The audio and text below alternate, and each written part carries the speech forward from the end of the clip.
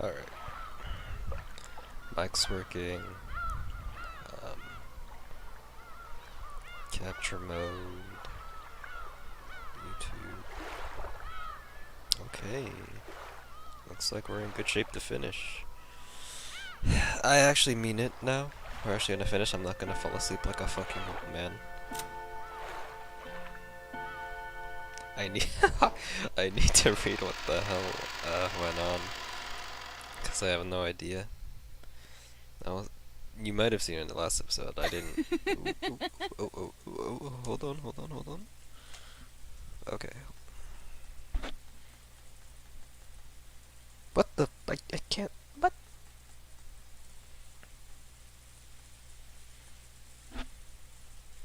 It's useless. All my hard-fought moves. Hold on. I need to watch my stream because it's not showing me the full dialogue for some reason. I don't know why, but it is what it is. Oh, still didn't upload. Alright, I'll just go back to it later, I guess. It's useless. All my hard-fought moves, nothing. Check, no matter how many times I move, I can't escape from check. Everyone waiting for the next several moves, I can see checkmate in my future. Damn it. Don't give up, battler. If I spin the chessboard around, I should be able to anticipate her. Remember what Kirie said? The closer you get to the very, very end, the easier it becomes it. To anticipate, spin it around. What happened? You fell silent, favor not surrender. Okay. Alright, cool. I would just... What happened? It's fine. 聞こえんぞ。大きい声ではっきりと言えい。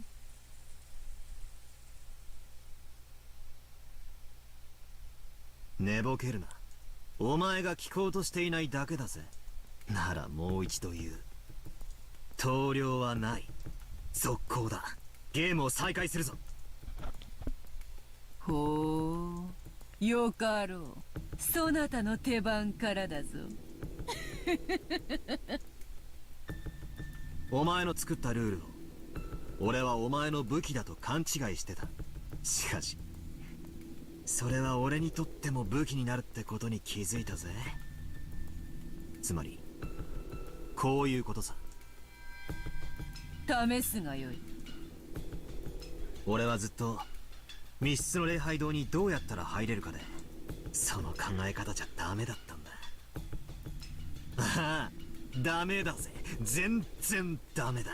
チェス盤をひっくり返す。そうさ、思考の向きが逆だったんだ。本当の考え方はこうさ。もともと密室じゃない礼拝堂をどうやって密室に見せたから。来たな。人間どもの生み出した100年の思考術か。試してみるがよいぞ。赤で語ってもらうぜ。無理ならば拒否しろ。行くぜ。Does this man intend to reverse his defensive posture? Impudence. 礼拝堂に入るにはこの扉しかなく、そして鍵はたった一つってのも分かった。だがマジ、その鍵が本当に昨日の昼前からマリアの手に渡っていたのかどうかだ。Okay, never mind. He's not going with the approach I thought. 長いな。かいつまむがよい。こういうことさ。俺たちは鍵が昨日の昼から使用不能だと思い込んでいる。だから昨日の昼から今朝まで密室だと思い込んでる。それを思い込みじゃなく、あんたにはっきり事実だとせ。面白い。扉ではなく鍵を論点にしたか。マリアは昨日お前から封筒をもらってる。マリアは開封しなかったが手触りで鍵が入っていたことを知ったかもしれない。だが間違いなく礼拝堂の鍵だと確認できたわけじゃない。つまりこういうことさ。マリアに渡した封筒の中身は偽物だったんだ。何を言い出すかと思えばバカバカしい。ローザは今朝確かにマリアの手提げの中から封筒を取り出し、そこから正真正銘の礼拝堂の鍵を手に入れたぞ。偽物などということはない。そんなことは分かってるさ。続けるぜ。ならマリアが封筒を受け取った時、その中身は間違いなく同じ礼拝堂の鍵だったのか？ Wait, what do you say? Maria received the first envelope. The thing inside it was definitely that same key to the chapel. Yeah. ほう。つまりこういうことさ。お前は昨日の昼、マリアに鍵入りの封筒を渡した。決して開くなと言い含めて、マリアは中に鍵があることを悟ったろう。そして後にローザおばさんがその中身で礼拝堂の扉を開けたため、それは礼拝堂の鍵だったということになった。Okay. 疑わしいのはここさ。こう言いたいわけか。わらわがマリアに鍵を預けた時点ではその鍵は偽物だったと。そしてローザが鍵を手にするまでの間に本物とすり替えたと。ああ、そうだ。どうしたベアトリーチェ様よ。さっきから調子が悪そうだぜ。親しい者はベアトと呼ぶこともある。Beato. ベアトでよい。 Really? Wait, wait, wait. ベアトの手番だぜ。Wait, what did he call her? Beatrice-sama. Okay. Interesting. Beato. ターンオブザゴールデンウィッチ。かわしてみせろ。よかろう。わらわがマリアに預けた封筒の中身は確かに礼拝堂の鍵だった。追うぜ。赤で復唱できるか。その封筒はローザおばさんが開封するまで完全にマリアの監視下に置かれていた。無理なら拒否を宣言してもらうぜ。チェックだ。Damn. Damn, okay. これで一手差はひっくり返ったぜ。今度はお前がキングを逃がす番だな、ベアート。Oh, okay. 拒否に理由はある。それはそなたの言う監視下という単語の定義についてだ。純粋な意味に従うならば、それは四六時中マリアによって見張られてなければならない。だがマリアはそこまではしていない。手提げから出していた時は完全に監視下にあっただろうが、手提げに入れた後は視界から消える。その意味において監視下という単語が適当でないため赤が使えなかっただけだ。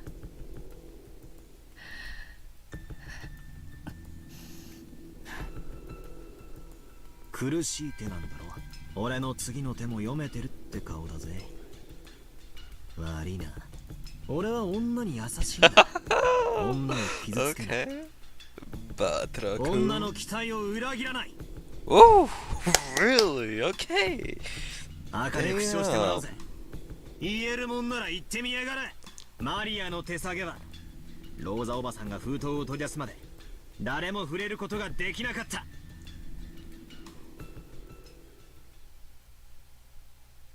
これも拒否する。理由は説明しない。違うぜ。説明しないんじゃない。できないんだ。その手でチェックメイトなんだろ。Okay.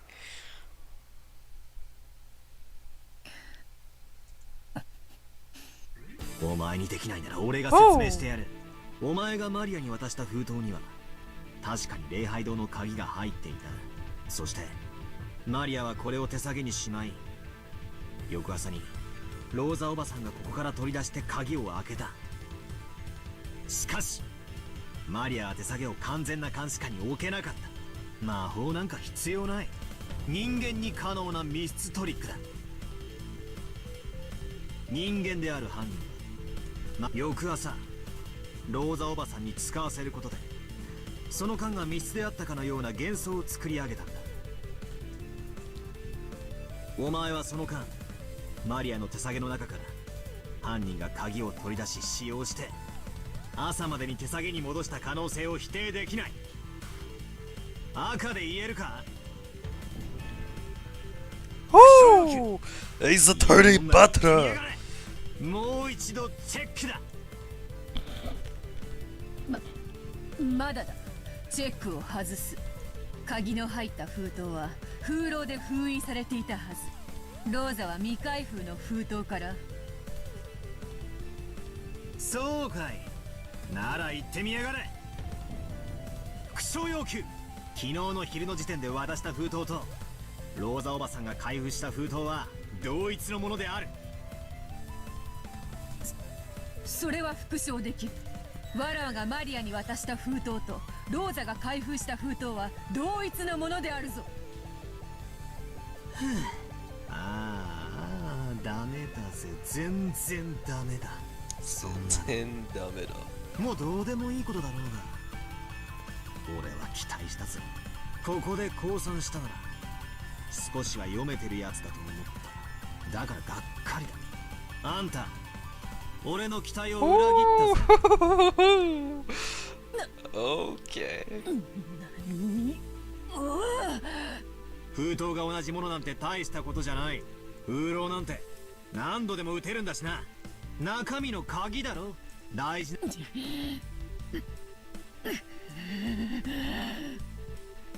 これで今度こそしまいだぜ。黄金の魔女、本当のチェックメイトだ。もう一度求めるぜ。復唱言えるもんなら言ってみやがれ。マリアが受け取った封筒の中の礼拝堂の鍵はローザおばさんが開封するまで一度も使用されていない。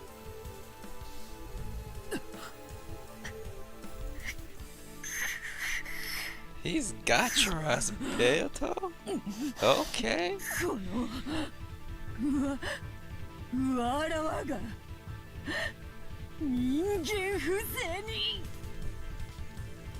なんとでも繰り返すぜ、ベアトリーチェ。復唱要求。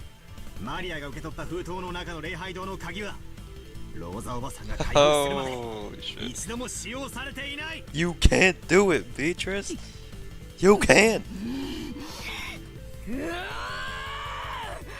The wrath of Beto. 吠えるならば口にしろ。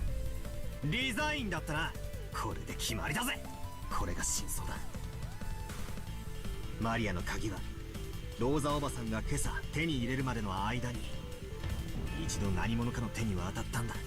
そして鍵を使用して封筒をし、あたかも未使用であるかのように見せかけて、封筒が解かれていないから鍵が未使用であるという思い込みが盲点の安っぽいトリックだったんだ。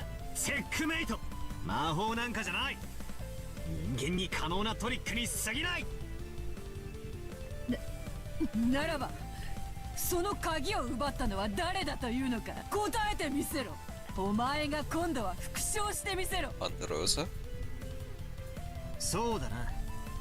お前にばかり復唱させた。たまには俺が答えなきゃならないだろうぜ。だが拒否する。 Okay. 俺の勝利条件は魔女の存在を否定することだぜ。貴様の魔法による不可能犯罪を人間の手でも可能であることを証明するところまで。俺はお前の密室を人間にも可能だと打ち破った。だから誰が犯人だと具体的に追及はしない。なぜなら俺は人間を信じてるからだ。 Yes, Beto. マリアから鍵を奪い、それを使って That's あんな my ひどいことをしてのける MC, 人間がいるなんて断じて認めないからだ。 Definitely looks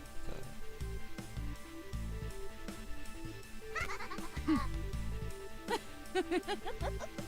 降参だ。リザイン。この盤面についてだけは一度降参しよう。だがやはりお前は甘いな、バトラー。捨て台詞は敗者の特権だぜ。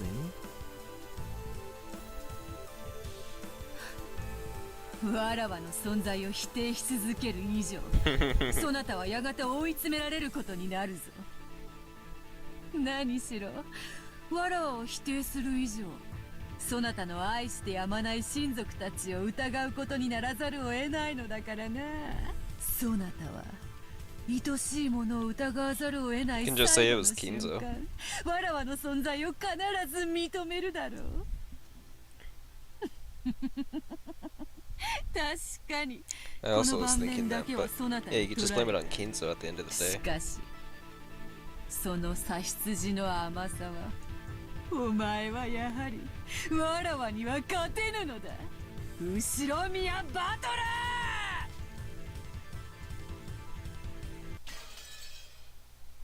Whew, these battle of wits, bro. I love this direction right now. Oh man. Battler's definitely climbing up there in MCs. He's not a favorite yet, but he's climbing up there. If I were to compare him to someone, I'd say,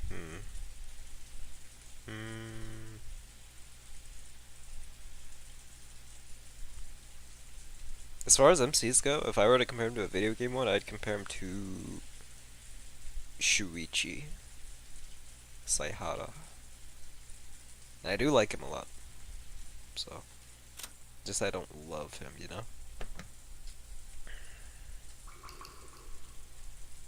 Yeah, it's 3:04 a.m. You saw that. Dark as hell. I'm ready to get terrified. Alright. Rosa and the rest returned from the chapel to the parlor in the mansion. So many things had happened since early in the morning. Of course, they were high-strung. Battler and George, who had cried, raged, and let their emotions explode after seeing their parents' tragic bodies, returned to the parlor and sat in the sofas, dazed, as though everything up until then had been a lie. Only Maria was completely unchanged and looked just like normal. When she wasn't playing pranks, she was basically a kid who played wordlessly by herself. So even if she was dazed, she would probably look just as she did. But as she turned on the TV and flipped through the channels, it looked as though nothing about her had changed from normal. Did Rosa think anything in particular about this attitude, which was clearly different from normal people? She stared at Maria's back as though looking at something that wasn't quite heartwarming. Eventually, Kumasawa came to say good morning. Her cheerful manner was clearly out of place, and she couldn't help but be bewildered by the strange atmosphere in the room. Then, when she heard the details from Goda, she reacted loudly with shock. もちろん警察には連絡したんですよね。こういう時はどうすればいいんでしょう。おお、どうすればいいんでしょう。落ち着いて聞いてください。それで電話が使えなくなっておりまして。じゃあ台風が過ぎるまで警察にも連絡できないんですか。 Maybe Kumasawa's exaggerated surprise was a little comical. Even in this kind of situation, Rosa giggled. Because of that, the fog of confusion that had covered her head cleared up a little. 私がしっかりしなきゃ。マリアだけじゃない。ジョージ君もバタロ君も。今は私が親代わりなんだから、しっかりしなきゃいけない。 Rosa had been the youngest sibling, with a large difference in age between her and the others. So, she had always been treated as a child. Every time she learned something new, it was something obvious to her siblings, and she had built up a complex, becoming convinced of her own incompetence. So, she had developed a passive personality, asking her siblings for advice every time something happened. But she no longer had any brothers or sisters. Now, Rosa was the only one of the 4 Ushiromiya siblings left. Furthermore, if Kinzo continued to shut himself away even in this extraordinary situation, Rosa would have to surpass this crisis as the head's representative. 私はもう子供じゃない。子供じゃない。 Rosa slapped her knees lightly and then stood up. She must not wait for orders now. She had to start moving herself. Sonora Eren Jaeger. She picked up the receiver of the extension phone on the side table. Then she immediately remembered that the phones were down. Genji and Shannon, whom she had sent to see Kinzo, hadn't returned yet. I still have to watch that episode of Attack on Titan, by the way. The newest one, I think it's like episode 3 of the newest season. Alright, anyway. She had a good guess at what was going on. He was probably yelling something nonsensical again and becoming unmanageable. His precious chapel had been defiled with blood. That was easy to imagine. She had planned on using the extension phone to call the study, but unfortunately the phones were down. Rosa decided to go to the study directly, with her own 2 feet. Her old self would have been too frightened to see Kinzo, and in fact, if she did meet him, she would probably be blamed somehow and insulted. But this was no time to be frightened. As his true daughter, she had to make him aware of the current situation. 熊沢さん、私はお父様のところへ行ってきます。特にジョージ君とバトラ君の2人をお願いします。きっとだいぶ神経が参ってると思うの。ええ、それはそうでございましょうとも。本当にお気の毒なことです。何か温かい飲み物でも作ってあげることにいたします。ありがとう。Rosa went into the hallway and headed toward Kinzo's study. The atmosphere in this mansion, which she'd spent her younger days in and should have been full of memories, seemed somehow different.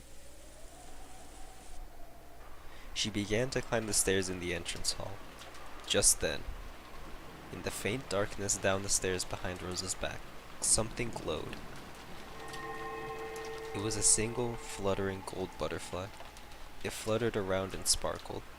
That butterfly danced about without a sound. It was only natural. No one could hear the sound of a butterfly's wings beating. And then, it came to rest on Rosa's back as she slowly climbed the stairs. Rosa didn't notice it.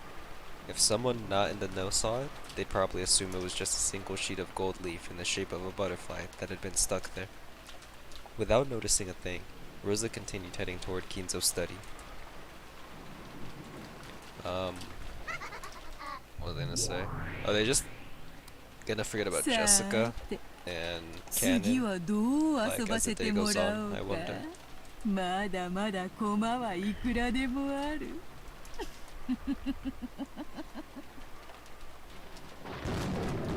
I know Beatrice is having the time of her life being challenged like this, though. It's been 1,000 years. She's bored as hell. Hey, if I was in her shoes, I'd be fucking having the time of my life too. I'm not gonna lie, especially with someone like Battler. In the parlor, which had fallen silent again, the only sound was that of the TV that Maria was watching alone. If there was anything audible besides that, it was the sound of the rain, which had continued on and on since the previous night. Every one of those who had witnessed the unearthly and horrible scene stayed silent, as though praying that the events of that morning had all been but a dream. Because Kumasawa alone hadn't seen it, her reaction was slightly different. The silence itself seemed more unbearable to her, and she was anxious to encourage everyone somehow. However, she was aware that she must avoid saying anything careless, and she seemed to be pondering how she could be most helpful. Normally, it would be time for breakfast.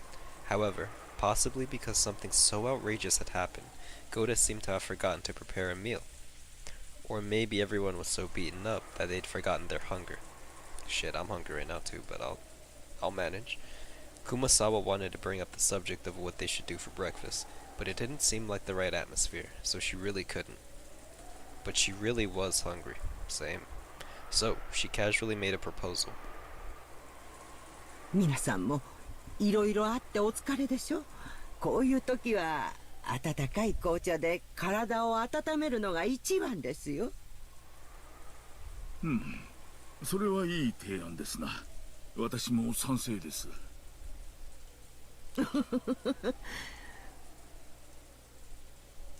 そうそう、 Jam. ハロウィンの時期が近いみたいで、 Shalon, か are ぼ you ちゃ there? 型の美味しそうなクッキーが棚にありました。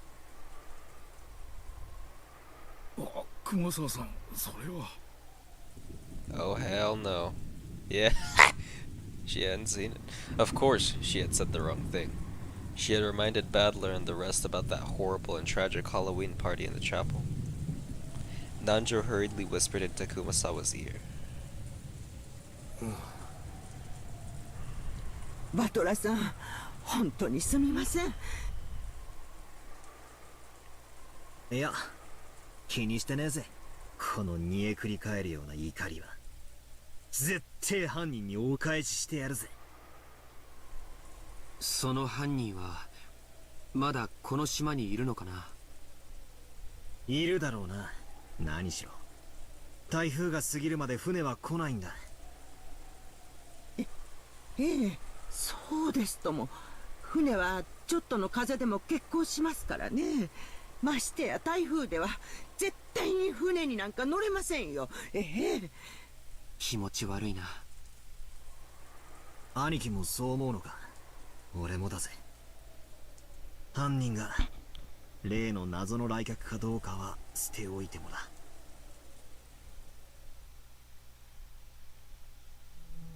そうですな。私たちはついついベアトリーチェを名乗る謎の来客を怪しがってしまいますが、まだ犯人と決まったわけではありません。彼女がまだ死体の出ていない犠牲者である可能性も残っている。それを考えるとどうしても理解できないことがあるんだ。それはどういうことでしょうか。簡単さ。さっき熊沢のばあちゃんの言った通りだよ。この島は今台風の真っ只中で脱出不能だ。それは犯人だって同じさ。なら犯人にとって犯行発覚は可能なら最も避けたいことのはずだ。そうですね。礼拝堂の入り口にあんな不気味な魔法陣を書いて、ここに死体がありますなどとアピールする必要はありませんね。そうさ。さらに言えば、あの6人にあんなむごたらしいことをするだけの手間をかけられたなら、6人の死体を発見不能な場所に隠すことだって可能だったはず。同感だね。あの残酷なハロウィンパーティーは多分死んだ人たちに向けられたものじゃない。魔法陣はそのためのアピールだと言い切れるだろうね。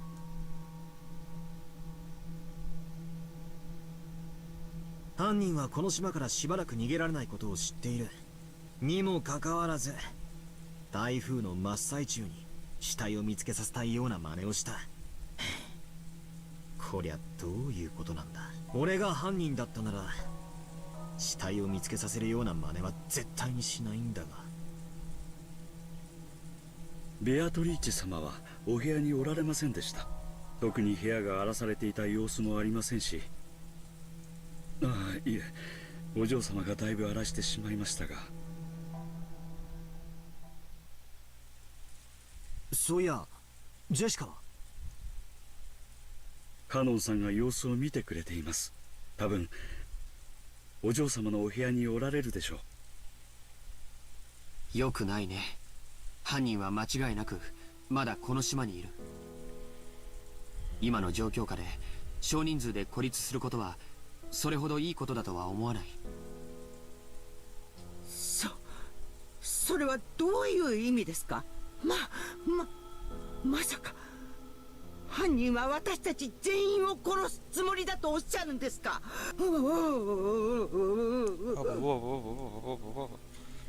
落ち着きましょう。まだそうと決まったわけではありません。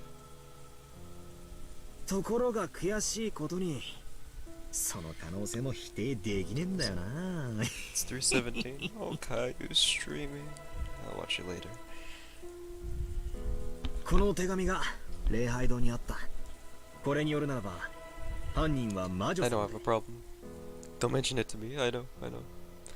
じい様の碑文の謎を解いて黄金を見つけなきゃ一族老頭を皆殺しにするみてえなことを言っている。それは本当ですか？私にも読ませていただいてよろしいですか？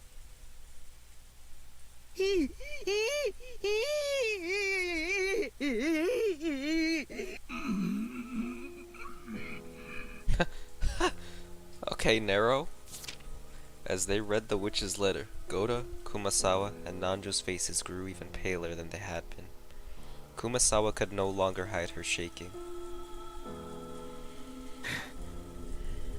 死にたくなかったらじい様の隠し黄金を見つけてみろか。ふざけやがって。てめえじゃ解けない謎だから俺たちに解かせようって腹に決まってるぜ。しかし実際のところはどうなんでしょう。奥様は常々黄金伝説は親方様が作られた幻想に過ぎないと本当に実在するものなのかは怪しいとこ。そうですな。あったらいいなとは思いつつ半信半疑だったはずです。親族の皆さんが黄金伝説を信じ始めたのは金蔵さんが健康を崩して遺産問題が浮上してからです。そうか、それでかな。覚えてるかい？礼拝堂のテーブルの上、黄金のインゴットが3つあったね。あれだけでも相当の価値があるよ。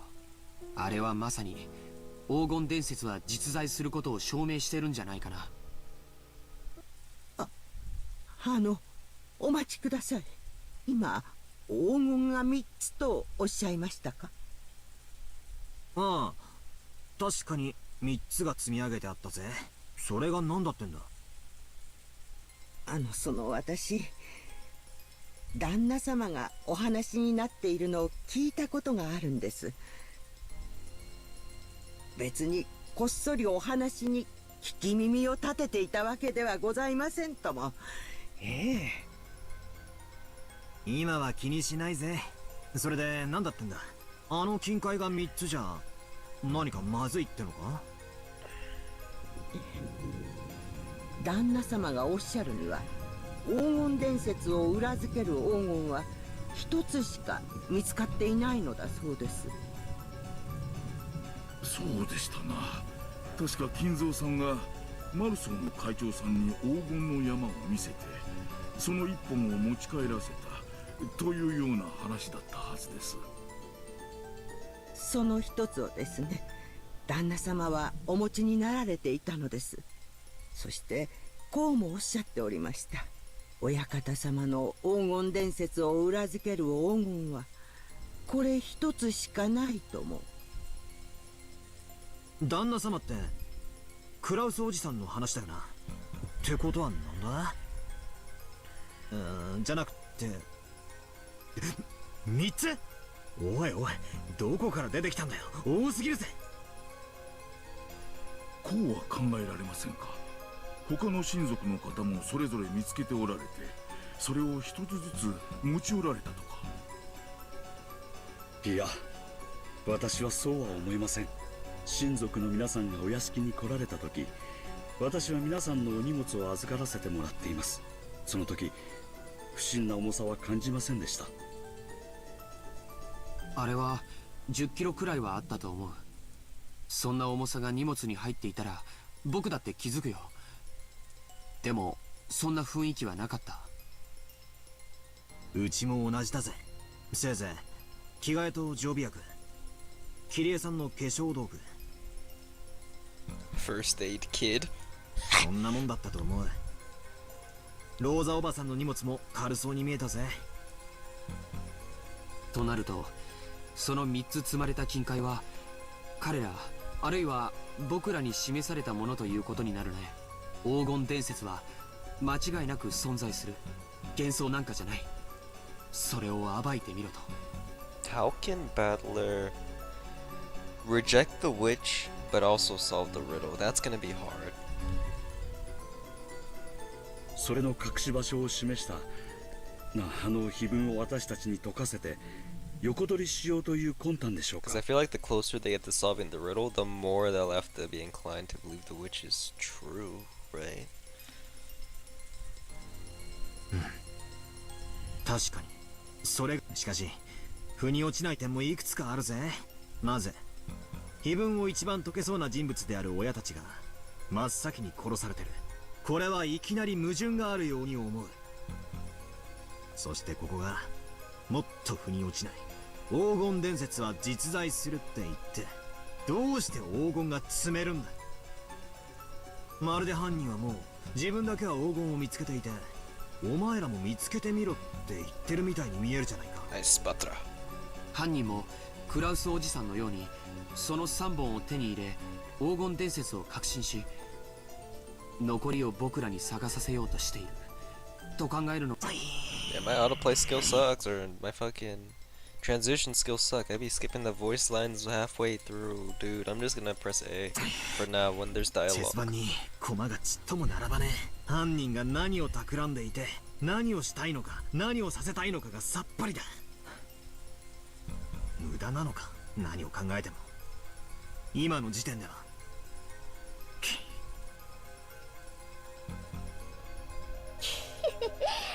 書いてあるよ。何をさせたいかは。みんなは文字読めないのかな。Maria suddenly laughed in a creepy voice. I thought she'd been concentrating on the TV, but apparently she'd been listening in too. Without turning away from the TV, she very simply told us what we were forgetting. ベアトリーチェは黄金が欲しいなんて一言も言ってないよ。ベアトリーチェは碑文の謎をみんなが解けるか解けないか、それしか聞いてないんだよ。どうせ無理だろうって思ってるに違いないけどね。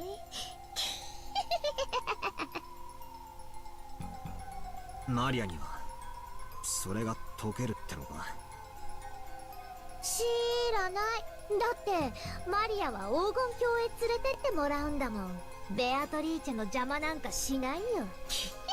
あ、痛い。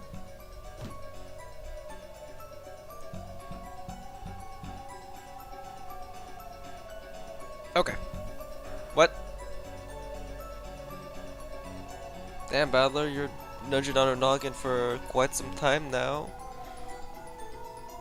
What the hell? I'll wait for a minute or two. And if this doesn't get resolved, I'll close the app and restart it again. Build hold each. Oh, I'd have to skip all the way to this part because I didn't save it. Damn, fuck autoplay, dude. Yeah, I'm not doing that again. Wow. I don't want to exit it out because I feel like I'd corrupt the files, so we really about to just sit here.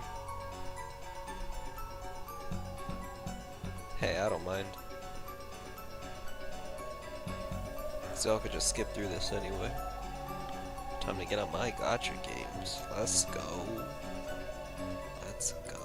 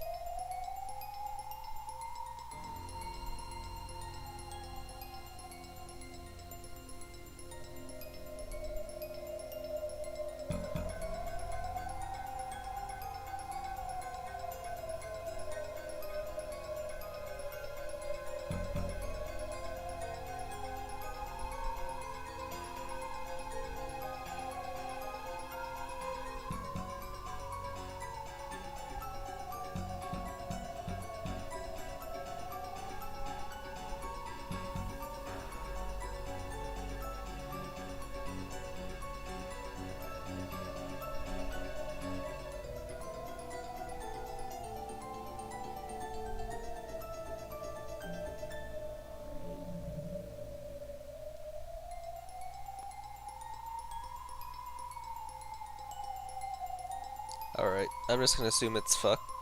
So, I will close this. And open it again.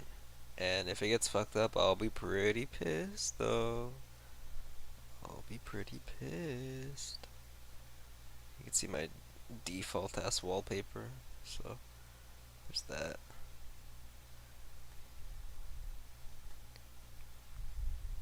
I should really change it to something, but I've just been too lazy, bruh. I don't even change my fucking Google, my Google background. 'Cause I know you can change like the themes or whatever, but I still have. Alrighty then, let's skip until that part. It's not too far, thankfully, but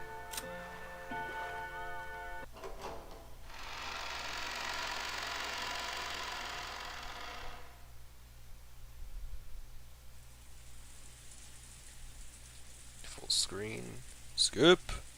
Speedrun! Umineko speedrun. Any percent.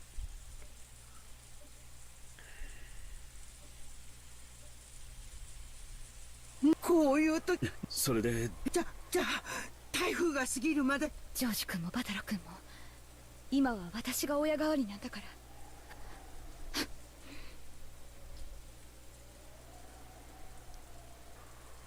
きっと何かありがとう。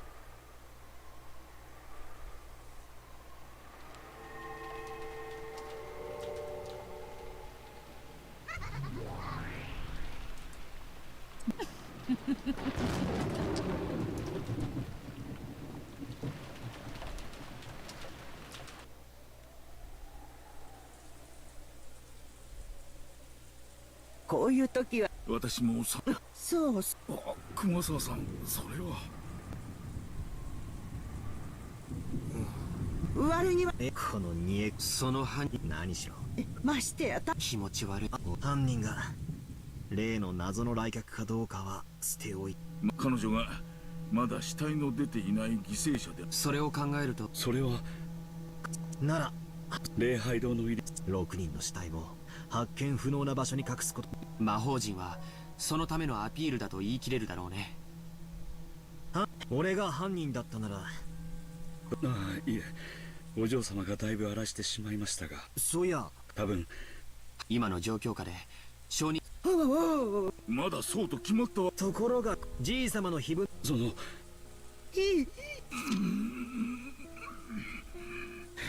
てめえじゃ解けない謎だから本それまでは信じている人は。あれはまさに今それがなん別にあの金塊っ旦那様がおっしゃるには確か金蔵さん、親方様てこと。おいおいどこからで他の親族その時不審でもローザおばさんの荷それを暴いてみろと。それの隠し場所を示したこれはいいお前らも見つ残りをみんなは文字ベアトリマリアには there we go. This is exactly where we stop. どうやらこれ以上を知るにはマリアに話を聞くほかないようだな。マリア聞かせてもらうぜ。ベアトリーチェってのは何者だ。何を企んでるんだ。ベアトリーチェはね、魔女なの。不思議な力で何でもできる。魔法の力で何でもできる。黄金も生み出せるし、パンも生み出せる。もちろんお菓子だって生み出せるよ。見たでしょ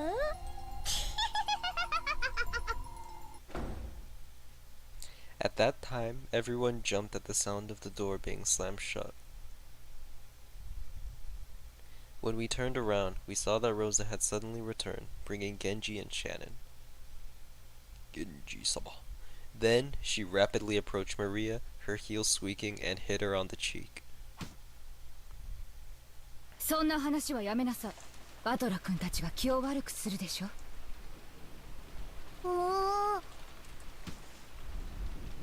Without waiting for a response, she hit Maria's cheek once more. Everyone could only stand there, stunned. うーではわからないわよ。はいわ。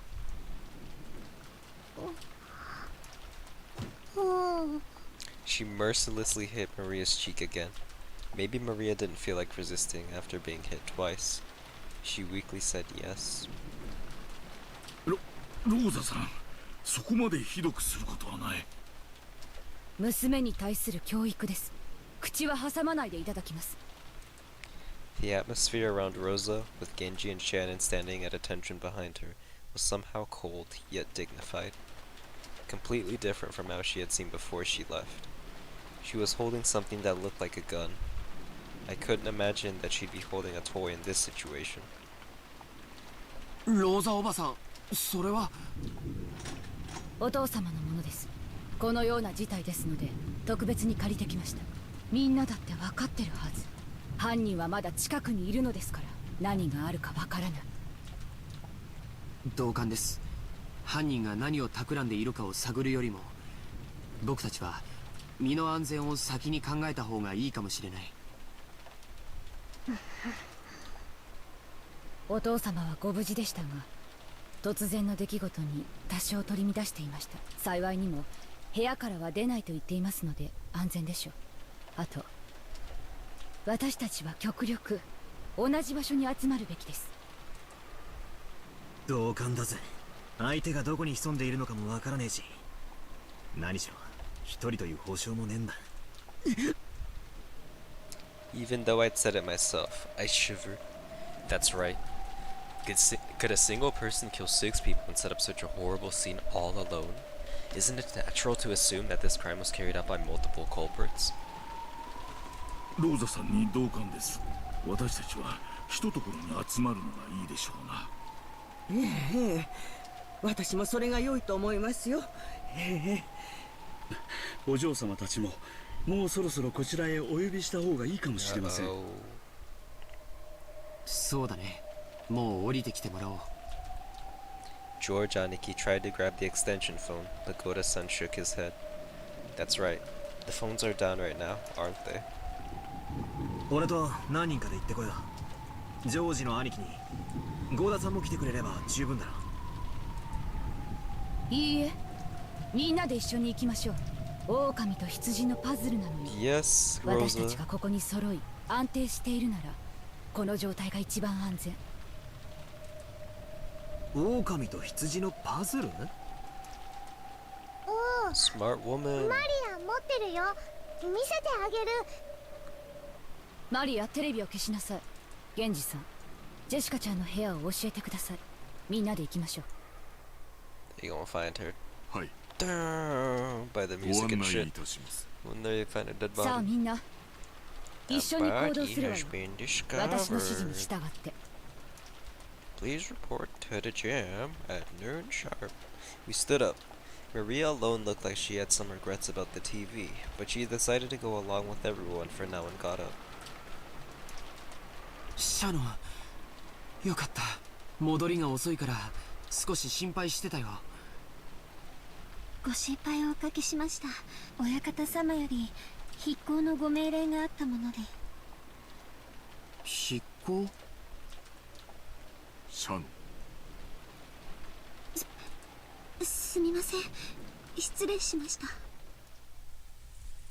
The will. I wonder if it'll be read. It should be read this by the end of this chapter. Or episode, I mean. We headed for Jessica's room, with the armed Aunt Rosa and Genji in the lead. Jessica and Cannon were a boy and a girl of about the same age. It'd be sure a shame if we barged in on them at a bad time, or at least that's what we'd at least that's what we'd be joking about normally. However, Aunt Rosa was on edge, constantly exuding a sense of tension.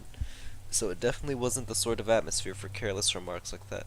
I wonder if Kinzo might be one of the dead people now because... Well, she didn't go in the room. But a butterfly was on Rosa's shoulder. Bethel was watching. I don't know. So it definitely wasn't the sort of atmosphere for careless remarks like that. ほら遅れないで。みんな一緒に行動するの。犯人はいつどこから飛びかかってくるかわからないのよ。 No. Maybe Aunt Rosa's attitude was more appropriate. Since grandfather hadn't come down, Aunt Rosa was our leader. This wasn't a situation where she could smile like she always did.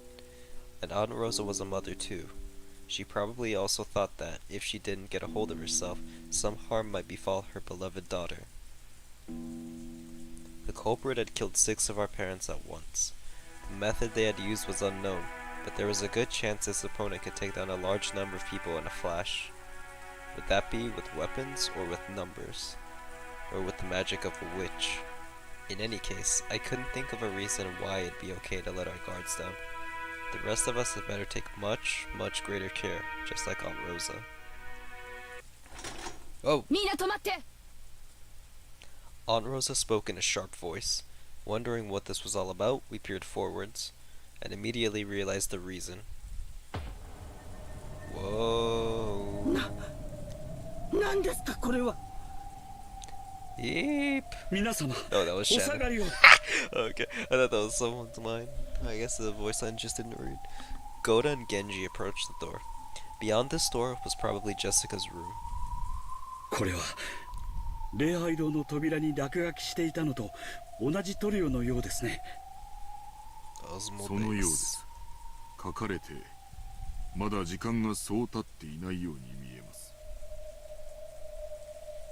なんだありゃ、また魔法陣かよ。月の一の魔法陣だね。赤の扉を開く力があるよ。Drawn on the door to Jessica's room was the same kind of creepy scribble that had been drawn on the door to the chapel. That strange pattern must have had some occult meaning. But it didn't matter what that meaning was. We were worried about whether those two were okay. そんなことはどうでもいいよ。ジェシカちゃんとカノン君は無事なの？嫌な予感がしますな。早くジェシカさんたちを連れて下に降りましょう。お嬢様、お嬢様、おられますか？お返事をお願いします。 Goda knocked violently and yelled, but there was no answer. He gripped the doorknob with the clatter, but the lock just resisted him. ローザ様、鍵がかかっているようです。仕方ないわ。開けてください。 Genji nodded, and Goda quickly unlocked the door with the master key. In the back of my mind, horrible images floated up and disappeared, one after another. A magic circle had been drawn on the door to the chapel. Behind that lay 6 corpses. So if there's a magic circle drawn on the door to Jessica's room, then beyond it must be... ジェシカ様。どうしたの？いたの？ジェシカ、どうした？ It was truly heartless. The expression on Goda's face and his cry as he opened the door prepared us for the brutal fate Jessica had met even before we saw her.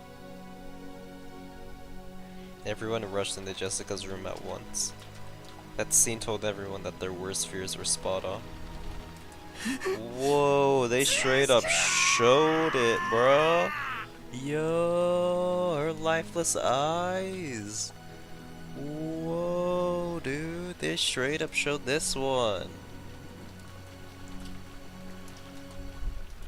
I guess it's not too graphic. なんてこと。南條先生。 No, Joel. Inside the room, which seemed elegant for the bedroom of one so young, Jessica lay crumpled on the ground. There was a large pool of blood on the floor, and there was a knife or something sticking deep into her back. Was it a knife? There was a design on the handle that just had to symbolize something demonic. It was to be a weapon with some kind of occult meaning. これはひどいお亡くなりになっています。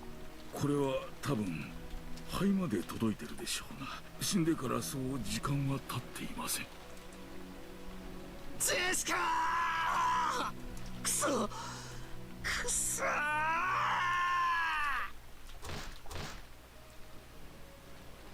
バトラ様。甘かった。分かってた。島からは逃げられない以上、犯人は必ず近くにいたんだ。ならどうしてすぐに警戒しなかったんだ。甘えてた。犯人ってやつは罪を犯したらこそこそと逃げて隠れてるもんだと思い込んでた。あの時の僕たちは動転してた。ジェシカちゃんが怒りに身を任せて駆け出すのも仕方がないことだと思ってた。でも甘かったんだ。止めるべきだった。幸田さん、どうしてジェシカちゃんたちを放ってきちゃったの？あなたが一緒にいてくれたらこんなことには。いえ、それは私は危険ですから戻りましょうと言いました。カノンさんが自分に任せてほしいと言いまして、それを言ったらカノンさんはどこへ？そうだ、カノン君は一体。カノン君どこに？カノンさんはお嬢様と一緒にいたはずです。一体どこに？まさかやられたんじゃないだろうな。静かに。 I wonder if they suspect Cannon's still alive and maybe did this? Do you think? この部屋に誰か隠れているかもしれない。ベッドの下やクローゼットなどを探して。 There was a chance that Cannon's corpse had been pushed away somewhere. At Rosa's order, everyone searched throughout the room together, but there wasn't a single human hiding anywhere. どこにもないぜ。まさか犯人に連れ出されたか。なら早く探し出して助けないと。もたもたしてるとヤバいことになるかもしれねえぞ。ローザおばさん、屋敷内を捜索しよう。犯人を探そう。カノン君を助け出そう。静かに。 When Aunt Rosa yelled at us, we fell instantly silent. She was probably contemplating something. However, what in the world could that be?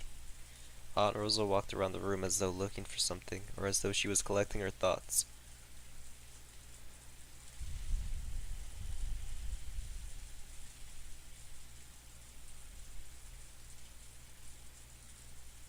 Then she found something on the side table by the bed and picked it up. 誰かわかる人教えて。これは何の鍵かしら？ Aunt Rosa showed everyone a key with a cute mascot attached to it. Judging from its cute appearance, I didn't doubt that it was Jessica's key, but I had no way of knowing for sure. Good. おそらくこの部屋のお嬢様のお部屋の鍵でしょう。 After hearing that, Aunt Rosa made a point of going outside the door and checking. Without a doubt, it was the key to this room. どうしてこんなところに置いてあるのかしら？普通大事な鍵はポケットとかにしまわないかしら？お嬢様はご自分の部屋に施錠される習慣は、ただ学校に行かれる時だけは旦那様などに勝手に部屋を見られたくないと言って施錠されていたようです。なるほど。登校してるわけじゃないから、ジェシカちゃんがここに鍵を置くのは自然なこと。この扉を開けられる鍵はいくつある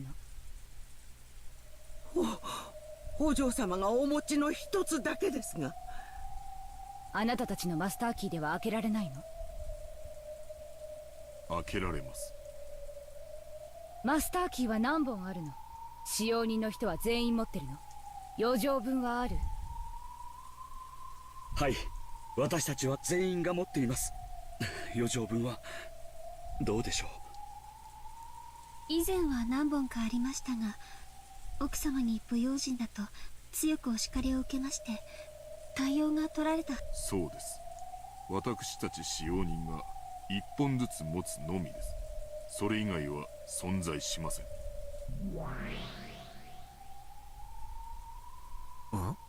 ちょいと待て。確か前回のゲームじゃマスターキーには余剰分があるって話じゃなかったのか？それについてだがな、所在不明のマスターキーが何本もあってはわらわにあまりに不利であることに気づいたのだ。そりゃそうだろうよ。密室で俺に魔法を信じさせたいお前にとっちゃ想定外のマスターキーは非常に不利だろうよ。何しろ俺は施錠に関するトリックが登場するたびに過去に紛失したマスターキーやその複製を犯人が所持していてって論法で対抗していくつもりだったからよ。そうよ、その通り。だからそこを崩す一手を打たせてもらうことにした。設定を変更する。マスターキーは使用人たちがそれぞれ持つ一本のみ。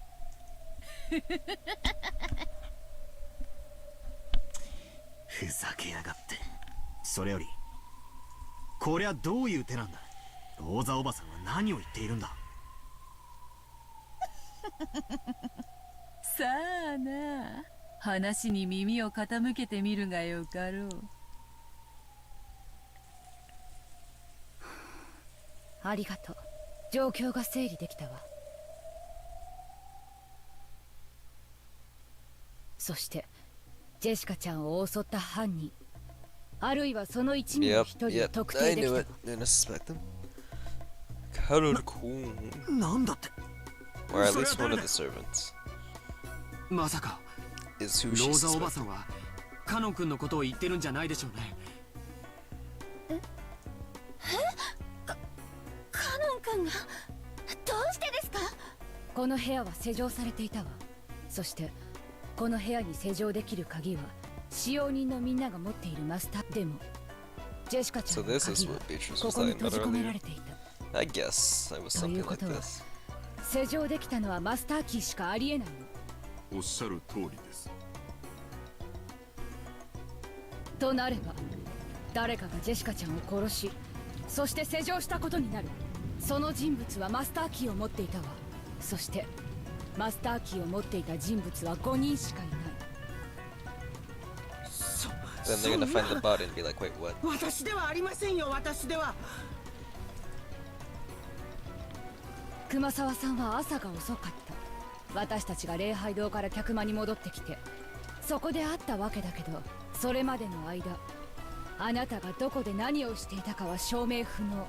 物陰から私たちを伺っていて、孤立したジェシカちゃんたちの後を追い、こっそり襲いかかった。私がお嬢様のところを訪れて、こんなむごいことをしたとおっしゃるのですか？あんまりにございます。あんまりですともう。ゴーダさんだってどうです？あなたはカノン君にジェシカちゃんを任せて帰ってきたと言ったわ。でも本当なのかしら。本当は2人を殺してカノン君の死体を隠して、それで何食わぬ顔で戻ってきたんじゃないのかしら。そんなことはありません。このゴーダ、誓ってそのようなことはいたしません。私たちでもありません。私たちは親方様のご命令で。ええ、あなたと源氏さんについてだけは大丈夫よ。お父様から聞いた話で、それは2人はお父様の部屋でずっと筆行と立ち会いをしていた。お父様と私が保証するわ。ありがとうございます。こうなれば郷田さんと熊沢さんのどちらかが怪しいという論法になると思うの。私もこの部屋に入った最初はそう思った。でもね、おかしいと思ったの。ジェシカちゃんの遺体の様子を見て、みんなはおかしいと思わない？おかしいと言われますと？ジェシカちゃんは背中を刺されてるの。ほら、よく一般的に言うでしょ。背中を刺された事件は顔見知りが犯人の可能性が高いって。部屋に気を許せないような人を招き入れて背中を無防備にさらしたりなんか絶対にしない。まさかローザ様はそれをカノン君だとおっしゃるんですか？ええ、私たちは殺される直前のジェシカちゃんの様子をよく知ってる。両親の無残な遺体を見て、ジェシカちゃんはかなりパニックを起こしてたわ。そしてその後に冷静を取り戻し、ひどく落ち込んだだろうことは容易に想像がつく。そんなジェシカちゃんが一人で部屋に閉じこもったという心理はとても理解できるの。そしてこの辺りの経緯は郷田さんの話とも一致するわ。一人にしてくれと言ったジェシカちゃん、そして年も近く思春期の関係もあったかもしれないカノン君が自分に任せてほしいと言った気持ち、本当によくわかるの。そしてだからこそカノン君をジェシカちゃんは部屋に迎え入れたと思うの。でも郷田さんや熊沢さんだったらどうかしら。部屋に入れてもらえたかしら。私はお嬢様に信頼を得ていたと信じています。ではありますが、そのなら郷田さんもやはり容疑者の一人ね。郷田さんは多分ジェシカちゃんには好かれてないと思ってたから、ナーバスなジェシカちゃんは部屋に入れなかったと思う。だから Whoa, I thought she was gonna go guns blasting right now. Wow, what the hell was that pause? いえ、残念ながらお嬢様にはお認めいただけていなかったかもしれません。熊沢さんはどうですか？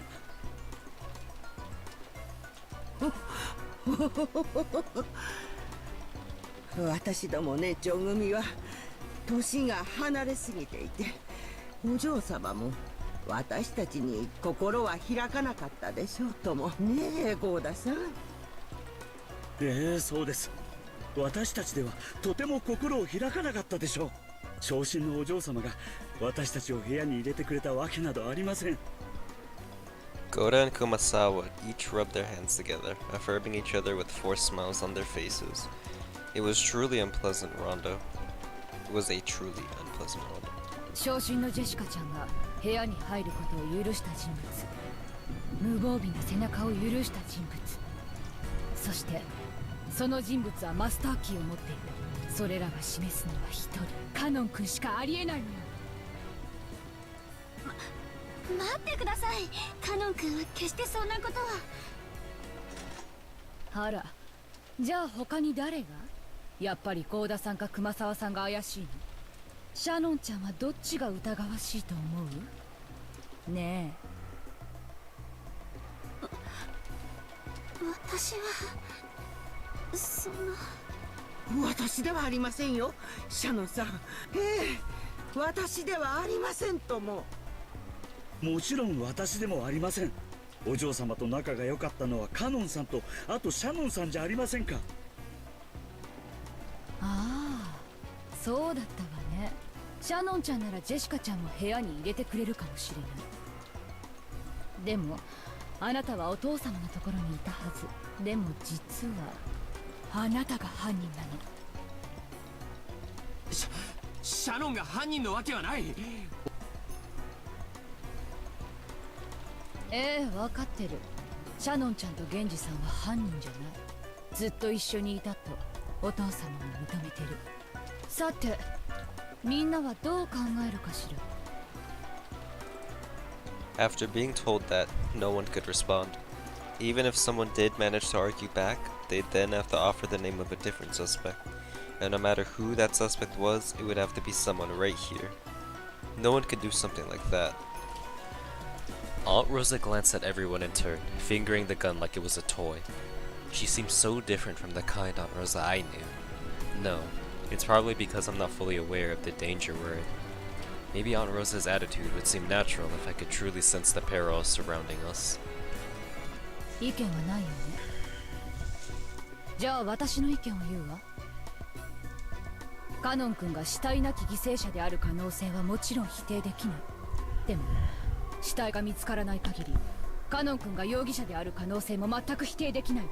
ひょっとするとカノン君は犯人に襲われてどこかに監禁されていたというような口実でひょっこりと現れるかもしれない。でも用心して。多分おそらく。いや、カノン君がジェシカちゃんを殺した。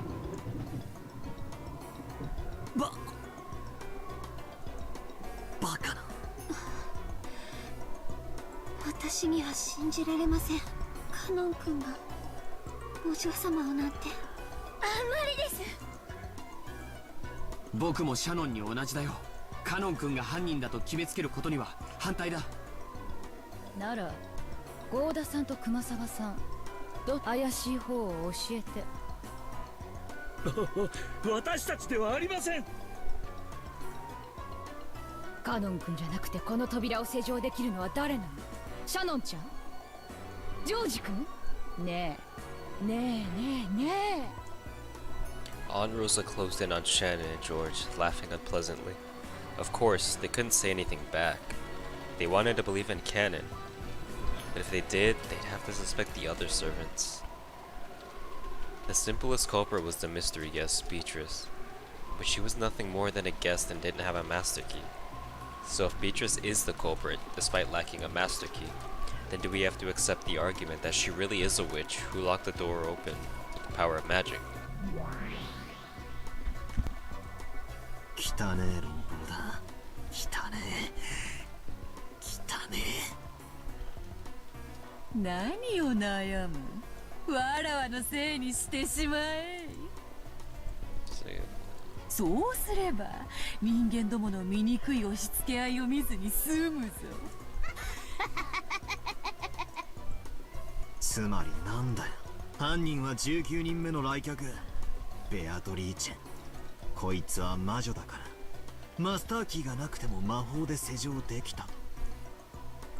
そいつを認めろってのかよ。ふざけるなふざけるなふざけるな。前回のゲームでお前の弱点は知り尽くしているぞ。さあどうするどうする。お前はわらわを絶対に認めないのだったな。ならカノンというちょうどいい生贄を使えばよい。カノンがジェシカを殺したローザの説を支持すればこの場は丸く収まるぞ。カノンはもう死んでいるのだ。そしてこの場にいる誰も疑わずに済む。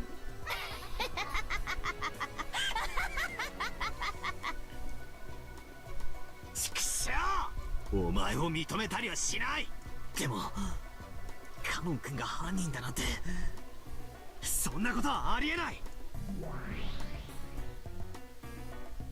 私は誰も疑いたくはありません。しかし疑わしきは黒ということもあるにはあります。とにかく用心するに越したことはないでしょうな。南條先生、それはどういう意味ですか？その勘違いしないでください。私はカノンさんを犯人だと決めつけたいわけじゃない。しかし事情がわかるまでカノンさんが犯人の可能性もあるとそう思っておいた方が安全だというのです。そうですわね。用心はしてしすぎることはありませんもの。The general consensus certainly didn't seem to find fault with Najo for what he said. True, no one actually thought Cannon was the culprit, but unless they suspected him, they'd have to suspect one of the servants here. We didn't want to do that. We didn't want to suspect. We didn't want to be suspected. それで正解よ。警戒してしすぎるということはない。それについて異論はないわね。いい？この殺人事件にはお父様の黄金伝説が関わっている可能性がとても高い。だとすれば数百億円の莫大な黄金を独り占めしようと企む何者かの犯行に違いない。それだけのお金が手に入ればどこの国でも生涯遊んで暮らせるわ。そのためなら私たちを皆殺しにすることだってあるかもしれない。マスターキーを持っていないという理由でジェシカちゃん殺しについてだけはベアトリーチェを容疑者から外した。でも事件に関わってないとは言えないわ。何しろ莫大な黄金ですもの。犯人は複数人いる可能性だって否定できない。今この瞬間この中に犯人に買収されている人間が混じっているかもしれない。 As Aunt Rosa yelled, she looked all around, her gun still raised. Don't believe anyone. Suspect the person next to you. That's what she was saying. But no one wanted to suspect. They didn't want to suspect anyone here. That weakness in their hearts demanded an answer from those not present. 容疑者でないと信じることができるのは2つしかない。自分自身と、そして死体になったものだけよ。それはカノン君も同じ。死体が見つからない限り彼はジェシカちゃん殺しの最有力容疑者なのよ。だから用心して、もし生きてたとしても何かの理由を取り繕っても絶対に信用しちゃダメよ。いいわね。No one gave an answer of their own initiative. However, those who met Admiral's eyes had to nod their heads. Humans are beings who live by molding themselves to fit society. In other words, from the time they're born, trusting each other is genetically imprinted on them. It's unpleasant to go against that. They never want to suspect someone. But if they're forced to suspect someone, they find it safest to choose someone who isn't present at the moment. For the purpose of safety and nothing more, they half-heartedly chose Canon to be the sacrifice.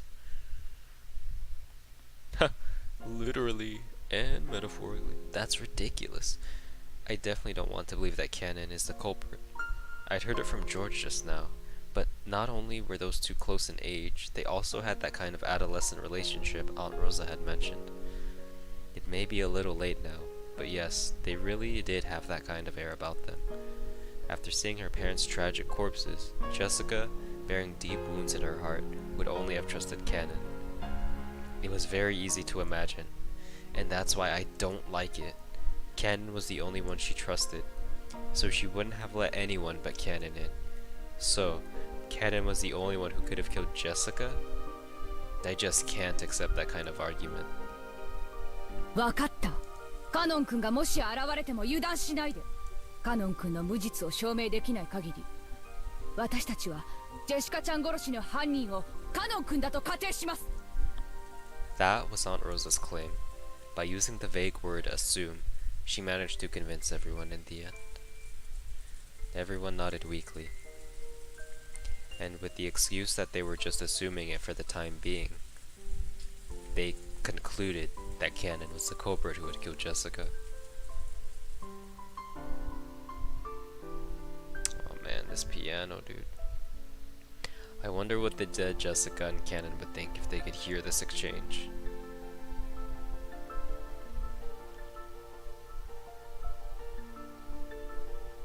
Jessica was crying. She was crying into the chest of the person who had put his life on the line right in front. Who had put his life on the line to fight for her, Canon. It was frustrating. So frustrating that it felt like her chest would explode. She grieved and resented how far the dignity of the dead had been trampled.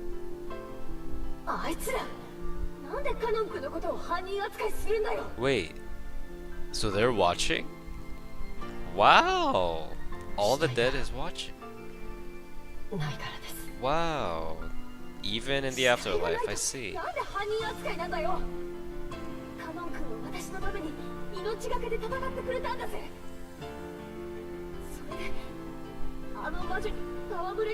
True.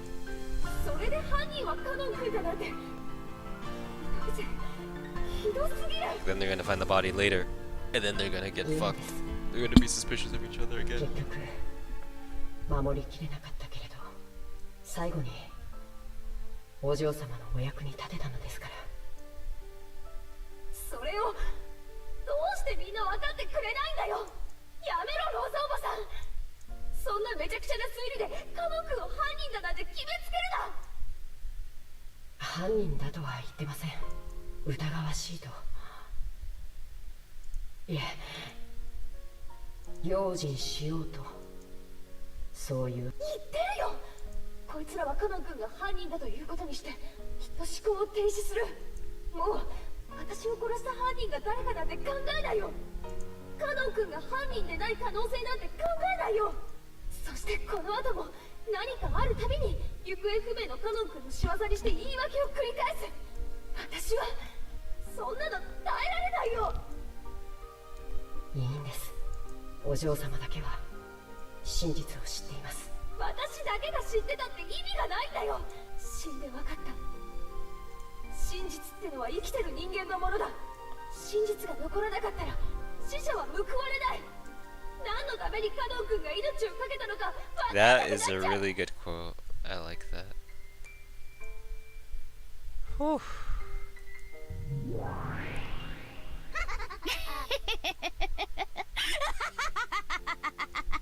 実に愉快な見物よ。死者の嘆きほど甘い蜜も珍しい。嘆け嘆け。そなたがいくら嘆こうとも死者の声は決して聖者には届かぬ。Damn, if there are people in the afterlife, that shit's scary. They're watching me bust to some anime girls, dude. What the? Damn, I'm the biggest disappointment in the world, yo. They're watching me. Please stop. Mind your business, dude. Rest.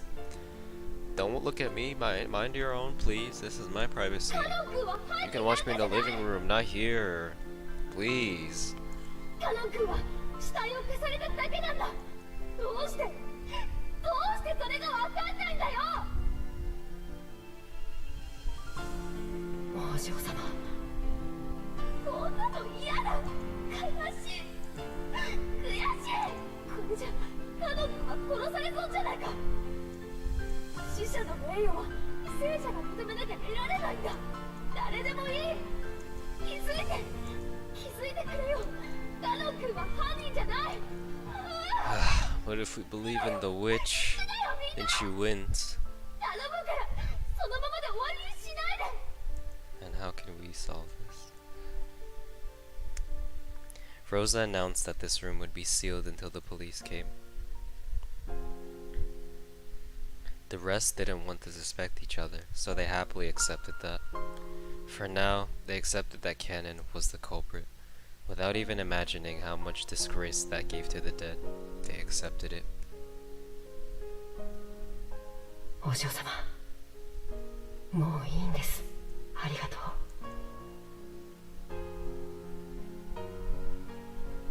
行くなよみんな。故障だよ、戻ってくれ。このまま私たちを残さないで。カノン君を犯人扱いのままにしないで。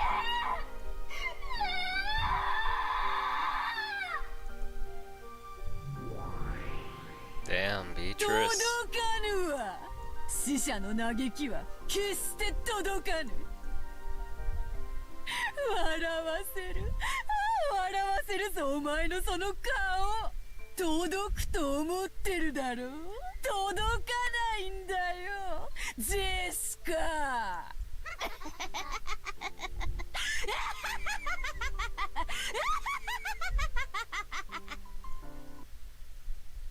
全然ダメだな。え、バトラ君、何か言った？ああ、ダメだ。全然ダメだな。Just as everyone was about to leave the room, Badler stood alone with his back to them, still looking down at Jessica's corpse. 全然ダメって、どういうこと？何か異論でもあるの？警戒しようって話にだけは賛成する。だがカノン君が犯人ってことにしようって話は悪いが拒否させてもらう。ほう、ここで食いついてくるとは。カノンが犯人ではなく、しかもわらわの仕業でもないならば、このジェシカの部屋の密室をどう説明する？実を言うとそれについてはお手上げだ。まったく俺はどうして全然ダメだって言っちまったんだ。自分の言動には責任を持たねえとな。True. 理論武装ゼロの都市空間だがな、俺はこれ以上指を加えてないぜ、ベアトリーチェ。バトラ様。カノン君が犯人ではないという証拠でもあるのかい？ And they're desperately trying to cling onto some hope that it wasn't him. The expression that rose to those two faces was definitely one of anticipation. They didn't want to believe that Cannon was the culprit. They really believed Cannon. So, they were expecting because they wanted me to strengthen their belief in him even more. なら、バトラ君は他の使用人の誰を疑うの？ゴーダさん？それとも熊沢さん？よせよ、ローザおばさん。俺は熊沢のばあちゃんという人をよく知ってる。たまに仕事をサボってたりするが、いつだって人を楽しくさせようとする人だ。たとえ金に目がくらんだとしても殺しだけはする人じゃね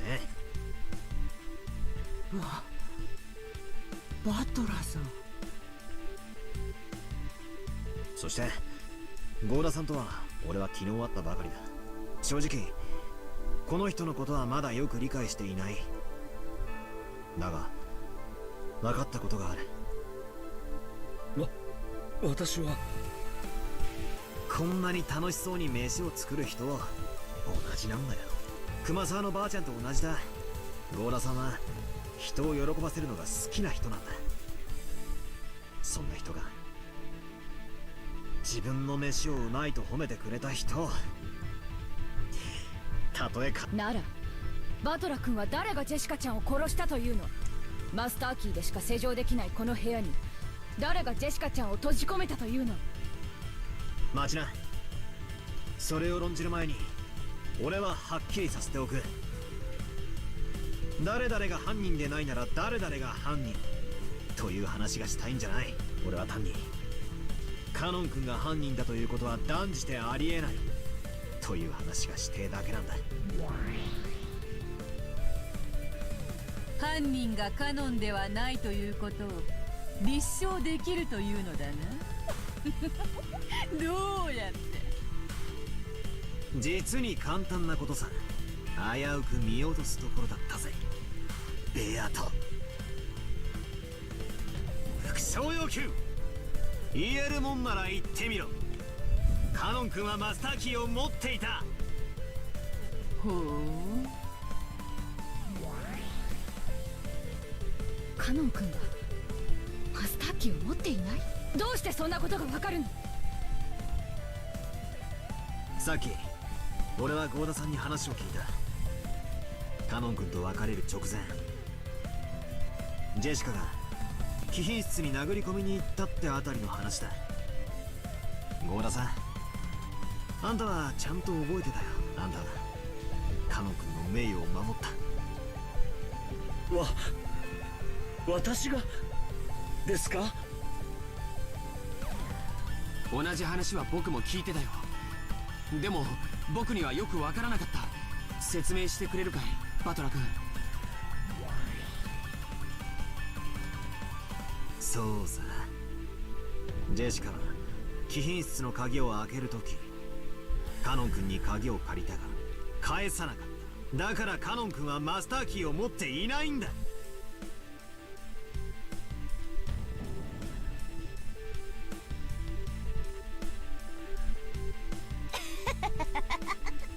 それはどうかな。確かにゴーダの記憶上ではマスターキーをカノンに返してはいない。しかしゴーダが見ていないところで返したかもしれない。それが絶対になかったとどう証明する？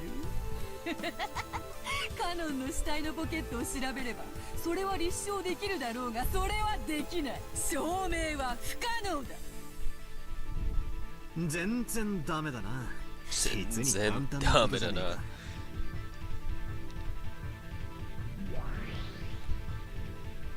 そんな、それじゃあカノン君は鍵を持ってなかったというの？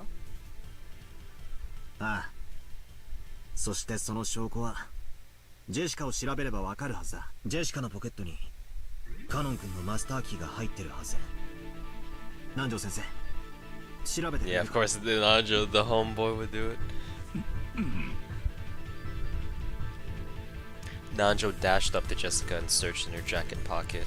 Everyone was expectant.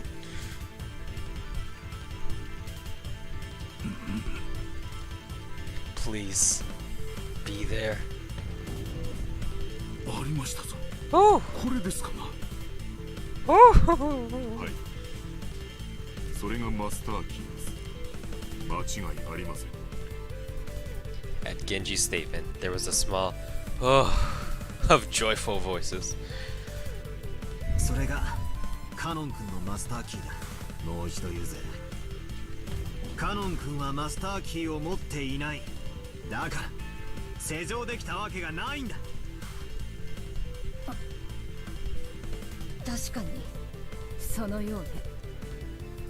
でもカノン君がジェシカちゃんに会った最後の人物なのに疑わしいことに変わりはないわ。予想ぜ。そういうな。人間ってのは本来信じ合う生き物のはずだ。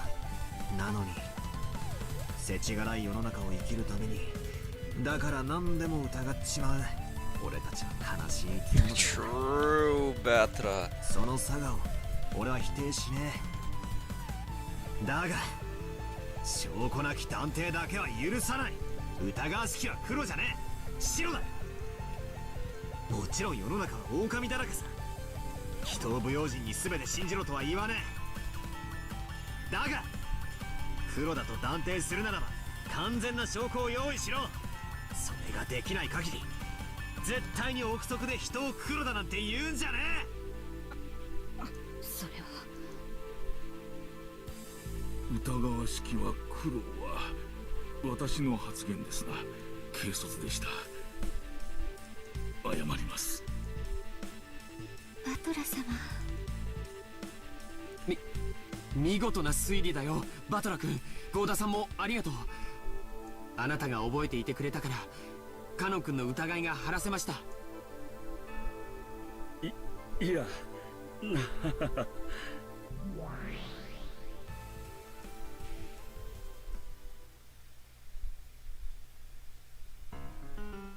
Clap, clap, clap.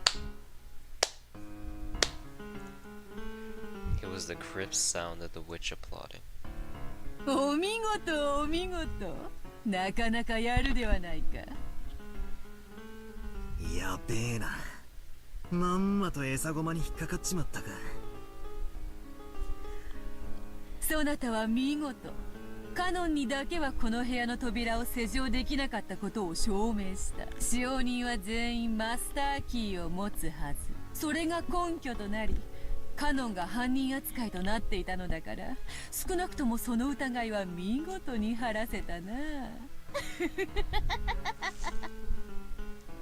となるとジェシカを殺した犯人はどうやって扉を施錠したのか、そういう問題になっちまうわけだな。まんまと思い通りの展開に引き込まれちまったぜ。 True. But hey, I respect you for that, dude. I respect you し for か that, も my そ dude. なたは他の使用人たちを誰も疑わないなどと大それたことを言ってしまった。さーてどう言い作ろうのか見ものよ。うるせえぜ、早速始めるぞ。どうせがっつり否定さ I れちまう wonder ん if だろ at う some が、 point in time Battler's gonna be 先にこ forced の to 部屋が密室であることの定義を確認させてもらうぜ。 no matter how much he doesn't want to do it, just to reject the 了解。 idea of the witch. So what's better? まず Or no, 隠し扉の類は一切ない。 it's a matter of what takes precedence. Does his rejection of the witch hold more weight over believing in his family? Or is it the other way around? And if so, he's gonna have to sacrifice one thing to gain the other. Unless he's greedy and he can do both somehow. By the end of it, let's see. 出入りはこの扉からだけだ。扉の施錠はジェシカの鍵が1本と使用人たちが1本ずつ持つマスターキーのみ。2階ではあるが窓から出入りすることも可能だろう。しかし窓は内側から施錠されている。いきなりチェス盤をひっくり返させてもらうぜ。多分扉がどうこう施錠がどうこうって論法から入るのはお前の手のひらから出ない。好きにするがよい。さてさて何を復唱すればよいのやら。復唱要求。カノン君はこの部屋で殺された。うん。カノンはこの部屋で殺された。死体はわらわが魔法で消したがね。続けて復唱要求。カノン君の死体はこの部屋にある。拒否する。復唱はできぬ。なぜなら死体はわらわが魔法で消したからだ。そりゃ言わねえよな。そこにどうせ秘密があるに決まってるんだ。くそ、謎の論点はどこなんだ。マスターキーもなく施錠したことなのか。施錠された室内にいる2人をどうやって殺したかなのか、それとも2人を殺しどうやって脱出したかなのか。悔しいが外堀から埋めてくしかないぜ。復唱要求。最後の施錠はマスターキーによるものである。これも拒否する。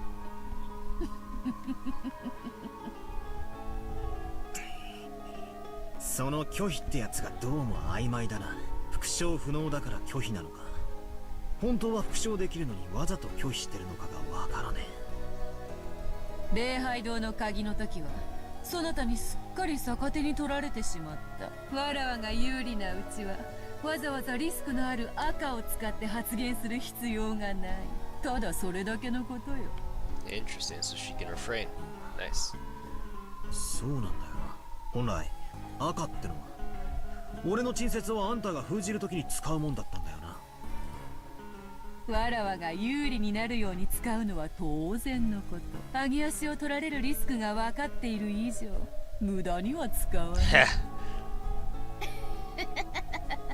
さて、次はどういう手で来る？ゴーダや熊沢を疑う手がおそらく一番使いやすいぞ。くそ、誘導されているようでムカつくぜ。しばらく黙ってろ。考える。もちろんこの扉は礼拝堂の時と同じだ。施錠時にはいかなる方法をもってしても出入りはできぬ。さらに言うと部屋の外から鍵を使わずに施錠するようなからくりも通用せぬぞ。Think, Batra, think. 頼まれてねえ時にばかり赤を乱発しやがって。Time to step back to square one. For now, I've just gotta think. I'll lay out everything I know. First, there are two victims. Jessica and Cannon. Cannon's corpse is not here, but Beatrice admitted in red that Cannon was killed. So even without a corpse, he's included as a victim. There are a few questionable points, and depending on which I focus on, my line of thought changes a lot. First, after the culprit committed murder in this room, how did they lock it?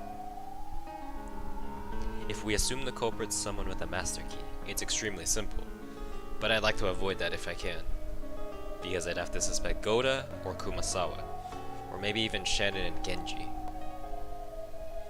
Here, I noticed something. I was contradicting myself. I was strangling my own neck. I want to deny Beatrice no matter what. I want to erase the existence of that brutal, fickle, ridiculous witch. So, I have to explain everything with humans, not magic. But that also means suspecting some human. I don't want to suspect anyone. Of course, if there's some clear proof, I'll have to believe that the person in question is the culprit. But until that happens, I do not want to suspect people. Am I just naive? Am I just a kid who doesn't want to have my feelings betrayed when those feelings tell me that this person at least could never commit murder? I want to deny that a witch did it, but I also want to deny that a human did it. I don't even know what I'm doing right now. そもそもそなたとわらわのゲームはわらわの存在を否定できるかどうかだけが、それだけでもそなたに不利なゲームなのに、そなたは勝手に勝利条件を増やし、自ら勝利を困難なものとしてしまっている。 It's just as she says. If I just argue that someone with a master key did it, this closed room can be broken so easily. However, the number of keys that can open this door is limited. And since it's clearly known who has them, using that argument means I'd be suspecting someone I know well. In fact, have I just been averting my eyes from the truth?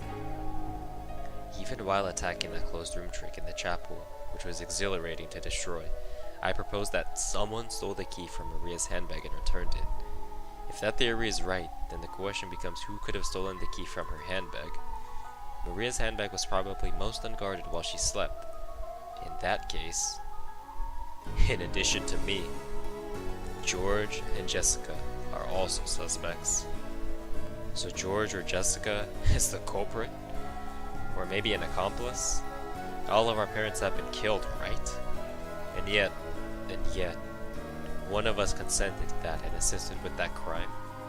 We all lamented, mourned, shed tears together in the chapel. And yet, one among us was an imposter?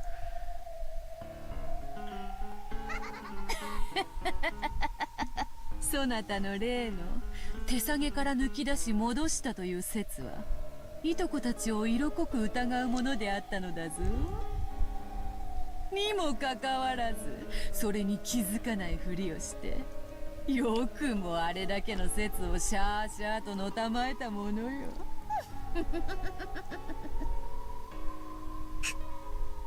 くそ、だからって親族や使用人の誰かが犯人だって保証はねえ。お前が例えば段ボール箱にでも隠れながらコソコソと近づいてきて熟睡してる俺たちの部屋に忍び込んで鍵を奪った可能性だって十分あるじゃねえか。それについてはそれでもよかろう。19人目の来客であるわらわを疑うことで彼らに疑いをかけずに済む。ならばジェシカの部屋の正常はどうする？わらわは魔法で鍵を開けることは造作もないが、さすがにマスターキーは持たぬ。わらわの魔法を否定するならば、わらわを疑うことも否定せねばならんぞ。そしてそれはつまり、そなたら18人の中の誰かを疑うことよ。親切にありがとうよ。少し整理できたぜ。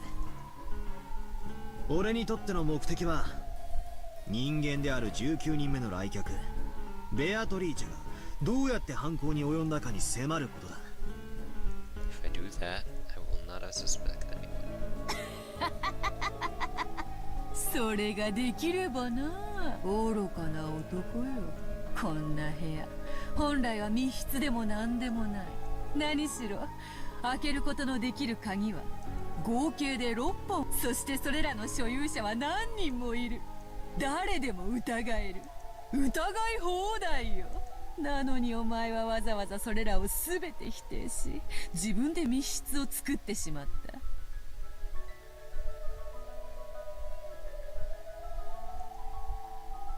た。わかるか？これはお前の思考的矛盾が生み出した密室なのよ。他の誰でもないそなた自身が扉を閉ざしているのだ。魔女が魔法で開けたことを認めるか、俺の知る誰かが犯人であることを認めるかの二択だって言いたいんだな。くそ、大手飛車取りのつもりかよ。こういう指し手もあると披露したかったまで。さてどうする後ろ宮バトラー。実に簡単な話じゃないか。あの自意識過剰な料理男と死に損ないのクソババアをちょいと生贄に仕立て上げるだけじゃない。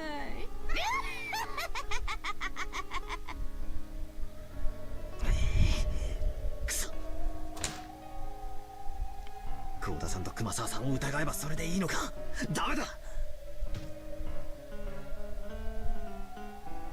俺は幸田さんが犯人だとは思えない。熊沢さんが犯人だとは思えない。だがお前は認めない。絶対だ。ならば魔法もマスターキーも使わずにこの部屋に入り、ジェシカとカノンを殺し、しかもカノンの死体を魔法を使わずに消失させねばならない。どうやって行う？わらわを否定しつつ誰も疑わずにどうやって行うのか。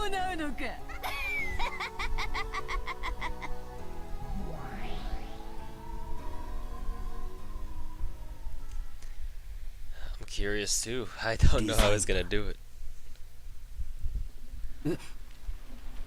バトラ君、今なんて？降参だよ。俺はカノン君にこの扉が施錠できないことは証明できた。だからといってジェシカを誰が殺したのかを特定できたわけじゃない。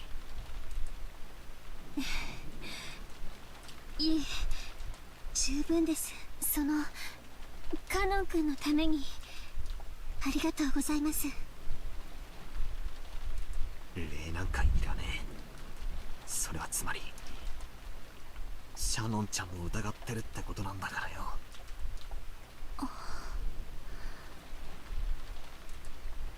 ローザおばさんもごめんよ。別に反抗したかったわけじゃない。俺も死にたくないし、親父たちの本当の仇を見つけ出したい。協調性のないこと言って悪かったぜ。いいの。私も少し軽率だったわ。仲直りしましょう。おばとおい同士仲良くしないとね。Aunt Rosa shifted the gun to one hand and held out her other. I reached out, and for the time being, we shook hands. Aunt Rosa's gaze was sharp. In order to deny the witch, she would sacrifice anyone. That's what her eyes told me. And me? I denied the witch, but I was not prepared to lose anything. I was probably the one who seemed to be fighting the most, and yet the one who was most likely separated from reality. Most separated from reality.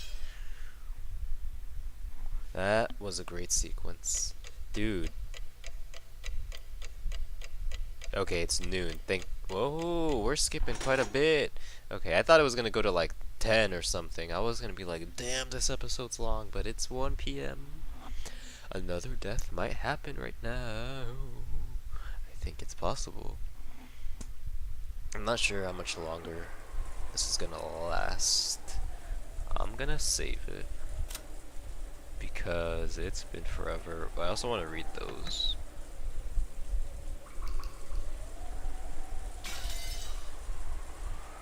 Oops.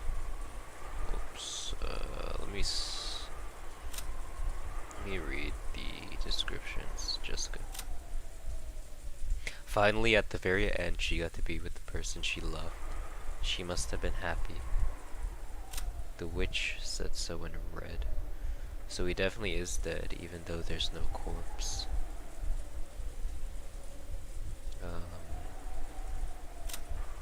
Okay, nothing changed about him, or him. Anything else? Just the witch's letter. Alright. I want to see how we're doing on time. What time is it? Or how long have we been sure? I've been streaming. Hour and 48, huh? Alright, that's quite a bit. Before I start this one, I do want to eat something because I know I'll get hungry in the middle of it. So I will be back. And since the mic's not muted this time, I will continue the stream and not feel fucking dejected like I did in that 1.5 hour stream. Where I fucking gave up. But hold on.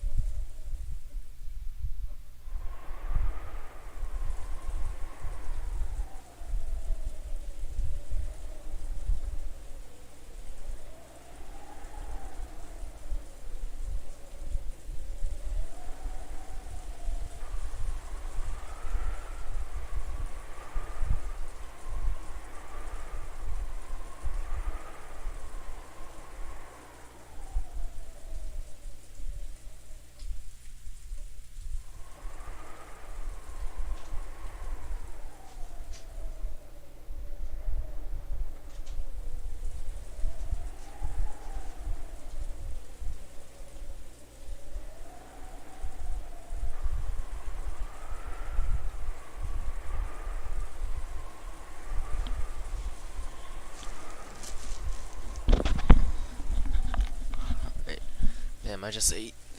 I do feel a little tired after eating. I don't know why I always feel like this now, but we gonna keep at it. We staying up. We finishing this episode today. According to Genji, when tomorrow morning comes, the boat should arrive. The boat had a radio. We'd probably be able to contact the police directly with that. All of us gather. Oh, I'm getting cold. I'm gonna wrap this around me like it's. Let me see if this works. But I have to press spacebar, though, still. It's the only problem.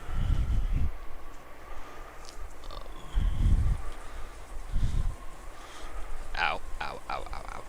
Okay, I think this works still. I'm not gonna be able to press autoplay like I can, but I'll go with this side.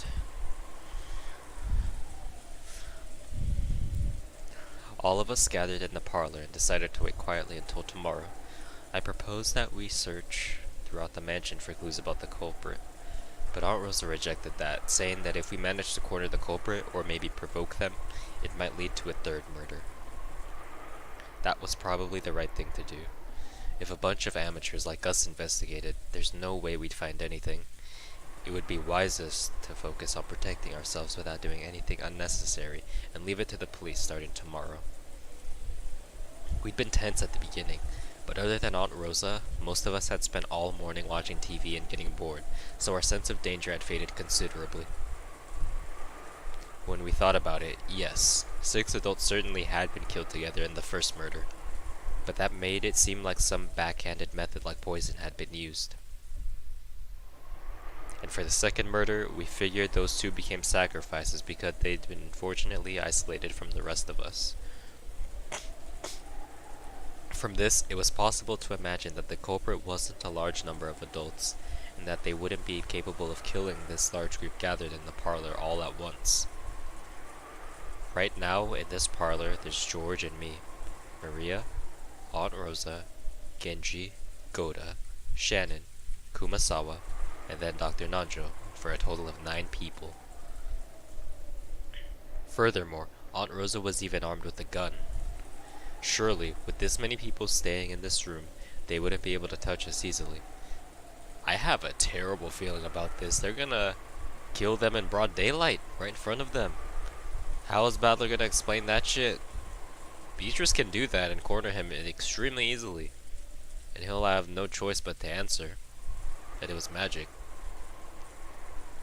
But if they do that, ooh, it kind of it could be interesting, but it also could be uninteresting because there's no way out of it for Battler, unless you want to blame it on Kinzo's magic. I don't know.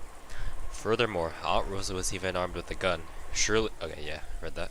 That feeling of security, along with the passage of time, allowed us to recover from the shock of that morning bit by bit. Can they stop using bit by bit? By the way, lunchtime had just ended for us. However, it had been a canned food lunch, a far cry from the dinner last night that Goda had skillfully made for us. Aunt Rosa also suspected that poison may have been used in the first murder, so we probably couldn't deny the possibility that the culprit had snuck into the kitchen during all that confusion in the morning and mixed poison in with the right ingredients. Aunt Rosa gave orders to all of us, saying that until the police came, we mustn't put anything into our mouths except safe things like canned food and bottled water. As a cook, Goda must have felt very let down. Apparently eager to display his skill anyway, he said he at least wanted to grab some plates and arrange the canned food on them. At first, Aunt Rosa had been reluctant, examining each one of the plates that were brought, but she hadn't been able to find anything to complain about. And Goda's chef's pick canned food lunch combo was born. Goda said something about taste being savored not just with the tongue, but with the eyes as well. I see. It's the same canned food that we ate for breakfast, but it feels like something completely different. Batara, 見て見て。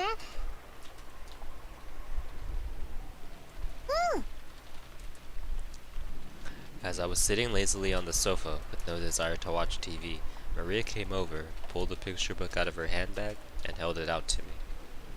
あ、なんだよその本は。狼と羊のパズル？どれどれ？ Wolves and sheep puzzle. It was a phrase that Aunt Osa had said this morning when we'd gone to call on Jessica. At the time, I hadn't known what it meant, and right after that was that uproar when Jessica's corpse was found, so I'd forgotten about it completely. The book that Maria held out to me looked like a foreign picture book or something that had been translated. When I opened it, I realized that it was a book stuffed with riddles.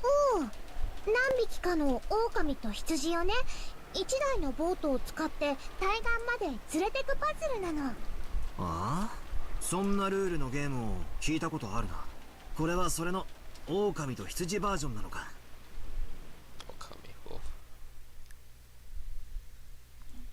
It was a very simple puzzle, passed on from long ago.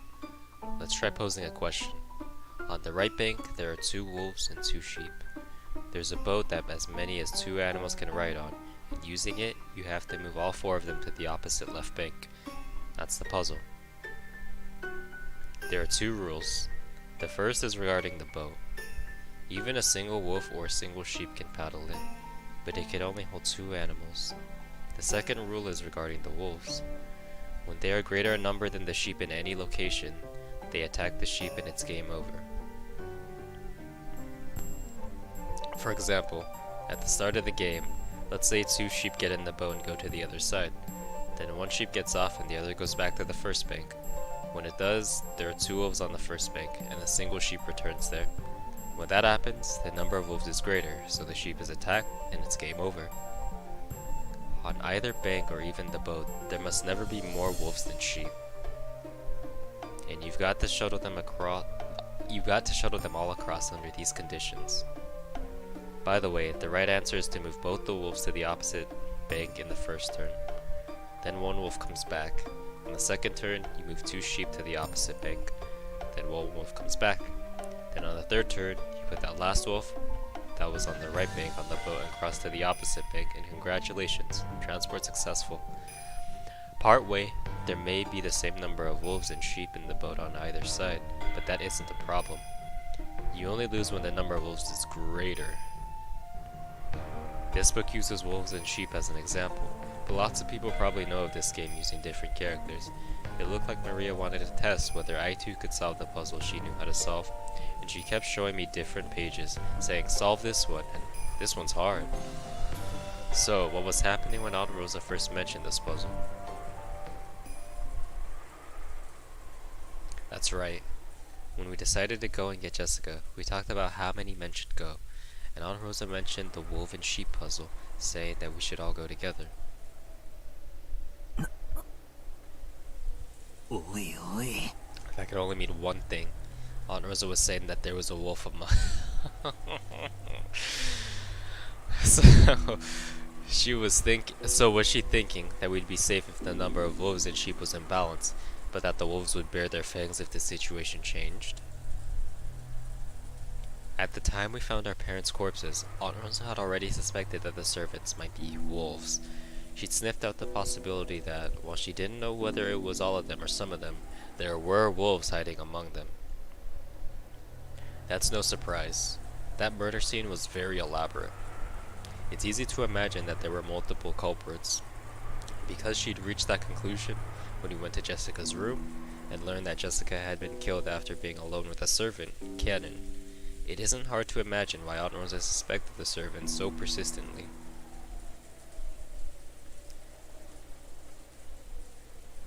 使用人の皆さん、合田さんが食器を洗いに厨房に戻ります。念のためです。皆さんも同行してください。皆さん、申し訳ありません。団体行動で参りましょう。シャノン、熊沢。はいはい、ただいま。それではジョージさん、一度失礼いたします。うん、気をつけて。気をつけて。あ、ローザおばさん。気をつけて。僕も一緒に行っていいかな。ごめんなさい。ジョージ君は残ってくれるかしら。ちょっとお話ししたいことがあるの。そうですか。シャノン、とにかく気をつけて一人にならないでね。はい。南條先生、ちょっとご相談が。はい、何ですかな。The servants put the dishes and empty cans on the serving cart and started to head out into the corridor. Behind them, Aunt Rosa was talking to Dr. Nanjo about something in a small voice. わかりました。参りましょう。ええ、よろしくお願いしますね。Dr. Nanjo closed the book he had been reading, rose from the sofa, and followed after the servants. Damn, she's using them as a sacrifice, dude. Aunt Rosa stuck her head out into the hallway, and after seeing that they were completely out of sight, she closed the door and spoke. みんな聞いて。これで今ここにいるのは後ろ宮の人間だけね。ん？確かにそうなりますね。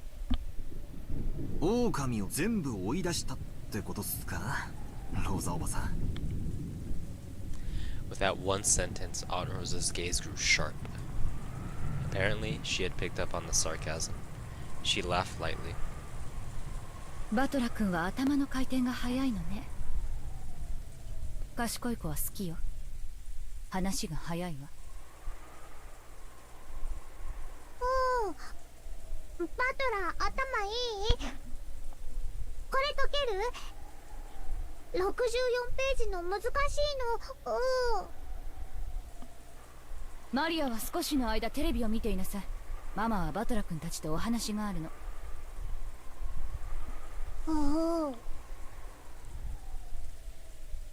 ローザおばさん、パズルの話はバトラ君に聞いたよ。用心深いのは悪いことじゃないと思うけど、さすがに疑り深すぎるのもどうかと思うよ。真の犯人がベアトリーチェかどうかは別にして、少なくとも使用人たちがその一味であることを疑うことはできると思うの。兄さんたちが殺されていた最初の殺人、とても残酷な仕打ちがされていたわよね。あれが一人でできる真似に見える。謎の来客ベアトリーチェ様が夜鍋をしてチクチクやったのかもしれねえぜ。ジェシカちゃんの部屋の扉をめぐるマスターキーの件は使用人の誰かが関わっている証拠じゃない。Only the master key could have locked the door to Jessica's room, so we can only suppose that one of the servants did it. Shigayo. Wait, 待ってね。チェス盤をひっくり返すぜ。おかしいよ、ローザおばさん。なんで犯人はジェシカを殺した後わざわざ施錠したんだ。施錠すればマスターキーの持ち主が疑われるのは必然。わざわざ施錠する必要がないぜ。そうだよ、バトラ君の言う通りだ。わざわざ疑われるようなことをする理由がない。うん、それは面白い考えよね。もちろん私もそれは考えた。だとしたら施錠した人物は使用人を疑わせたくてマスターキーなしであの扉を閉めた。でもそれは不可能でしょ。 That's right. If there existed some trick that could lock the door without a master key, that would make this a great disguise for casting doubt on the servants. If the culprit's goal was for us to isolate ourselves from the group so they could attack us one by one, this trick would also be effective at giving rise to paranoia. But there was no way to lock that door without using a master key. マスターキーを使わずに閉める方法がない。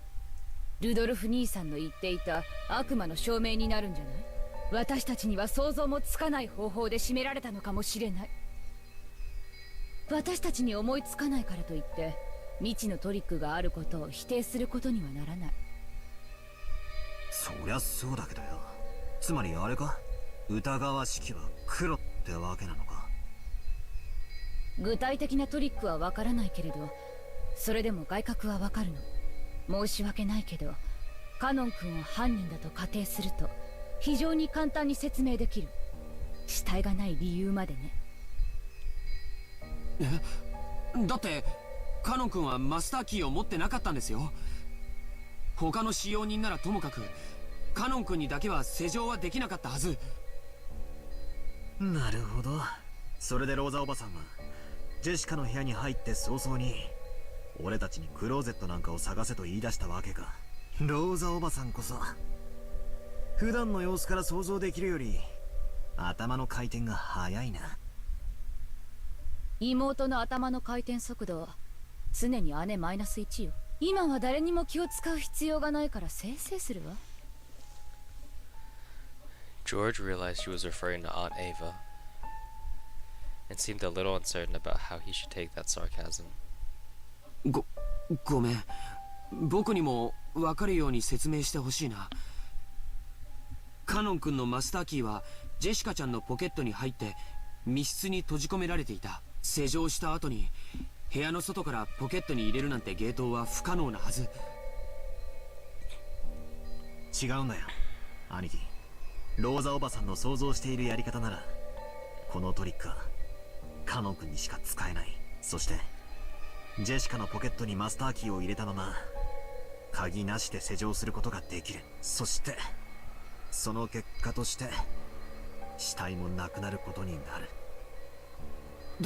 どうやって鍵なしでどうやって施錠するんだい？ Secret entrance. 簡単よ。ジョージ君だって帰宅したら施錠するでしょ。つまみをひねってカチリとね。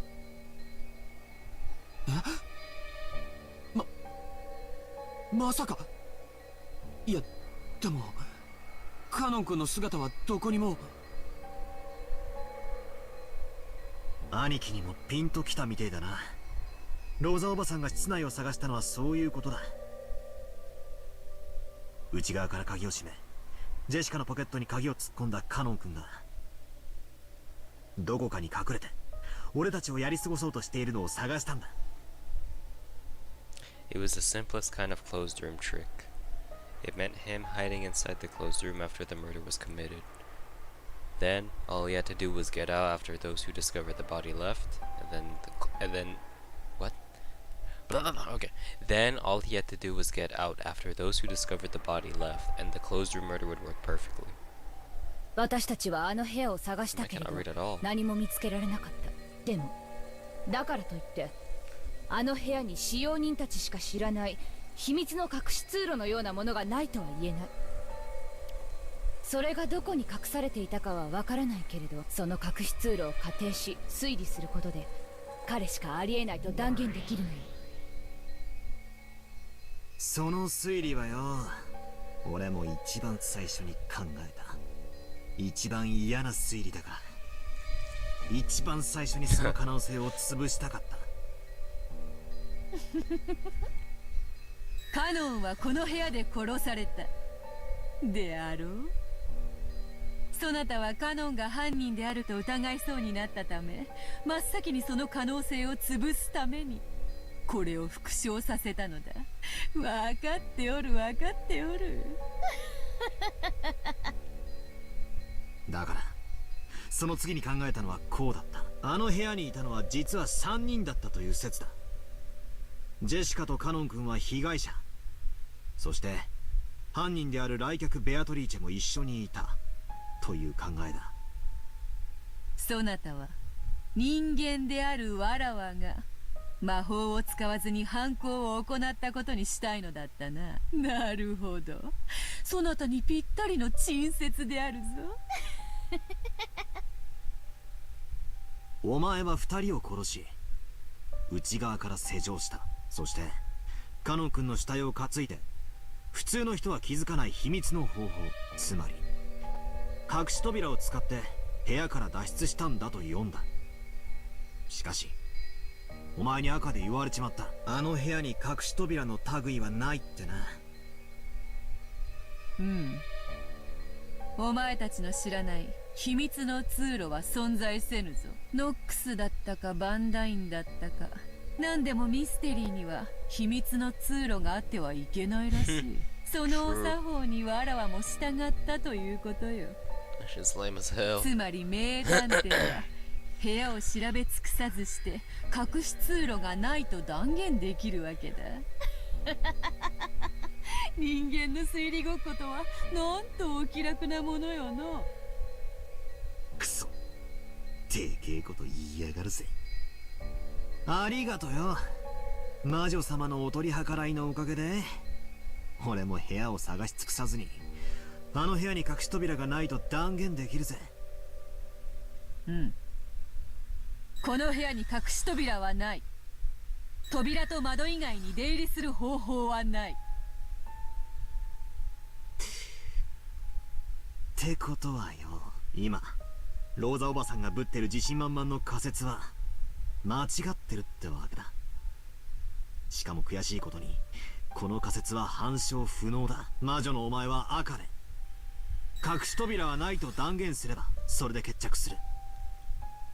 しかし人間の俺はローザおばさんにそれを反論しても受け入れられないだろう。隠し扉がないことを人間は証明できない。悪魔の証明になっちまう。くっそ、魔女ってのは便利だな。そんな、あるかないかもわからない隠し扉を理由にカノン君を犯人呼ばわりするなんて僕は納得できないな。納得できないならより納得できる推理を聞かせて。ないのよ。私はずっと考えてる。これしかないのよ。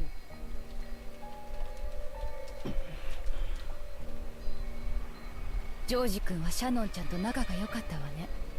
だから使用人全員が犯人であることは受け入れがたいと思うの。私もシャノンちゃんが犯人の一味であるなんて信じたくない。でも全員であるか否かはともかく確実にあの中に犯人もしくは共犯がいるのよ。それだけは見誤っちゃダメ。 Just feels so much more lonely without Jessica. カノン君以外にも狼がいると見てたんだ。ジェシカの部屋で犯人はカノン君だと大騒ぎしたのは使用人たちの反応を見るためだったっていうのか。ええ、そうよ。そしてその結果私は一層の疑いを持つに至ったわ。確実に使用人の中に狼がいる。確実にね。そして狼と羊のパズルのように普段はおとなしくしているけれどチャンスがあったら襲ってくるに違いないの。ジェシカちゃんは一人で船に乗った羊よ。あのパズルでは頭数の時は襲ってこないけど私たちのパズルは違う。チャンスと人数次第なら頭数でも襲ってくる。ジェシカちゃんが殺されたように。僕は怒りたいことがある。じゃあ厨房へ行かされてるシャノンは危険な状態じゃないか。今すぐ僕たちも厨房へ行くべきだ。誰が狼だろうと狼でなかろうと僕たち全員が揃っていれば均衡するならそれを保ち続けるべきだと思う。シャノンちゃんはお父様のところへ源氏さんと一緒に行った。その時に孤立したはずなのに殺されなかった。源氏さんも狼ではないから。違うわ。二人とも狼だったからよ。違うわ。シャノンは悪事の片棒を担ぐような人じゃない。いくらローザおばさんでもそれは聞き流せません。今の発言に対し僕は取り消しを要求します。兄貴の前で悪いがその論法エヴァおばさんの雰囲気にそっくりだな。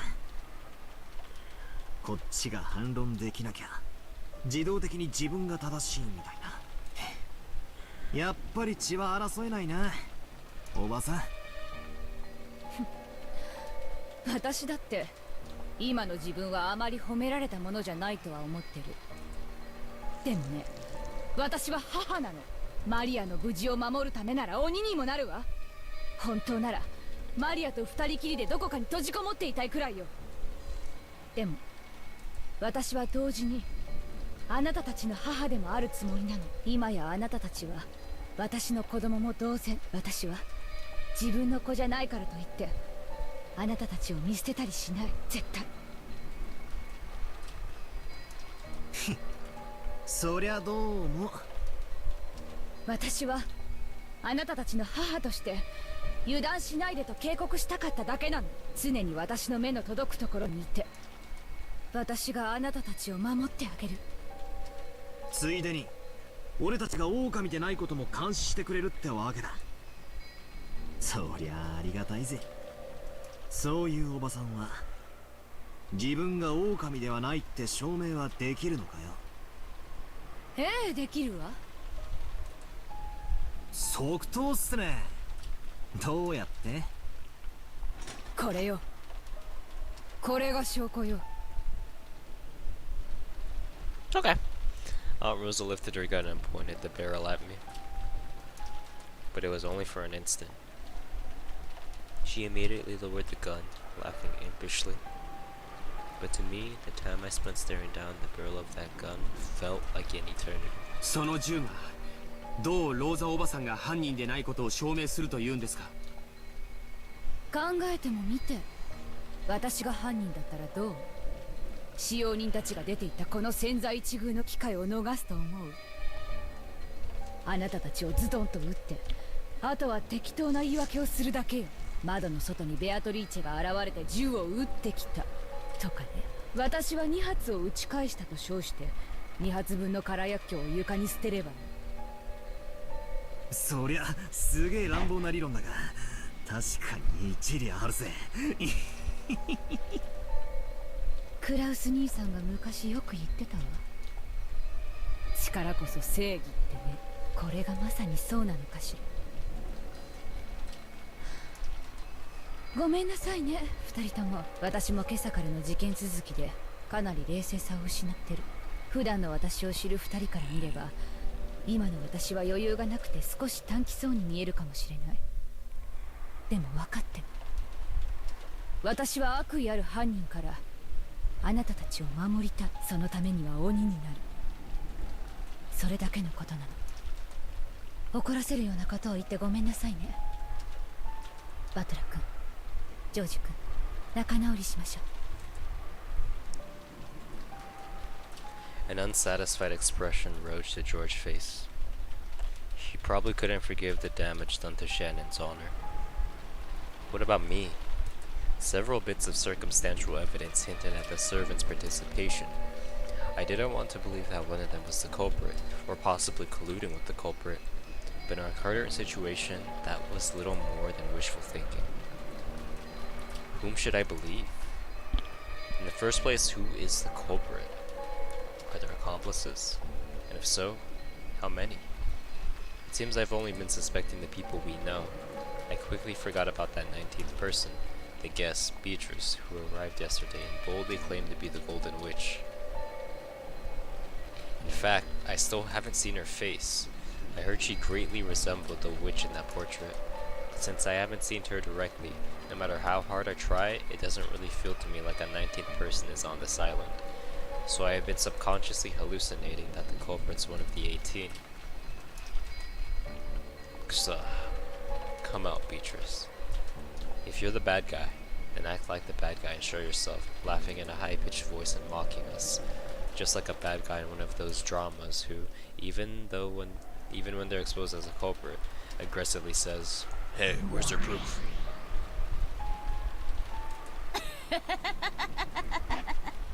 証拠は終わりかの？うっせえ。てめえはしばらく黙ったろ。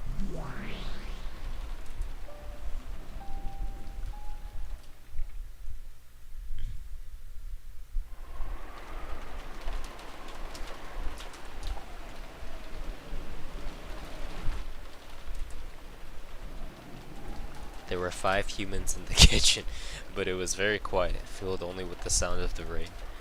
It was only accented by the sound of Shannon and Kumasawa washing the dishes.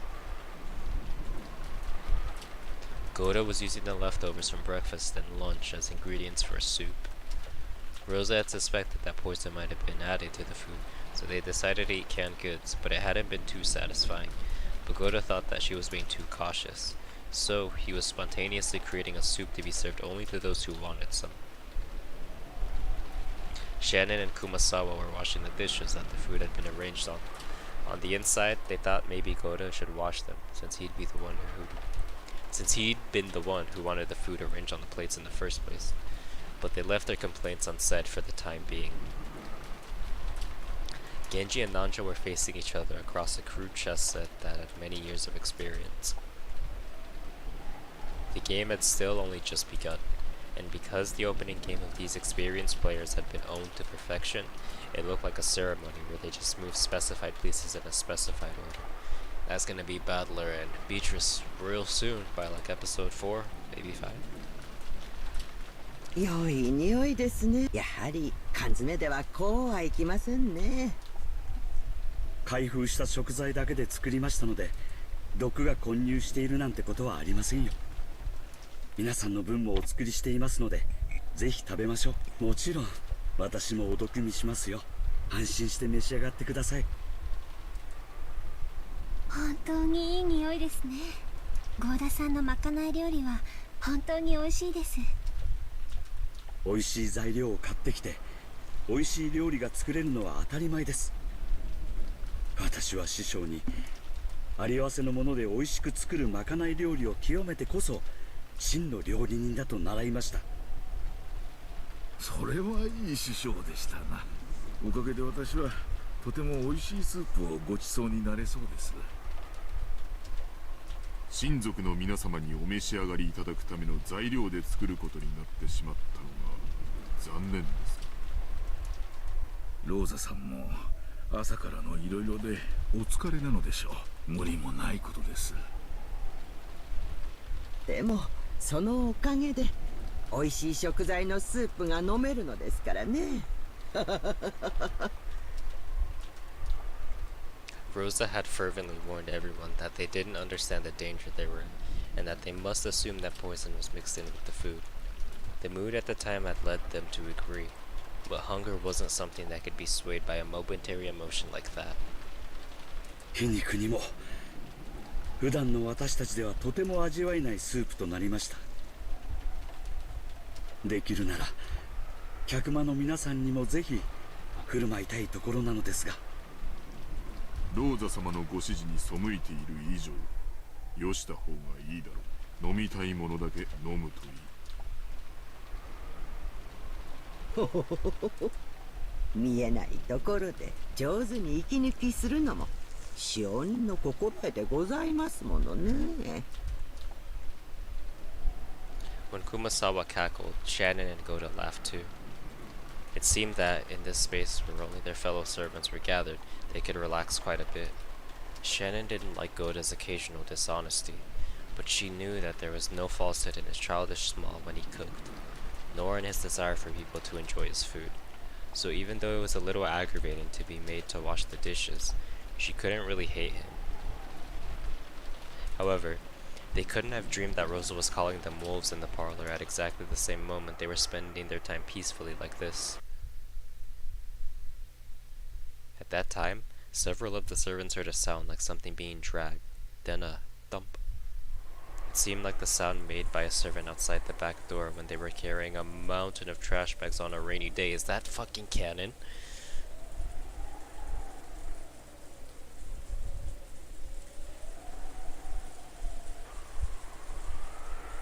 Or maybe when a servant was returning from work wearing a raincoat.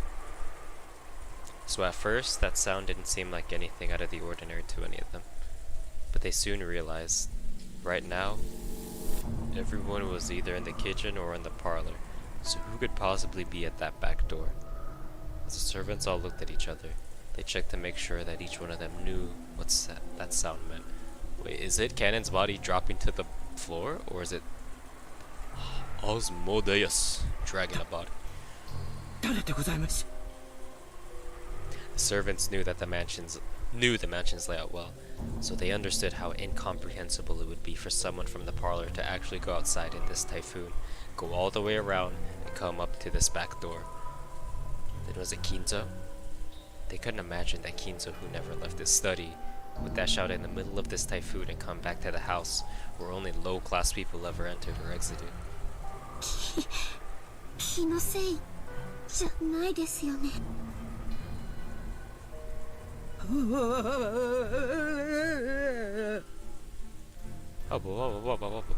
Shannon and Kumasawa drew close together, fearfully looking at the back door.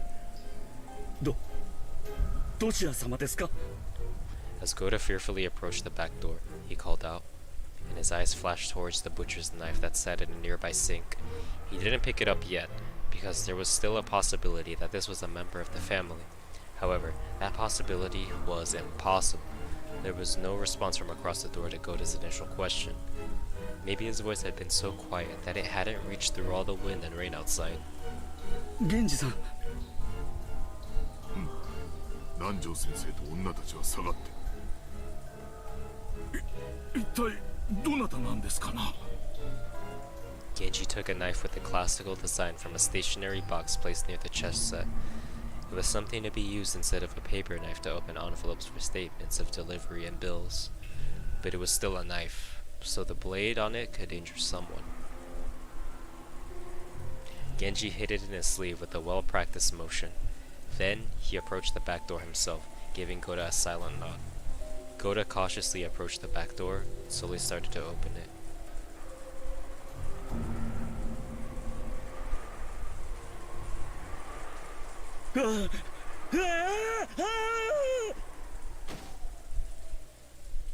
The shadow of a person suddenly shuffled into sight, landed on its knees, and fell over. Goda fell backwards onto his backside and could not get up. That human shadow was soaked with rain, smeared with mud, and drenched with blood.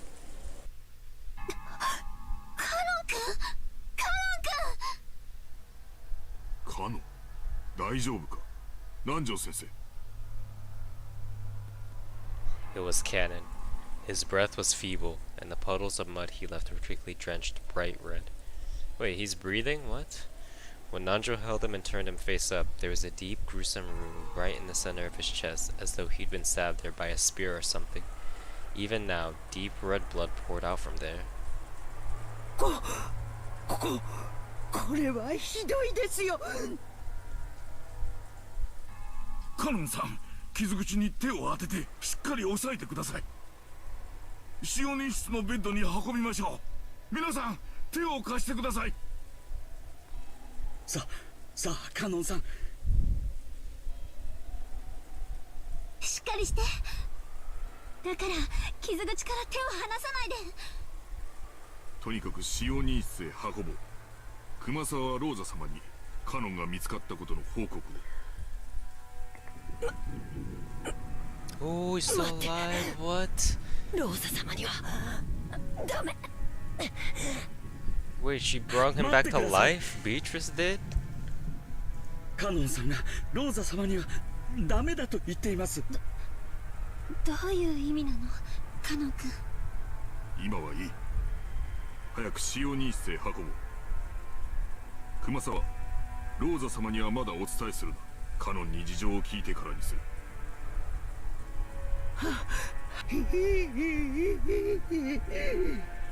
He had told him not to tell Rosa right after appearing in this state. This could only mean something very disquieting. An eerie anxiety rose to their faces. さあ皆さん、急いで運びましょう。早く早く。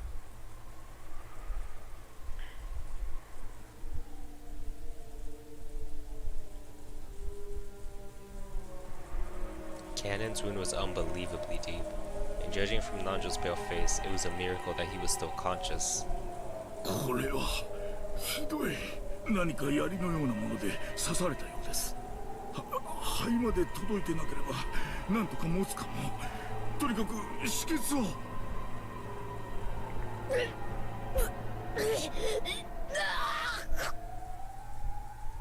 No matter how much Nanjo tried to wipe off that gushing deep red blood, he couldn't do it, he couldn't wipe it all away.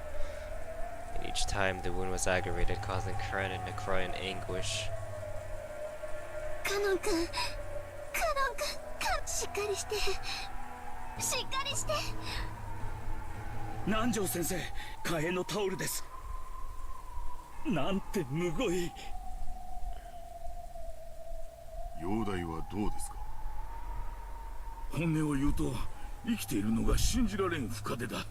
刺されどころが幸運だったのかもしれん。だが出血がひどすぎる。輸血が必要だが明日まで無理だ。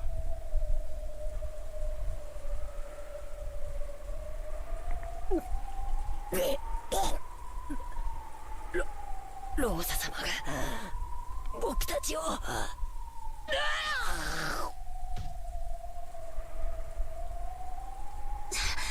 らないでカノン君、傷口が開いちゃう。ローザ様がやってきて、お嬢様と僕は。 Okay, this is a fake. This is an apparition. なんですって。 Meant to cause ロー confusion ザ様が by で Beatrice. すか。 This has to be.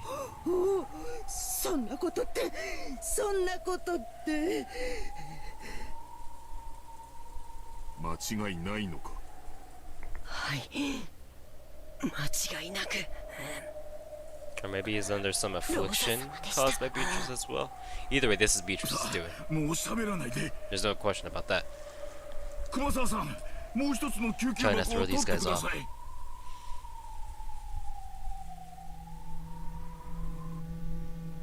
源氏さん、ローザ様がなんてことはあり得るのでしょうか。わからん。 Disregarding Nanjo and Kumasawa, who were struggling hard and stained with blood as they tried to stop the bleeding, Genji and Goda faced each other. Because if what Kaden had said was the truth, Rosa was the Cobra who killed Jessica. Oh yeah, this is definitely Beatrice.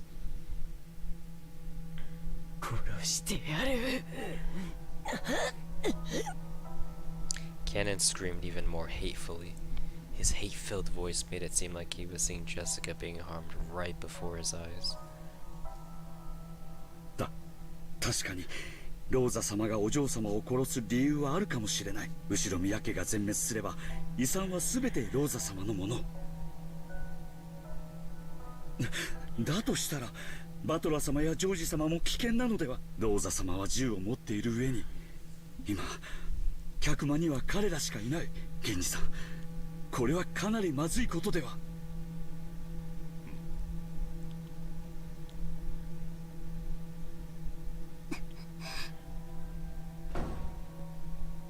Shannon suddenly ran out into the corridor. Her expression was complex and tragic, as though she didn't know what to believe.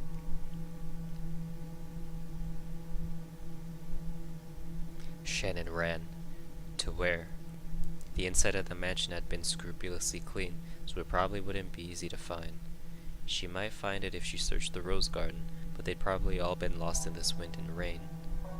That's right, the boiler room isn't cleaned very often. If she went there, she might be able to find it. Shannon ran downstairs to find that in the underground boiler room. Another gun? Did some medicine take effect at the brink of death? Or was Cannon finally beyond feeling pain? For the time being, at least, Cannon's painful gasping had subsided. Nanjo apparently didn't view this as a very good sign, and he didn't let his eyes off Cannon for a second. Kumasawa firmly gripped Cannon's hand and kept encouraging him, so that the willpower keeping him alive didn't fade away. Genji and Goda seemed uncertain how to respond to the truth Cannon had risked his life to deliver. ローザ様の銃は確か4発か5発の弾が込められたはずだ。決して少ない数ではないですね。でもあの銃は弾の装填に結構な慣れが必要だったはず。一発目は撃たせてしまうかもしれませんが、みんなで襲いかかれば次を撃たせずに銃を奪い取れるかも。この島には医者はいても薬はなく、病院もない。撃たれどころが悪ければ死ぬぞ。それは分かっていますが、それより早く行動を起こさないとまた次の事件が起こる可能性も。私たちはローザ様にうまく追い出された気がします。今頃ジョージ様やバトラ様が殺されている可能性も。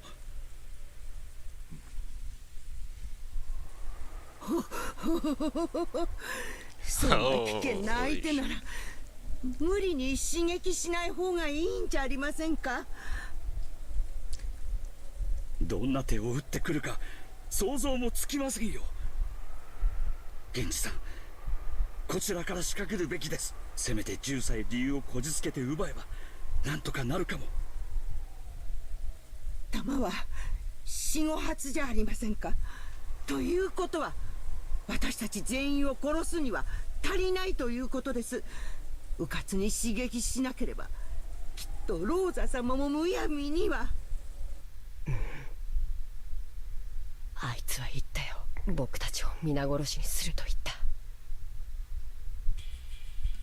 Cannon, who they thought was sleeping quietly, suddenly started talking brightly, almost as though he'd been awake this whole time and had suddenly opened his mouth. Cannon looked firm and steady, which relieved Nanjo a bit, but considering the depth of that wound, he couldn't wipe away a certain creepy feeling. He knew because he was a doctor. After losing so much blood, Cannon might easily have lost consciousness, and yet, somehow, he was still intensely aware of his surroundings. Was it youth? Or was it tenacity?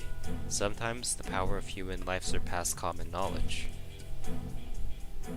While stopping the bleeding, Nanjo had groped around a bit inside the bleeding hole with tweezers, making sure there were no foreign objects inside the affected area. And the great depth of the wound had shocked him. It had certainly reached as far as his lungs, and yet, no, but the fact that he's still alive is wonderful. But Cannon had spoken clearly. He'd hatefully stated that one named Rosa made his wound, cursing and raging over and over and over. Cannon reborn! あいつは親方様の財産を独り占めするために台風が過ぎ去るまでにどんな手を使ってでも皆殺しにする気なんだ。Is everyone just gonna ignore his red eyes, or is this only a thing for us to differentiate Cannon and Cannon Reborn?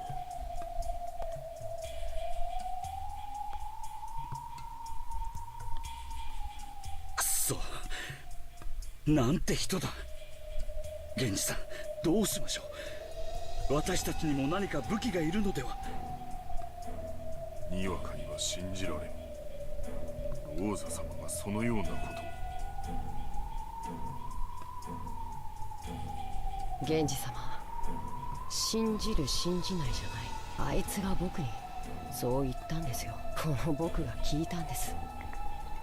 どうして信じてくれないんですか。起きないで。傷に触ります。Cannon sat up on the bed, speaking to Genji, who didn't seem to be willing to believe Cannon's story. Wait, what exactly did Cannon say? Or what did Genji respond with?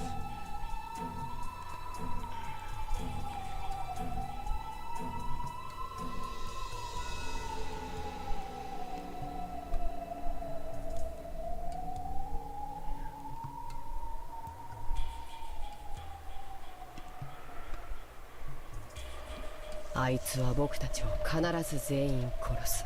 もうきっと客間の方々も殺されているに違いありません。僕らが先に殺さなければ必ず僕らが先に殺される。僕が先に殺されたようにみんなも先に殺される。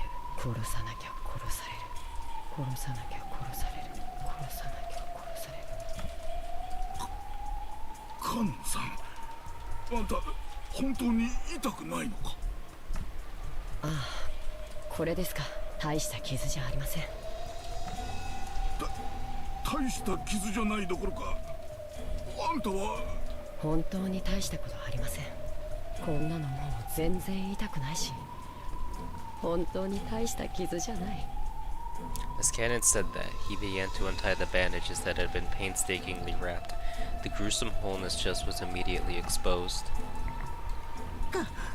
カノンさん、そんなことをしてはダメですよ。早く横になって。大丈夫ですって。ほらねえ、大した傷じゃないでしょ。 Cannon showed off his gaping wound, which was still slowly spitting out foamy blood. Everyone averted their eyes reflexively. ほら、全然大した傷じゃないです。やめなさい。傷をいじってはいけません。ほら見て、全然深い傷じゃないんですよ。ほら Cannon held up 2 fingers, showed them to everyone, and slowly started to stick them into the gruesome wound right in the center of his chest. Plunging, slimy, squishy, wet. The fingers went in deep, all the way back to their bases. Swish.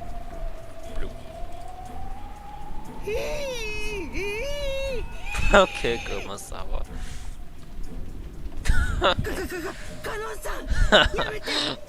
Kumasawa, bro. Those fingers are sticking all the way into his chest, up to their bases, and he slowly pulled them out in exactly the same way. The fingers he pulled out were stained a sticky, solid, deep red color. There was even a thread hanging. The fingers were covered up to their bases in deep red.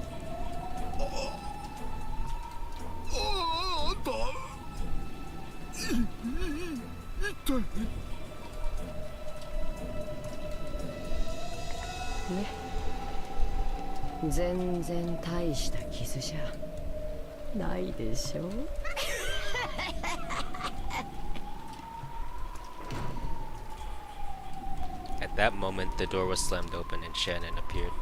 Even after she saw Cannon, stained with fresh blood, her impregnable expression didn't falter. やあ姉さん、どこへ行っていたの？僕が危篤だというのに、一体どこへ？ボイラー室に行ってきたの。探し物があって、それより確かめたいの。あなたは本当にカノン君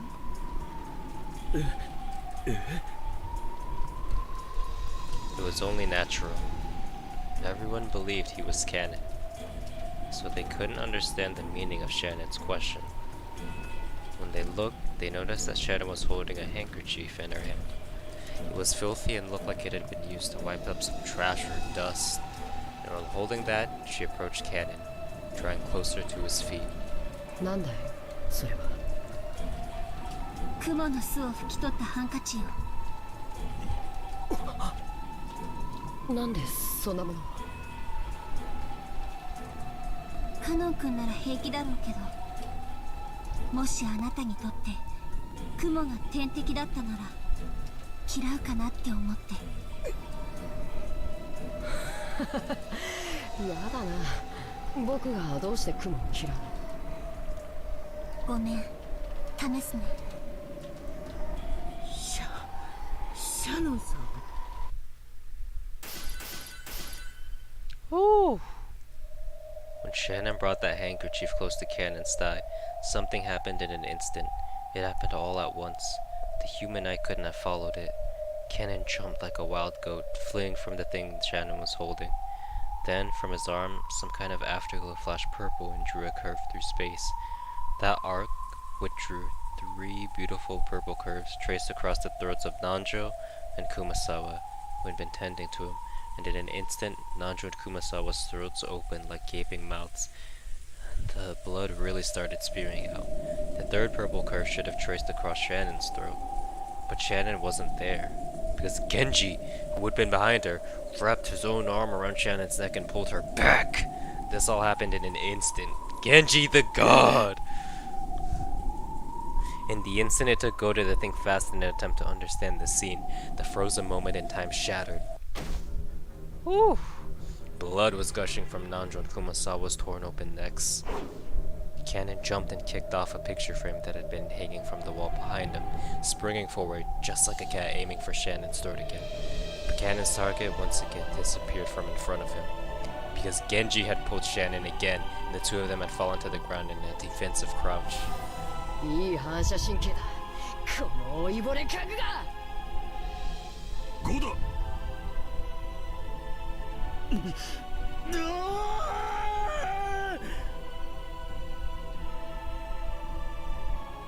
Even Goto was no fool. Even if he couldn't fully understand what was going on, he at least realized that if this cannon wasn't seized, his own life would be in peril. He swung at Cannon with his huge body, pushing him up against the wall with all his weight and physical strength. Well, that means you're dead if you don't have the spider with you.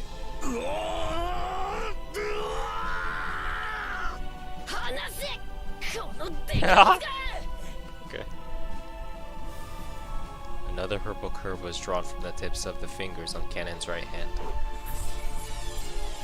And when he raised that hand like a sword aiming for Goda's back, there was a loud thunk, because Cannon's raised hand had been pinned to the wall. He couldn't tear his palm away from the wall. Sticking out from it was a knife Genji had thrown. God damn! Under normal circumstances, it would have been surprising to see someone as old as Genji handle a knife so skillfully. But in this abnormal space, no one paid it much mind. 源氏様これを Yeah, Genji. Genji took the handkerchief with the spiderweb stuck to it from Shen, and he approached Cannon, who was pinned to the wall by Goda's massive body and the knife. やめろそれは近づけるなやめろやめ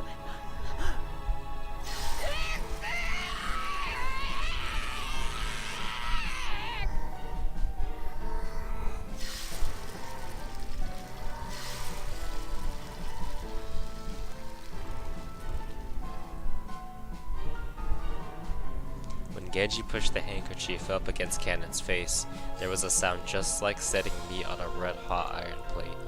Of course, the smell was the same too, as he was horribly burned, festering in filthy red and black and crying out in the death throes. Cannon's body burst open and scattered. It was almost as though a balloon filled with gold leaf had popped. The entire servant room was completely buried under a storm of gold leaf. No, a cloud of gold butterflies.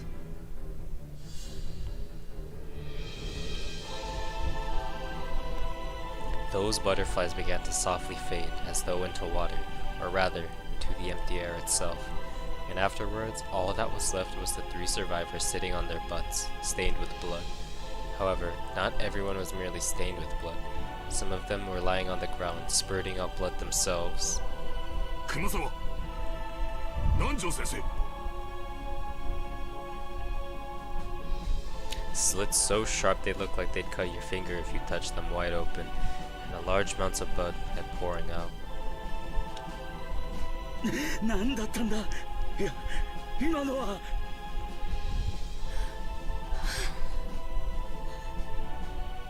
ゴーダ、怪我はないか。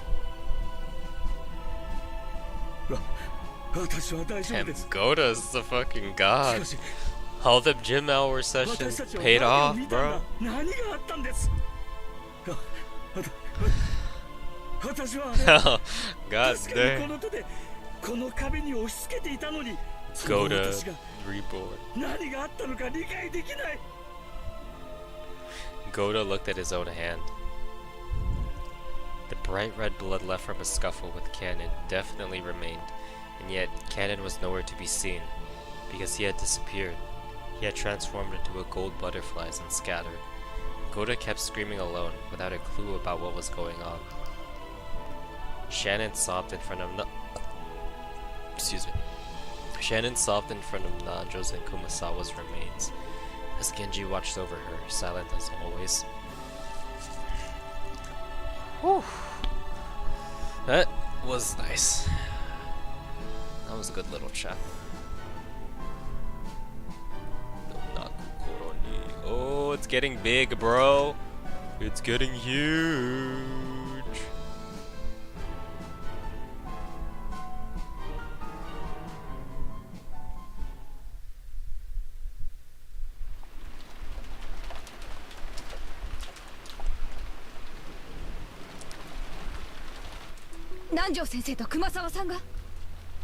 I'm gonna save it.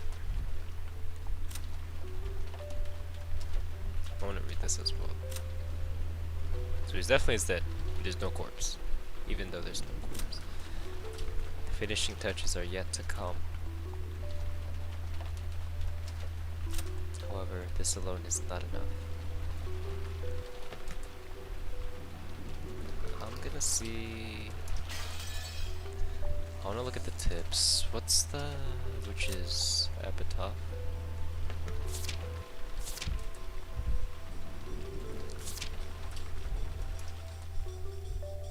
Those who remain shall praise my noble name. Ooh. Gouge the head, chest, stomach, knee, leg. 一体どういうことなの？ああ、シャノン、無事でよかった。君に何かあったら僕は。 Yeah, George would have went berserk, bro.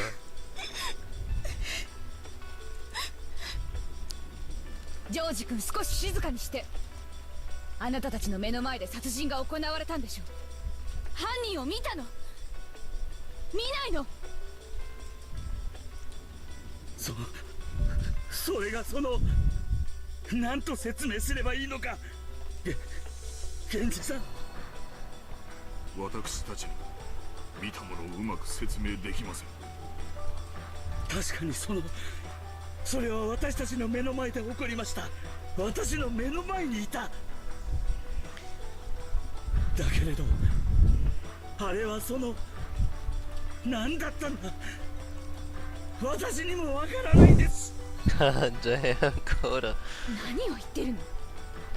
あなたが出会ったのは昨夜から所在不明の魔女ベアトリーチェか、行方不明になっているカノン君かのどちらかしかありえない。男か女か、それだけでも答えられるでしょう。ローザおばちゃん、少し落ち着けって。目の前で2人やられりゃ誰だって混乱だってする。ゴダさん、ゲンジさん、焦らなくていいぜ。何があったのか順を追って話してくれ。それが何を私は言えばいいのか。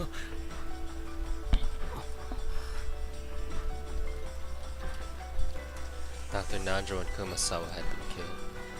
We understood that much, and it seemed that it had occurred in front of these people's eyes. But even so, they spoke awkwardly.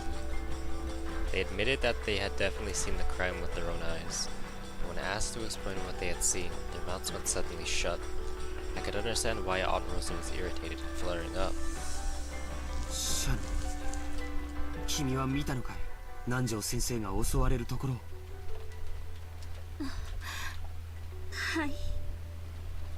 僕に教えて。分かることだけでもいい。一体何があったの？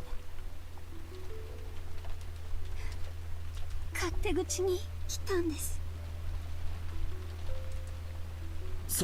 そうです。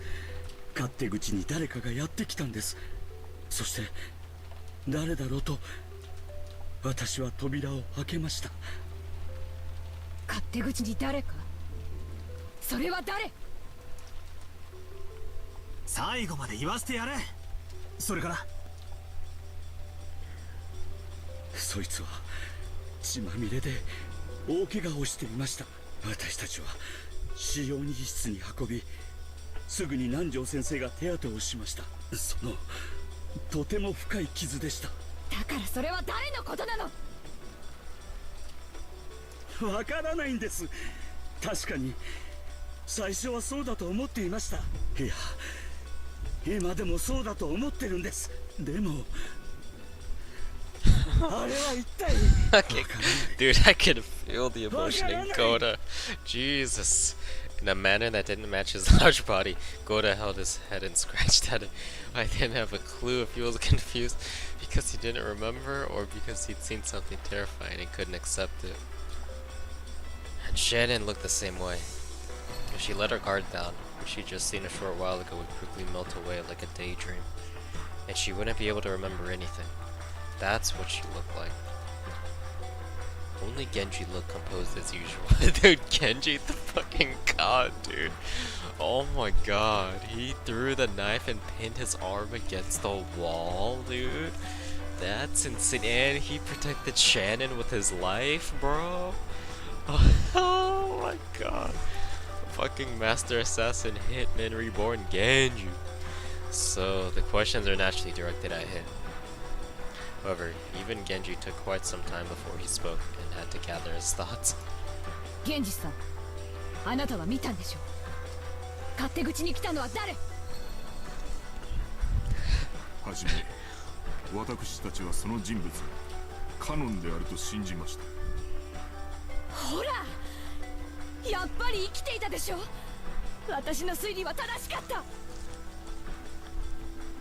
初めはってことは後にその認識は変わるってこと？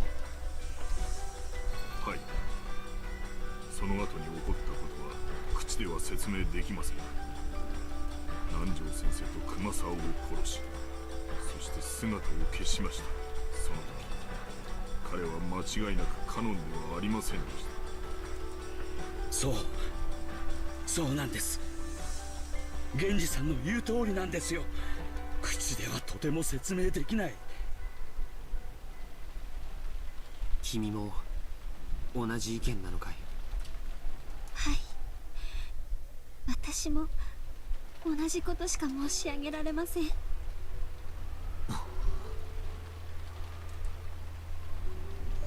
we give their claims the benefit of the doubt, it means that Aunt Rosa's first conclusion was correct.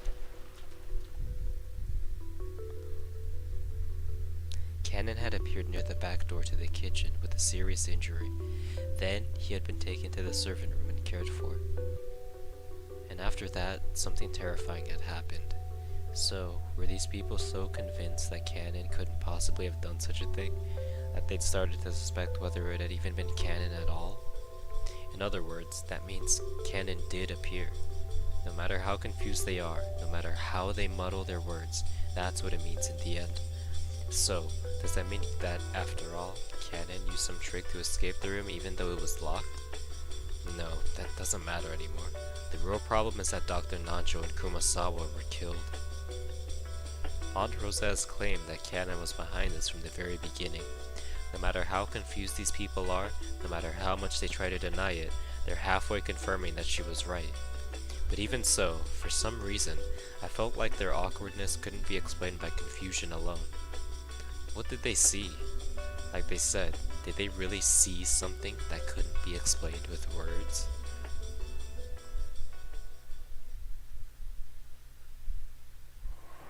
Aunt Rosa, who decided that further talk wouldn't get us anywhere, concluded her questioning and said she wanted to check the two bodies. That was something I'd been wanting to do too. The witnesses had been unable to figure anything out, but they'd been shaken. If those of us who hadn't been at the scene calmly looked at the corpses, we might be able to find something. But it was a little surprising to learn that Aunt Rosa was also concerned about the bodies.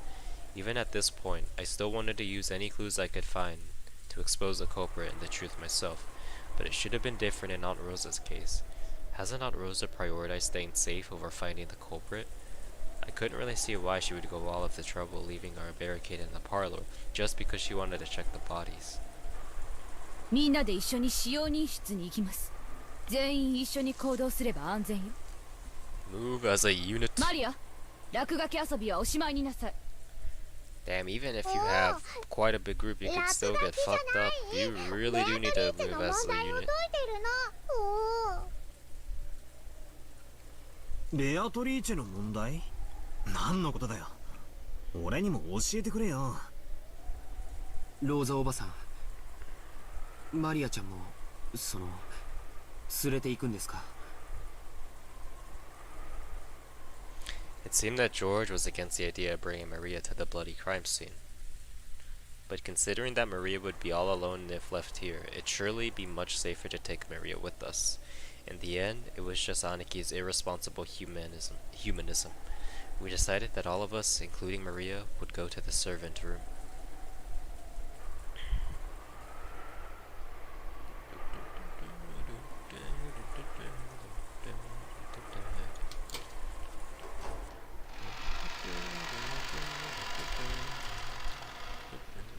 The bed in the servant room was stained with bright red blood.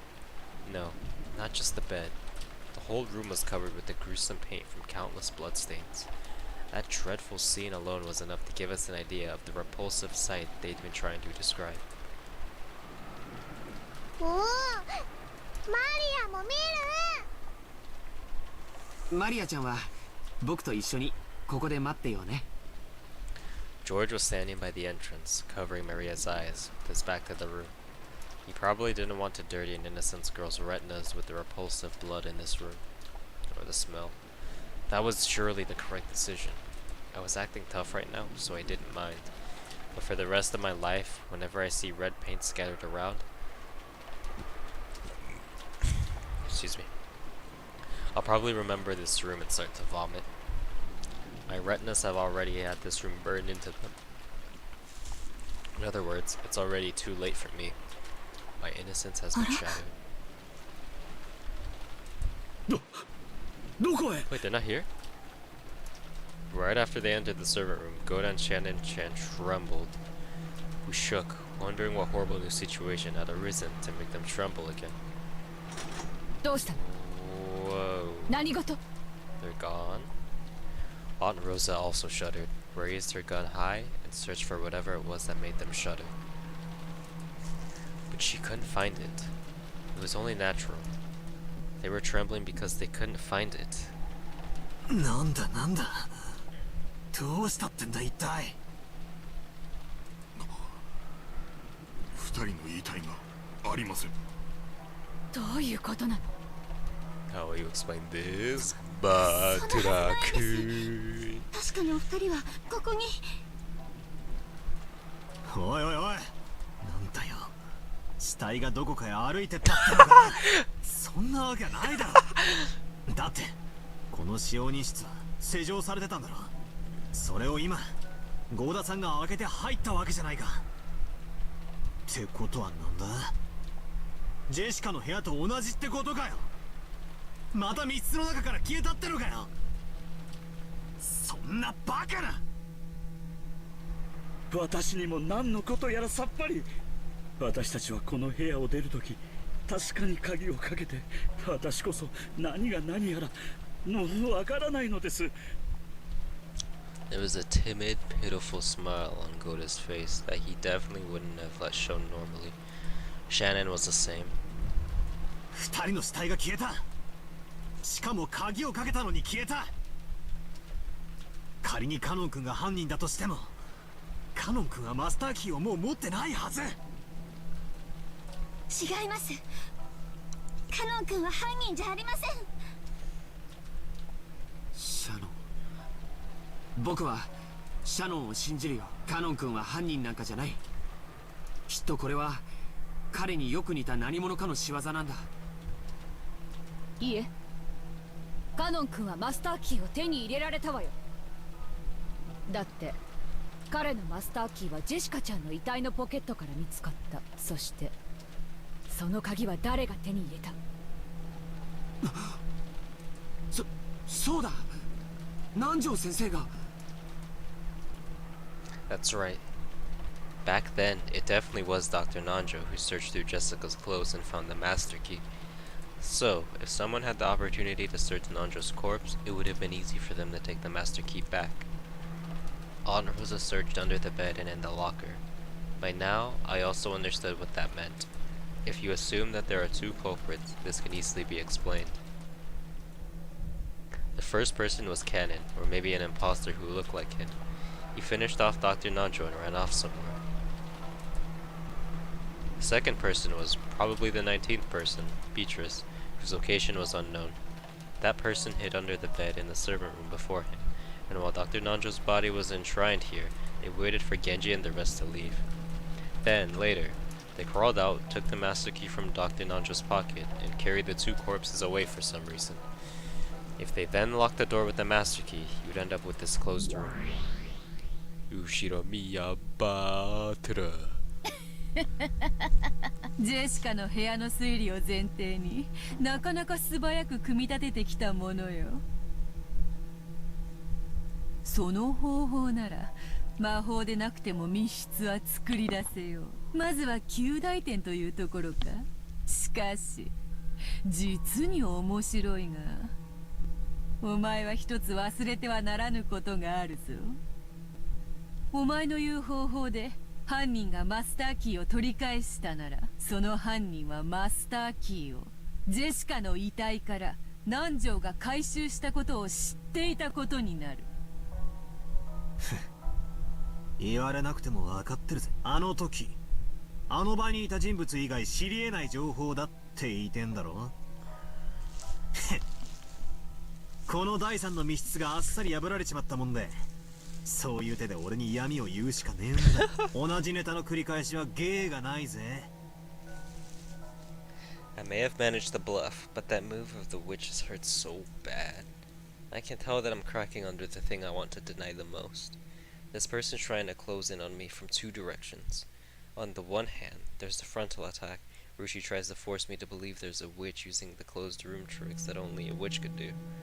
And on the other hand, there's the rear attack, where she tries to lure me into wanting a witch to exist, by strengthening my suspicions of those close to me. In the first closed room, the chapel, she used the frontal attack, but it didn't work on me. So by the second closed room, and now in the third closed room, she's definitely changing the direction of her attack. However, the fact that she is changing the direction of her attack proves that my resistance is having some effect, and she must have given up on the frontal attack because she clearly can't win with it. I tried to settle my unease by thinking about these things, but apparently the witch had seen through me long ago. 成功法は書かぬ。絡めては成功法と同時に進めてこそ意味がある。絡めてのみに出するは手段が目的となった時に起こる愚策に過ぎぬぞ。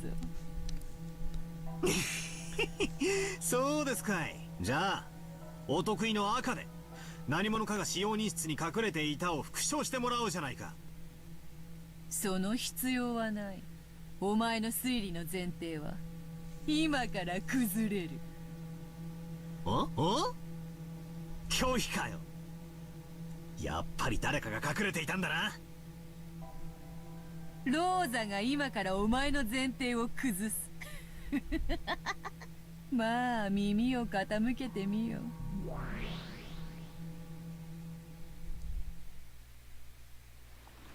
信じてください、ローザ様。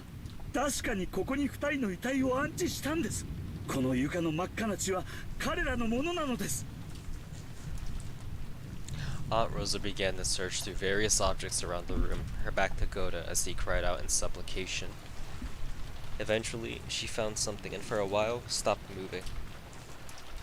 ローザ様、私たちは断じて嘘などついては。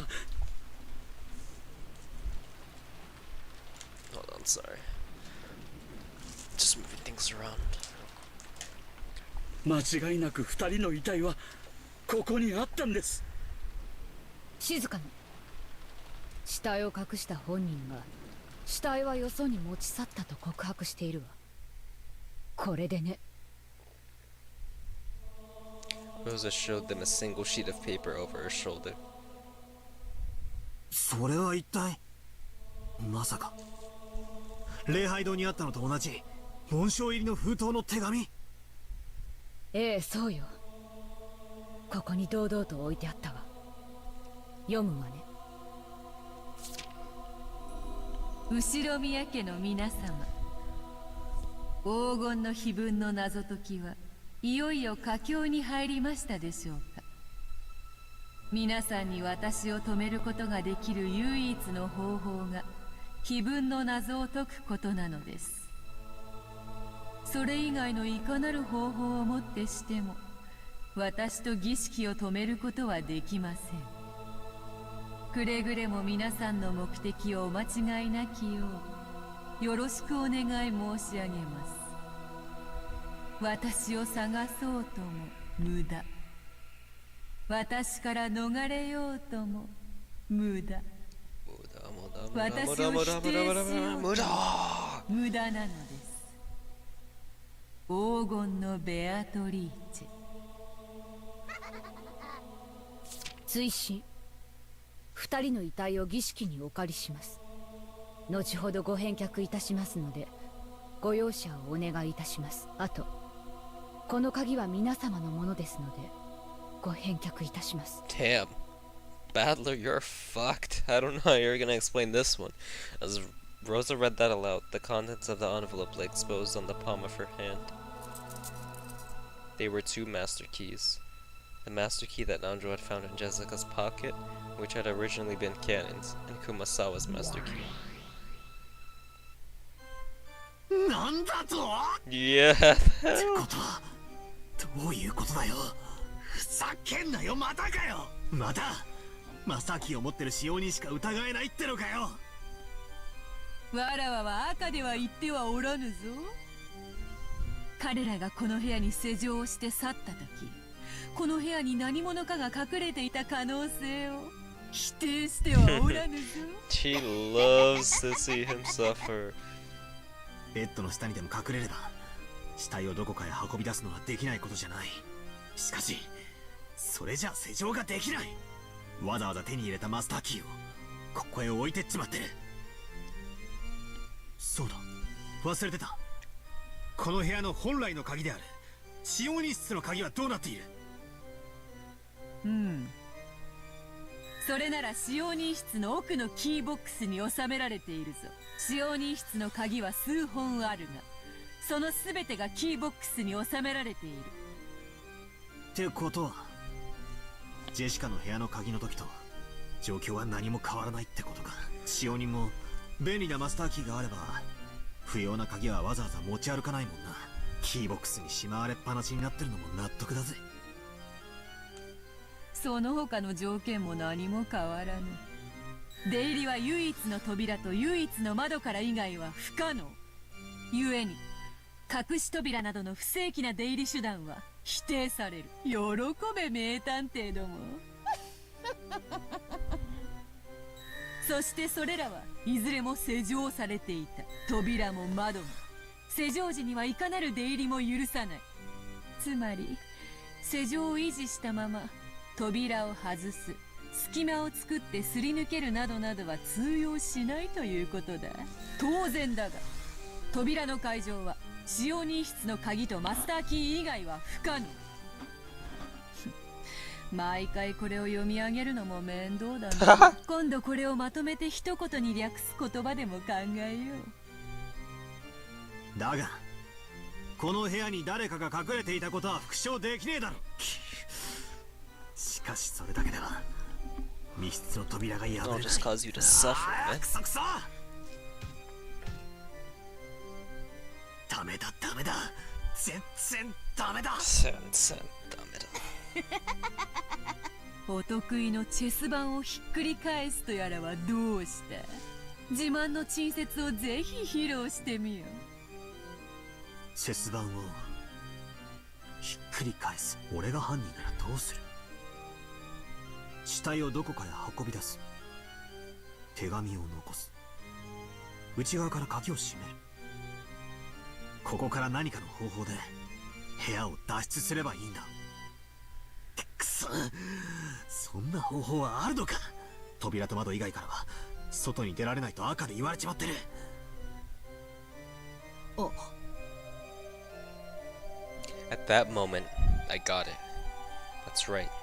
The culprit carried away the corpses, left the letter, and since they didn't use a hidden door, they weren't able to escape. That's it. This isn't a question, it's an answer. ベアト、復唱要求の前にお前の言う隠し扉の定義を確認したい。何を思いついたやら。よかろう、説明する。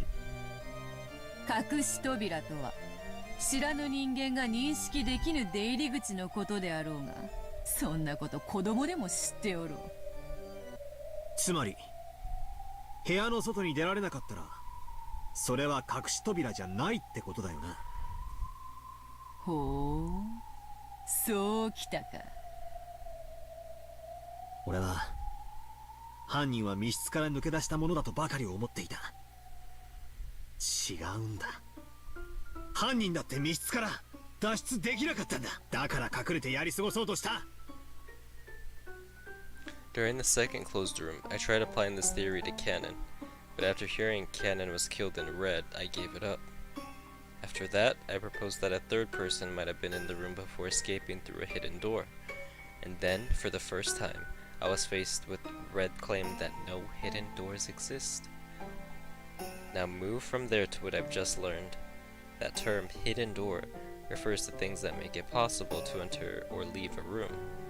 In other words, that category doesn't cover things that don't actually lead in or out of the room, even if these things could never be recognized by people who didn't know about them beforehand.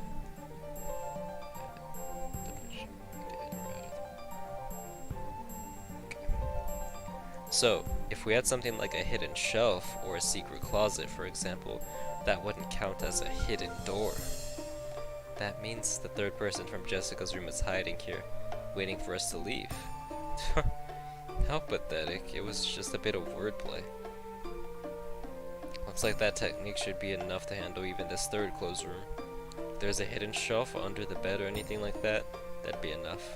The culprit's hiding somewhere, waiting for us to leave. The culprit is also trapped in this closed room even now, which means at this very moment, the culprit is still hiding in the servant room, holding their breath. And that means the hell. Even though we've been tortured by closed rooms 3 times, at this very moment, we've actually gotten the culprit in checkmate.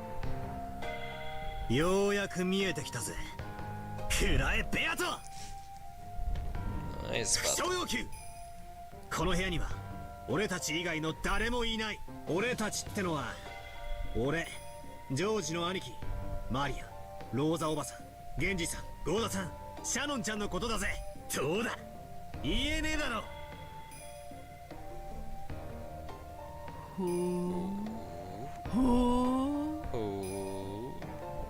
痛えとこ疲れただろ。拒否なら拒否と言いやがれ。次行くぜ。小要求。I don't know how they're hiding in this room. But if they are, then this solves the second closed room, Jessica's room, at the same time. They finally caught her by the tail. With this, I can explain everything. Witches don't exist, and I don't have to suspect anyone. Alright, starting now, I'll spin it all around. Now I'll have her repeat that. この部屋にはお前たち以外は存在しない。お前たちの定義とはバトラー、ジョージ、マリア、ローザ、ゲンジ、ゴーダ、シャノンのことを指す。Despair. Despair. Despair. ジェシカの部屋に話を戻す。ジェシカの死体発見時、ジェシカの部屋にいたのはバトラー、ジョージ、マリア、ローザ、ゲンジ、ゴーダ、シャノン、熊沢、南條のみだった。おっと、死体のジェシカももちろん含む。よってジェシカの部屋の件、そしてこの使用人室の件の両方について、そなたが認識していた以外の人間は存在しない。誰も隠れていない。さらに言おう。扉は鍵を使用せずに外から施錠する方法は存在しない。窓については外からはいかなる方法でも施錠する方法は存在しない。 Oh, you're fucked, battler. そなたは無能だ。Okay. God damn. Why'd you have that last one, man? Rob is shot in the room. バカ野郎。それじゃあ Despair. 本当に3つじゃねえかよ。せっかく思いついたのに。お前が隠れていたんなら全て説明がついたのに、トリックを打ち破れたと思ったってのに。くそ。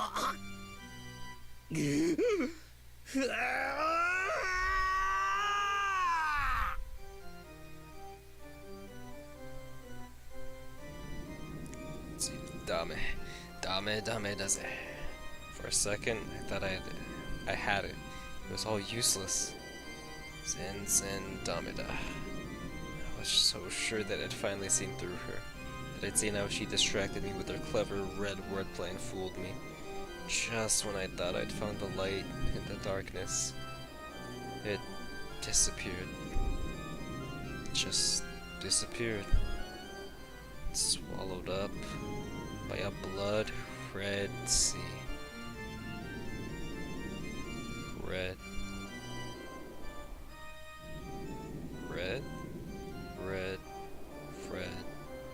Fred.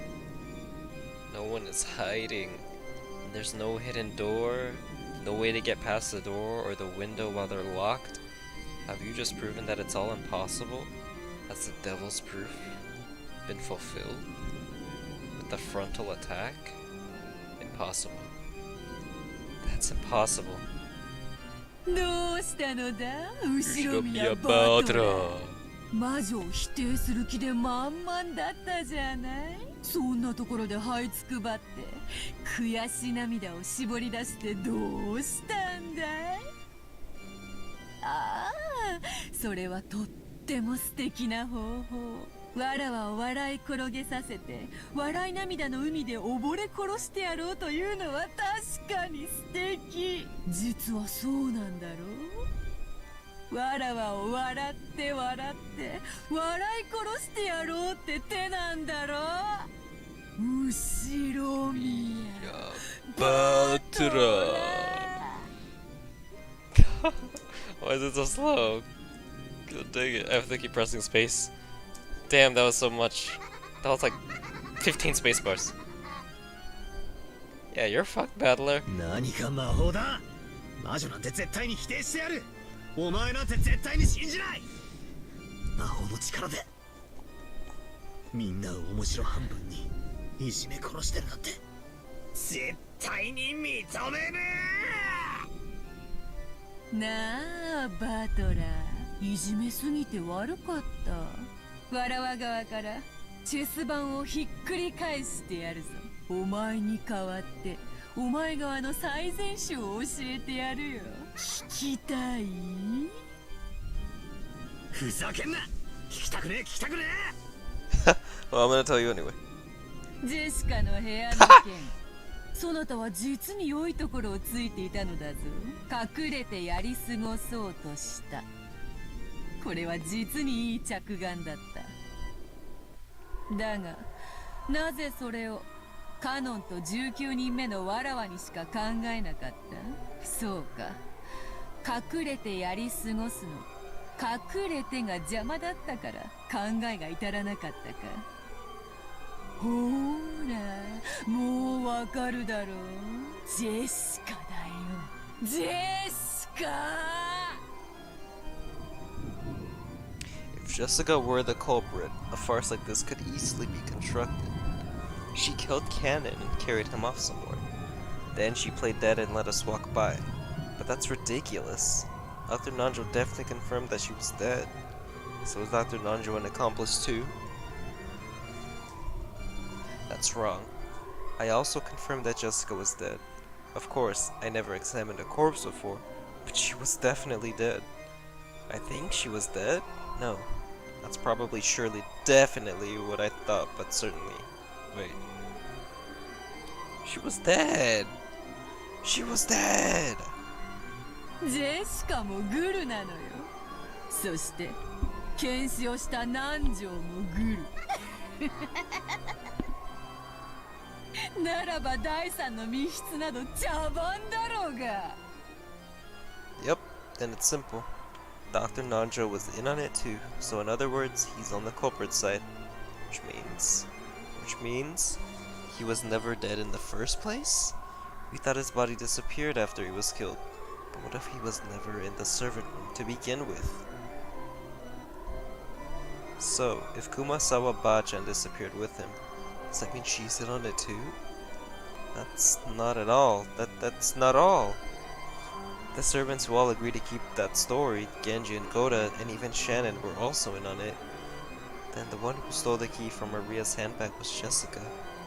No, it could even have been George. After all, if Shannon is the culprit's side, if Shannon is in on the culprit's side, that automatically makes George on the culprit's side. Wait a second, just wait a second. They're all wolves? They're all wolves? Not only am I drowning in an ocean of bright red blood, there are packs of wolves clamoring on the banks, whose blazing eyes tell me that they'll eat me if I crawl out. Which way should I die? Should I deny everything and drown in a bright red sea? Or should I learn the truth and have my whole body chewed to bits by the wolves? It's either one hell or the other. I can't choose. Gah! だからこそわらわがさあ後ろ宮バトラーひざまずけ。そして永遠の忠誠を誓ってわらわの靴を舐めるがいい。わらわを認めれば全ての謎に決着がつく。わらわの力をもってすればどのような密室も生み出せ、そして打ち破れる。バトラー、力ある者に屈服する喜びに身を委ねたくはない。そなたはわらわの一番のお気に入りの家具にしてやるよ。そなたを愛して愛して灰になるまでわらわの玩具にしてやるよ。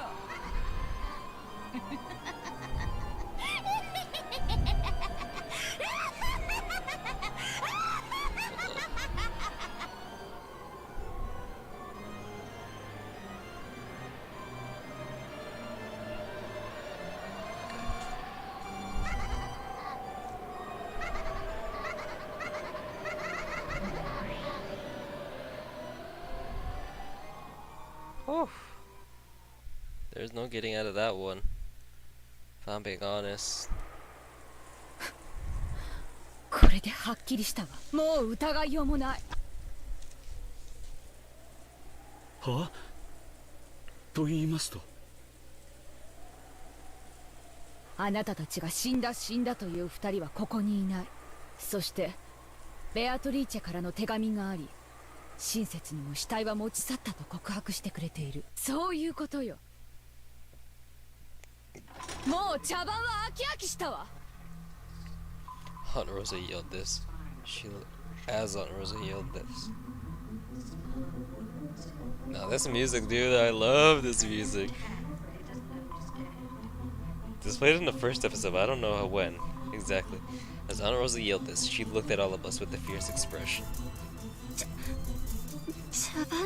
She kinda go guns blasted. She got the shotty ready. Clock. Ready to fucking bang. 信用できるのは自分自身と死体となって見つかった者以外いないってね。そして死体が見つからない以上、あの二人が殺されたことを認めるわけにはいかない。待ってください、ローザおばさん。それはどういう意味ですか？南條先生と熊沢さんは死んでないわ。生きている。殺されたということにしてこの屋敷のどこかに隠れてるの。私たちを襲うためにね。なんでそんなことがわかるんですか？ゴーダさんたちが嘘をついていると言うんですか？ローザ様、このゴーダ、いえ、後ろ宮家使用人に一度誓ってそのようなことはいたしません。あなたたちは南條先生たちが殺されたという。でも死体がない以上それを信じるわけにはいかないわ。あなたたちが口裏を合わせてそういう嘘をついている可能性があるもの。あなたたちの無実を信じる方法はちゃんとあるわよ。南條先生と熊沢さんの遺体が見つかることよ。それが見つかったら私はあなたたちの話を聞いてみようという話にもなるわ。でも見つからない限りあなたたちは狼であることを否定できない。あんたも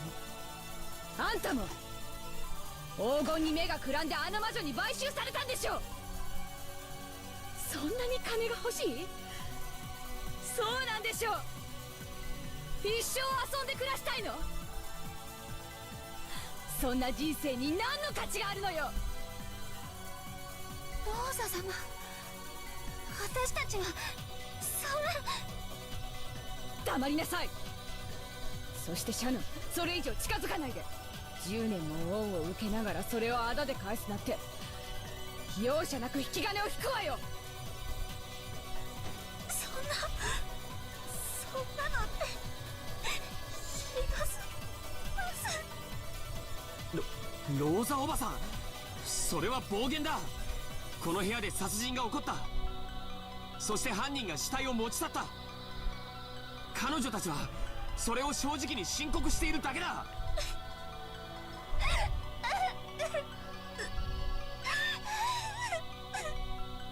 Shannon had finally broken down in tears.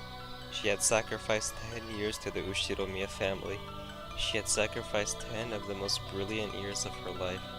She believed that she built up a friendly relationship with Rosa, and this was what she got in return. You can kill a person without using a knife. I didn't have to be George to realize that Shannon had been stabbed deep in the heart, that she was shedding tears like blood. シャノンさん、下がって。ローザ様、確かにこのゴーダはお勤めして日も浅く、信用を勝ち得ていないのはわかります。しかし、せめてシャノンさんだけでも信じていただくわけには参りませんか。彼女は10年間も後ろ宮家に奉仕を捧げて参りました。このゴーダを信じろとは申しません。せめてシャノンさんだけでも信じてやっていただくわけには参りませんか。 But even I don't understand anymore. I don't understand. We can't search for an answer without suspecting them. Yet bit by bit, I'm starting to understand. It's because we've been searching for an answer. That's why everything keeps going wrong. We don't need an answer. These are all strange murders committed with bizarre magic from the 19th person, the witch Beatrice, in accordance with some creepy ceremony. Isn't that enough? I don't want to suspect anyone anymore. Shannon and Goda were protesting their innocence, half crying. Genji quietly put a stop to that. よしなさい。ローザ様の言うことはもっともだ。死体を見つけない限り、南條先生と熊沢の無実は証明できない。That's right. By Rose's argument, if their corpses can be found, then the innocence of those people can be proven. Not only accounted for the corpses. Even if the survivors searched the mansion and found the corpses, in the end, their own innocence would never be proven. They kidnapped Dr. Nanjo and Kumasawa, killed them in another place, and locked the closed room with their own master keys. Unless the closed room could be broken by a method other than that one, it would be impossible to prove their innocence. But that couldn't be done. They only have one chance to prove their innocence. That can only happen if they meet with the culprit, become corpses, and are then reunited with Aunt Rosa. Isn't that strange? They're innocent if they die, but guilty as long as they're alive, just like a witch trial. Oh right, the enemy's a witch, so everything's cool. Is that it?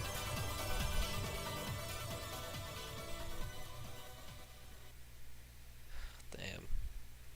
That is fucked. ローザ様、私たちは後ろ宮家にお仕えする家具です。私どもを信用されるもされないもまた、私どもの預かり知ることではありません。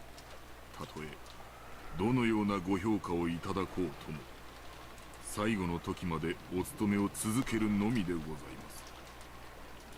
あなたは本当に使用人の鏡ね。お父様が心を許すのもよくわかるわ。そんなあなたまで疑わなくてはならないなんて、本当に心苦しいわ。Genji stuck his hand in his pocket and pulled out a master key. Then he set it on a nearby table. 私は信頼の証としてこれを預かっていると信じています。それを失ったなら、これをお返しするのは当然かと思います。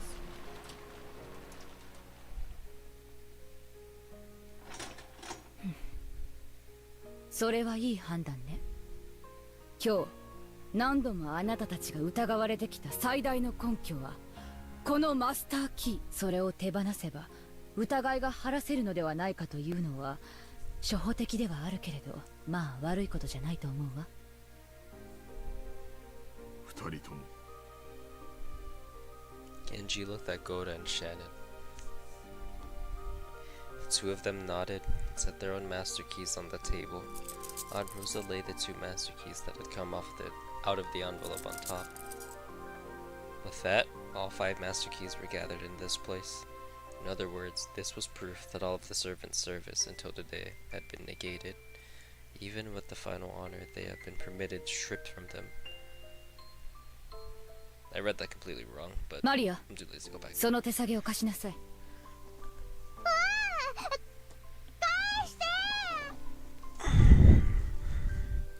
Aunt Rosa snatched Maria's hand back, tossed the master keys in there, and held up one of them for all to see. She was showing us that she now had all the master keys. これで満足かい、ローザおばさん。これでマスターキーはローザおばさんが持つものだけだ。これで満足なんだろう。ええ、満足よ。たとえ全員が信用できなくても、私は私自身だけを信用することができる。その私が銃とマスターキーを独占できた。これで私はもう誰も疑わずに済むの。あなたたちも嬉しいでしょ。これでもう疑われずに済む。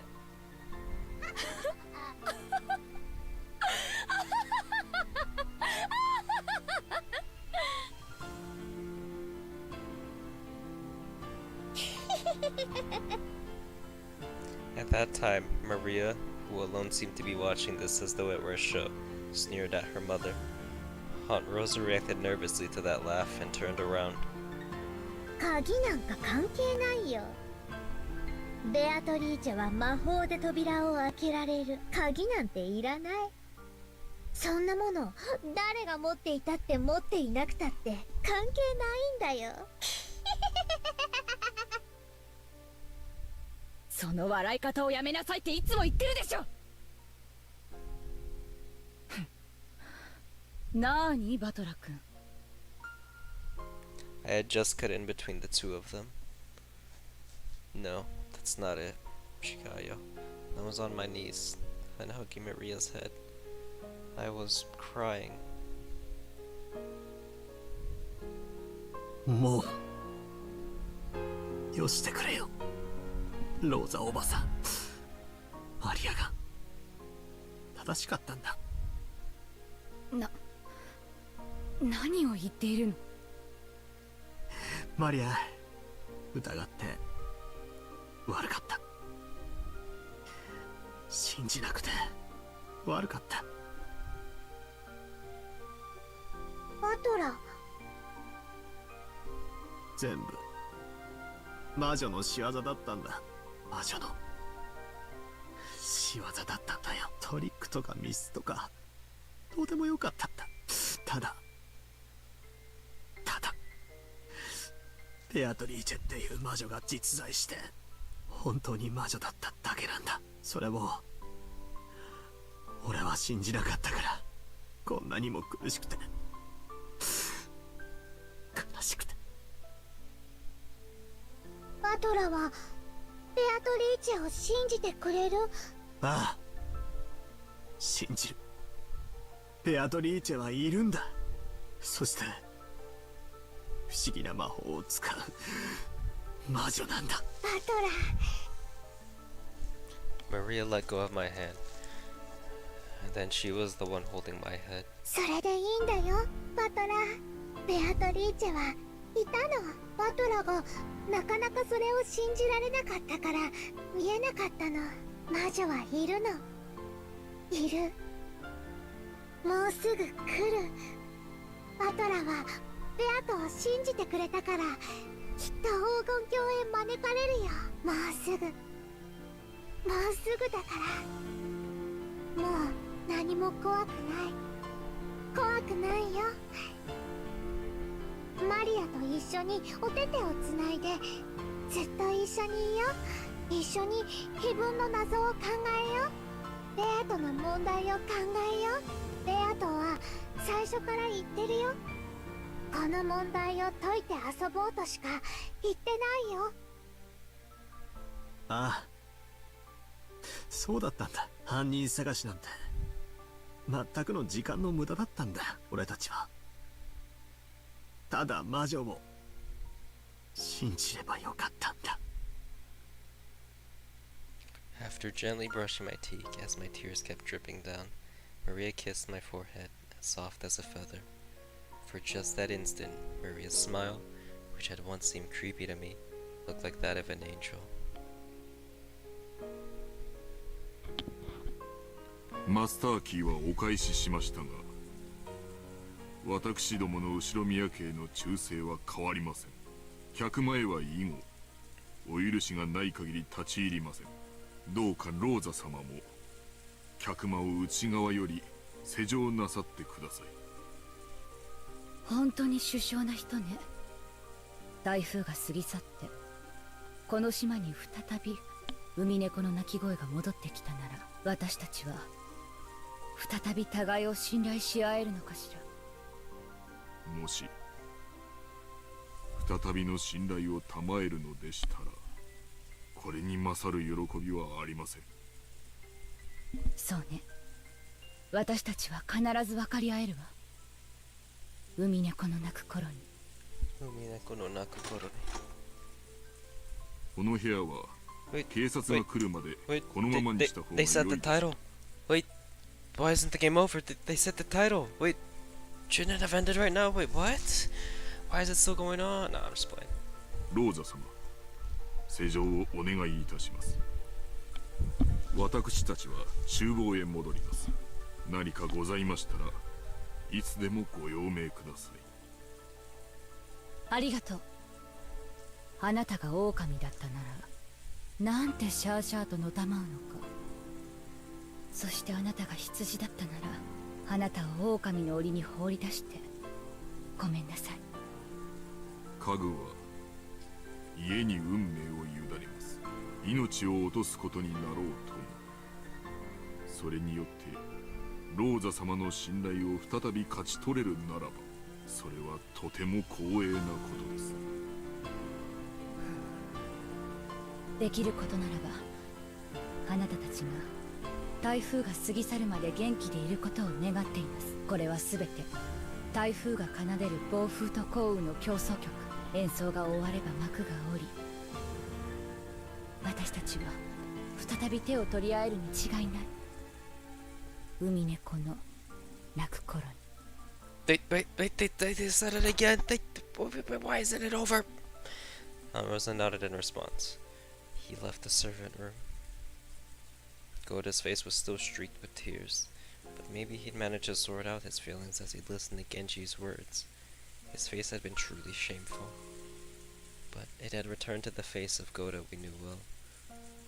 私も厨房に控えております。何かございましたらいつでもご用命ください。温かい食事をお望みでしたらいつでもこのゴーダ最高のお料理を用意させていただきます。ありがとう。あなたには明日の朝食を頼みたいわ。明日の昼前には船も来るでしょう。今までありがとう。六軒島で唯一の楽しみがあなたの食事だったわ。かしこまりました。このゴーダ最高の朝食を用意いたします。どうか明日の朝を楽しみにしてください。ありがとう。シャノンちゃんも明日の朝に美味しいコーヒーを飲みながら仲直りをしましょう。ジョージ君。僕も彼らと一緒に行く。いいんです、庄司様。どうか客間にお戻りになってください。もうマスターキーは他にありません。だからローザ様とご一緒に客間にいれば誰にも脅かされません。そうね、そういうことになってる。客間に私と一緒にいるのが客観的に考えて一番安全だと思うわ。You actually be safe in Kinzo's room. 無理に一緒にいろとは言わない。ジョージ君はジョージ君の安全だと思う場所にいればいい。ジョージ君ももう大人だものね。明日の朝までどこで誰と過ごそうと自由だもの。そうさ。僕は僕の判断で誰と夜を過ごすか決める。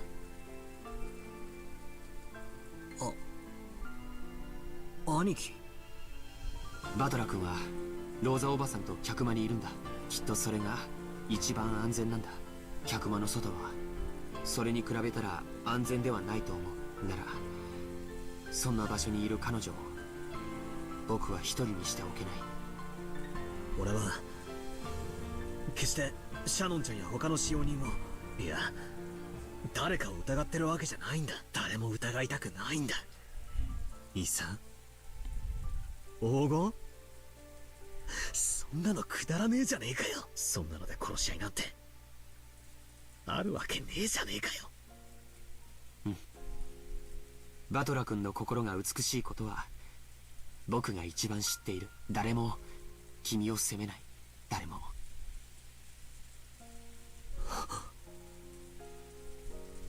兄貴。大丈夫。バトラはマリアが守る。マリアと一緒ならベアトリーチェでも手出しできない。だってマリアはちっちゃくても魔女だもの。マリアちゃん、バトラー君をよろしく。さあシャノン行こう。はい、ローザ様、それでは失礼させていただきます。ご用命がございましたらいつでもお呼びつけください。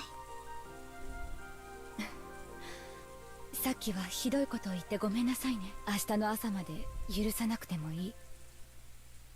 でも明日の朝になったらもう一度謝らせて。はい、ありがとうございます。George and Shannon left the servant room together. Now, only Maria and Aunt Rosa and I were left in this disgusting, blood-stained room. Till Genji disappeared, till Goda disappeared, till George and Shannon disappeared, we stood there, shocked. After their presence and their footsteps had completely disappeared, Aunt Rosa giggled as though she'd remembered something pleasant. 何も信用できないわよ、家具どもが。Damn, true colors.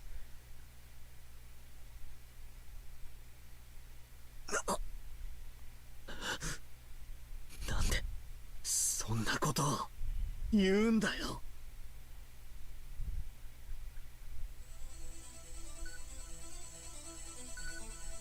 マスターキーは Let the 5つで showdown 全部。 begin. そんなの誰が信じるの。どうせ複製の鍵があるに決まってるのよ。彼らが懐から鍵を出したくらいで信用なんかできるものか。そりゃあねえぜ。その鍵を置いたってのはよ、単に鍵を手放したってだけじゃねえ。あんた彼らの今日までの苦労を全て台無しにして怪我して踏みつけて、その挙句としてその鍵を手放させたんだぜ。その捨て台詞はなんだよ。ここまでして見せてなおまだ信用できないってのかよ。マリだぜ、あんまりだぜ、そんなのって。悪魔の証明なのよ。マスターキーは全部で5つ。そんなこと証明不能なのよ。マスターキーが5つあることはここに置けば示せる。でも5つ以上存在しないことは証明できない。そんなことは悪魔か魔女にしか証明できないのよ。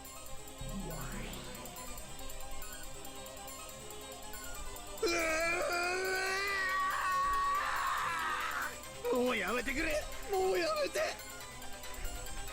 頼むよベアトリーチェ、今すぐ現れてくれ。そしてローザおばさんに赤でマスターキーは5本しかないって言ってやってくれ。頼むよ、5章だよ。悪魔にしか証明できないんだよ。魔女のお前なら証明できるんだよ。頼むからベアト、ここに現れてローザおばさんにマスターキーはそれで全部だから、もうみんなを疑わなくていいんだって教えてやってくれ。マスターキーは5本しかない。マスターキーは5本しかない。これはどうしたことか。わらわがいくら口にしてもローザに届かぬ。どうやらわらわの存在を否定しているやつがまだいるから聞こえないみたいだな。後ろ宮バートラー。認める、認めるよ。お前はいる、確かにいる。だから5章だよ。もうこんなのはやめてくれ。もうやめて、もうやめて。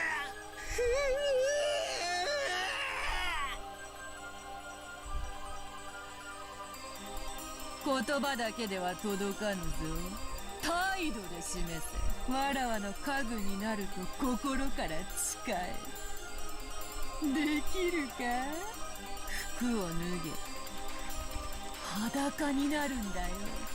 そして両手をついて地に這え。着衣は霊長にのみ認められた証だ。貴様は今から家具になるんだよ。だからその資格を失う。当然のこと。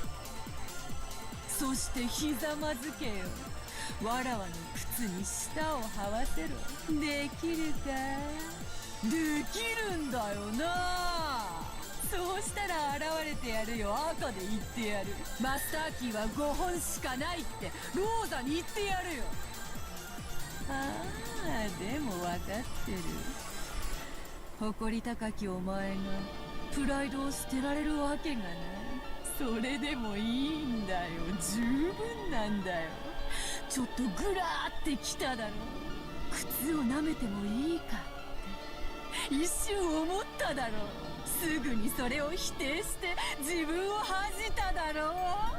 その表情が見れるだけで最高に素敵な気分なんだよ。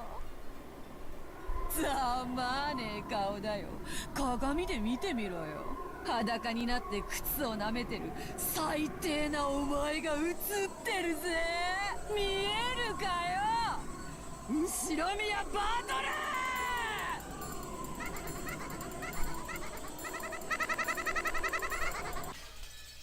Ooh.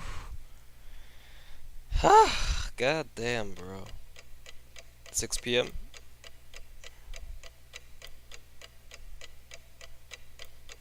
Yep.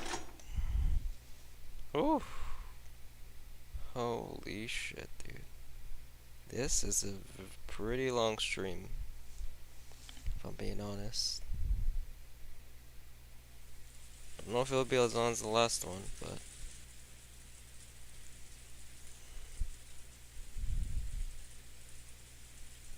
damn, Balor's finally giving in, man. I mean, at that point, I would too. Like, that's a lot of fucking suffering.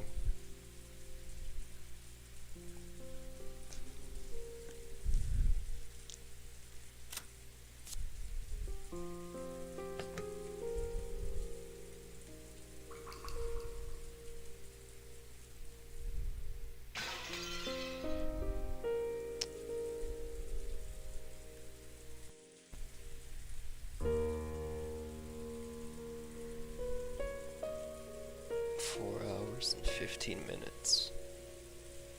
Well, I put it in the title, we're actually finishing, so we're actually gonna finish. I ain't going against my word. それが真相だというのかい？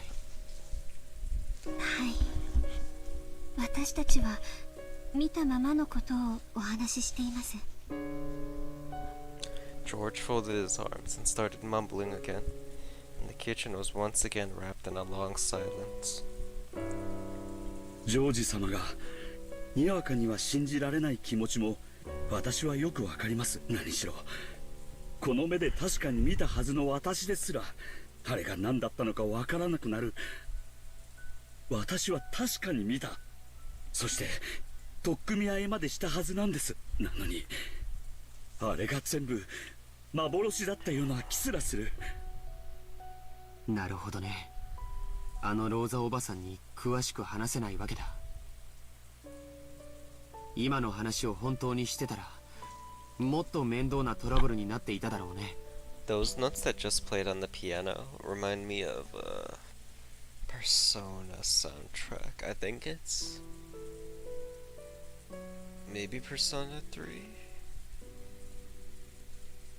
Dun dun dun dun dun dun. That part. Yeah, I want to listen to it again, but yeah, it's on loop. Yeah, let's just keep it playing. なるほど。源氏さんが随分冷静な対応をしていたのが分かりました。私にそれを説明するだけの力があればよかったのですが。George had not actually seen it, and even when pressed to believe, he just couldn't imagine it. It was only natural. because even the people who had actually seen it had given up asking themselves what it was. 話を少し巻き戻すよ。シャノンはカノン君が偽物かもしれないと思った時、クモの巣を取ってきたと言ったね。どうしてそんなことを？そうだ、それは私も思っていました。どうしてクモの巣だったんです？前に熊沢さんに聞いたことがあるんです。大昔の六軒島には悪霊が住んでいて、そのクモの巣を恐れたって、それでクモの巣を魔除けと尊んで大切にしたという昔話があるんだそうです。それでそのとっさに私も少し混乱していたんだと思います。そんな話が。熊沢はそういう昔話に詳しかったな。クモは液中ですからね。確かにそういう信仰があってもおかしくないかもしれない。きっとその悪霊の力をあの鳥居の祠が封じ込めてたんだと思います。そして霊境が割られたので、その力が蘇ってベアトリーチェ様を蘇らせる力となってしまったに違いないのです。私が、心の弱かった私があんな大それたことをしなければ。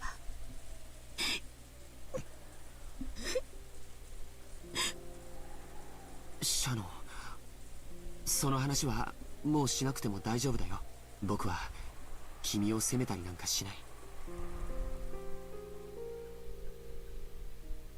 Since long ago, Shannon had often suggested that there was some kind of occult cause for her meeting with George. After listening to her, George had grown to think that she was being a typical girl, associating love with fate, chance, and miracles. He did think that smashing the spirit mirror offered at the Tori shrine was taking it a bit far, but he laughed it off and forgiven her, thinking it was just a prank that showed how serious she was about her relationship with him. Just breaking a mirror in some musty shrine wouldn't have changed the fate of our meeting, and it would never cause any curse. He tried to cheer her up, saying it was only a musty mirror covered in dust. ベアトリーチェ様という霊のような存在がいるという話は、この島に勤めるようになってからたくさんの同僚に聞かさ、最初はバカバカしいと思っていましたが、それを批判するとなんだか不謹慎そうな空気があったもので、私も表向きは信じているように振る舞っていきました。しかしまさか本当にいたんです。ベアトリーチェ様はずっとこのお屋敷におられたんです。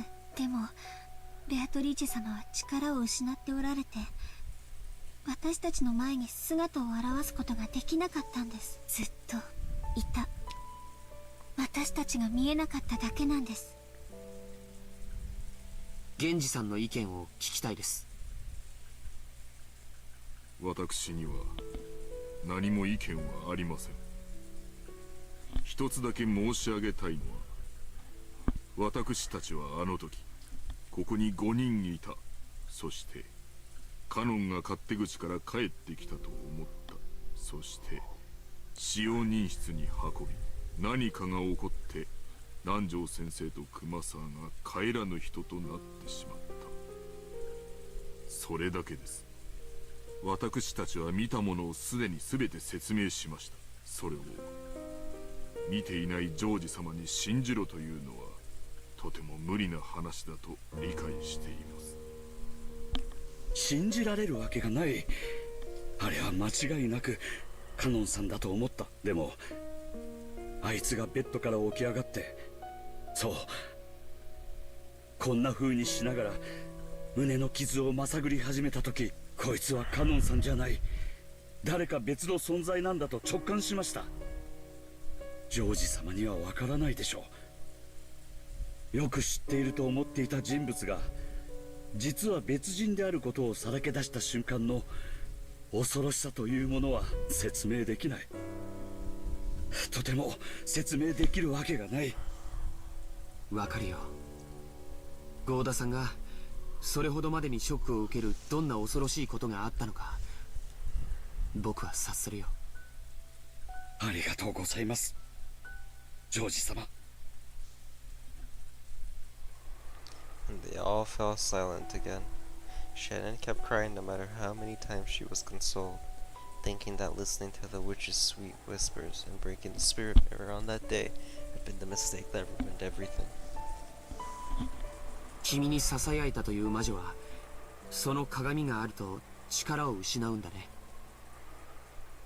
少し説明してくれた気がしますが、よく覚えていません。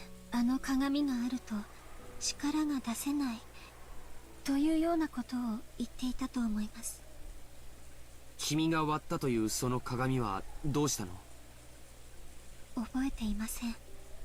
多分割ったまま立ち去りましたから、そのままそこに残ってたでしょう。ということは、岩礁が雷で撃たれて消えたとかいう時に海の底か。まあ拾って接着剤で貼り付けたところでご利益は戻らないだろうけどね。私は本当になんてことを。ごめん、失言したよ。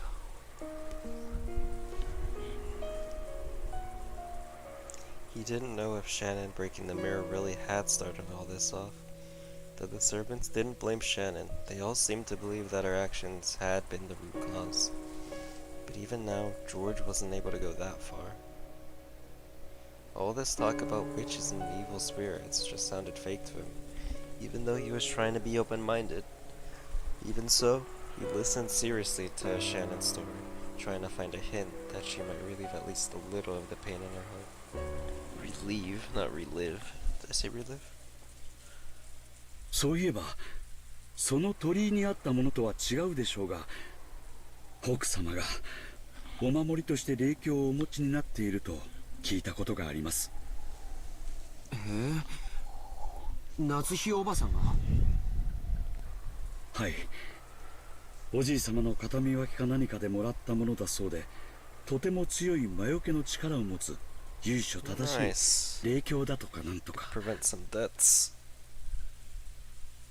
同じ話は私も聞いたことがある。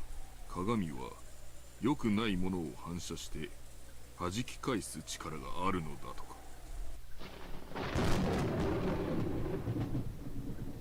その霊鏡があれば魔女のベアトリーチェに対抗できるかな。George proposed this. The servants looked up. 祀っていた鳥居と祠はもうないかもしれないけれど、霊鏡がもう一枚あるのは重要なことだよ。夏日おばさんの実家は神職にも通じていると聞いたことがある。それは本当に単なる鏡ではないかもしれない。確か奥様は宝物箱に入れて大事にしまっているとおっしゃっていたような気がします。そんなに大きいものではないのかもしれません。大きさの問題ではなかったと思います。私が割った鏡も一見大したことのない小さな鏡に見えました。相手がオカルトならこちらもオカルトの手段で対抗するしかない。ただこうして座っていても何も解決しない、単なる気休めだとしてもやってみる価値はあるよ。 Of course, this didn't mean George had accepted the witch. However, he thought it'd be necessary to have some kind of purification ceremony to heal the wounds in Shannon's heart. So this story about Natsui's spirit mirror was really convenient. 行こう。行くよ。魔女をやっつけようなんて大それたことは言わないよ。でも魔女から身を守る魔除けがあってもいいと思う。前にマリアちゃんに聞いたんだけど、おじい様の部屋の扉は強力な魔除けが施されているんでしょ。さすがおじい様だね。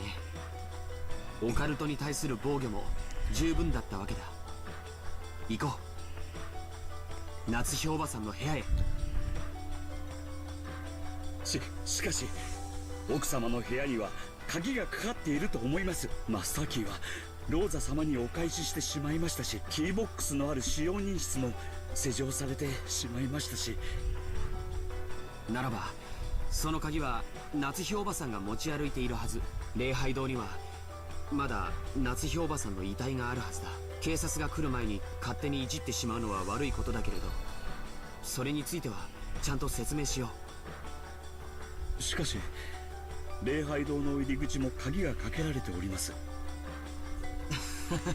ゴーダさんの腕力じゃガラス1枚割れないのかい？その辺の石で叩き割ればいい。大切な礼拝堂の窓を破ってしまっても、よろしい Oh で yeah, しょう dude. か。 Fuck honor in these おじい様に circumstances. 怒られるときは僕が責任を持つよ。僕はもともと今日後宮家の全員と戦うつもりでいた。君との婚約を許してもらうためにね。だから元よりその覚悟はある。ガラスを割ろう。そして夏日おばさんの遺体から鍵を借りよう。 George's announcement that he'd take responsibility seemed to have given the servants a great deal of courage. Shannon and Goda looked at each other, then looked at George's face again. オカルトに詳しいおじい様だもの。夏日おばさんの霊境の力だってきっと理解してくれる。大丈夫。怒られたりなんかしない。奥様の鏡で本当にベアトリーチェ様をもう一度封じることができるでしょうか。わからない。でも試す価値はあると思う。なら行こう。表はどんどん暗くなっちゃうよ。急ごう。シャノンは懐中電灯を、ゴーダさんはガラスを割れそうな道具を、ゲンジさんはすみません、傘の用意をお願いします。はい。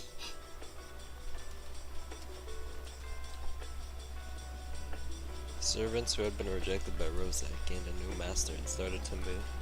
George, who was normally calm and gentle, was now radiating dignity. Shannon checked the emergency flashlight. Just in case, she changed the batteries. Goda was testing several heavy-looking cooking tools. Normally, a highly praised chef like him wouldn't want to use them for something other than their intended purpose. And now, he was frantic to fulfill the orders of the one he accepted as his new master. After some worrying, he took a large, thick-feeling frying pan. Genji removed several umbrellas from the umbrella stand set in the corner near the kitchen door. He took 3 of them. ゲンジさん、私はご一緒できません。ご用命の時に全員がいないようなことがあっては後ろ宮家使用人頭として恥ずかしいことです。そんな源氏さん、今のこの屋敷で一人でいることがどれだけ危険かあなたもわかるでしょう。私はいけない。親方様からいつお呼び出しがあってもいいように私はここにいなくてはならない。源氏様、言ってジョージ様にお仕えするようくれぐれも粗相のないように。ゴーダ、手本となるようによろしく頼む。はい、お任せください。必ずやお役目を果たします。本当にいいんですね、ゲンジさん。はい、私はもうこの年です。今日までの人生は全て親方様に受けた恩をお返しするための日々です。このような老いぼれがどうなろうと全てはルーレットのものし、私はどのような結果が出るのかをここに座って見届けたいと思います。 They're all gonna die trying to retrieve the mirror, and Genji's gonna die as well. As Genji said that, he sat down. As though saying that he didn't intend to discuss this anymore, his gaze fell to the chessboard that he played nonchalant. When George saw this, he decided to leave Genji there. 行こう、みんな。今は少し風もおとなしいみたいだ。When George took an umbrella and dashed down the hallway, Shannon and Goda chased after him, each holding a tool.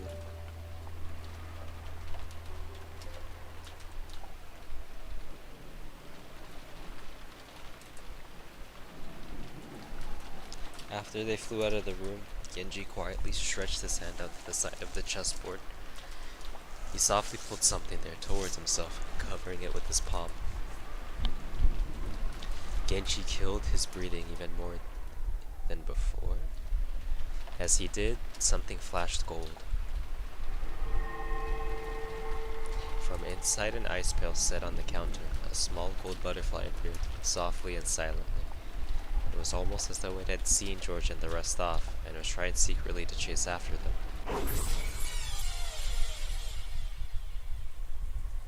Damn! It had happened in an instant. The elegant gold butterfly flapping its wings was pinned against the wall by the knife Genji threw, just like a bug in a bug collection. After the gold butterfly beat its wings several times, looking like it was in pain, it accepted the fact that it couldn't break free, became fine gold powder and smoke, and disappeared as though it had melted into water.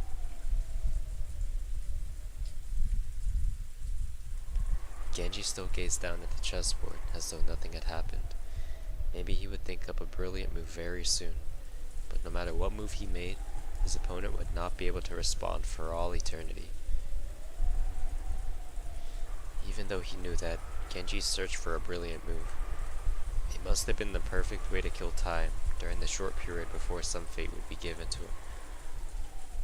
He didn't know what the result the roulette would bring about, but that decision would be made very soon. No one could interfere with the tumbling roulette ball.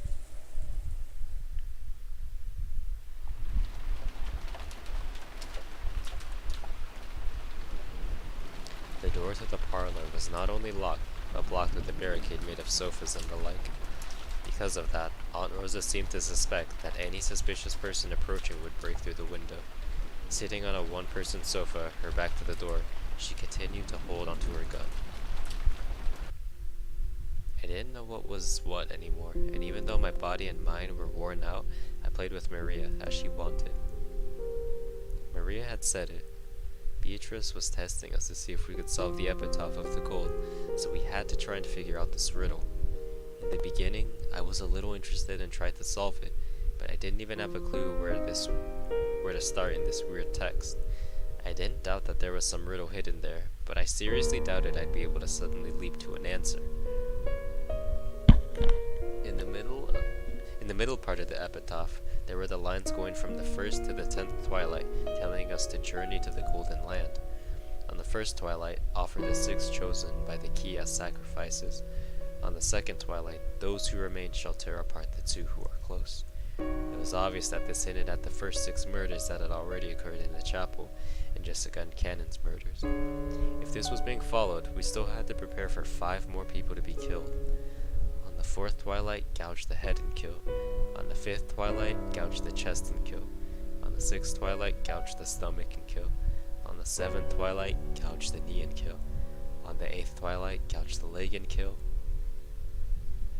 Dr. Nanjo and Kumasawa's corpses still haven't been found.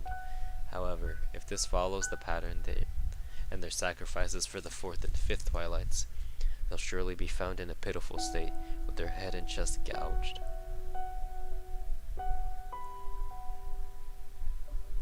So, can we expect that 3 more of us will be gouged in the stomach, knee, and leg and killed?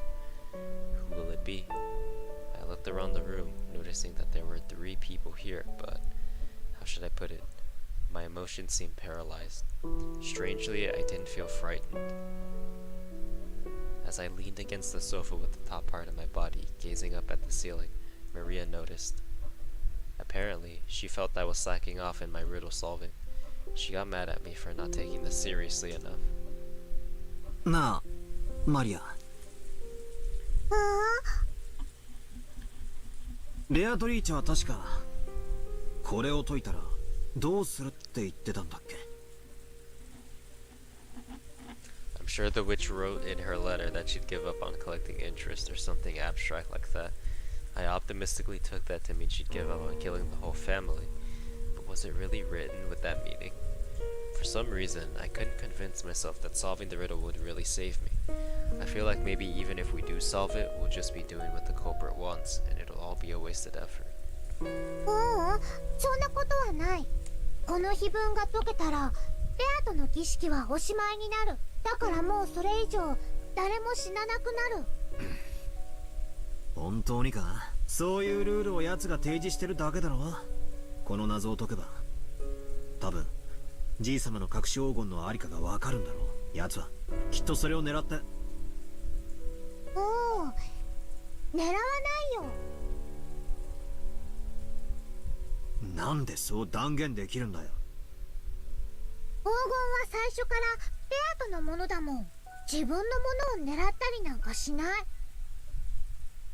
じゃあどうしてベアトは俺たちにこんな大ヒントを授けてくれたんだ？というかどうしてこんなゲームじみたことを仕掛けてきたんだ？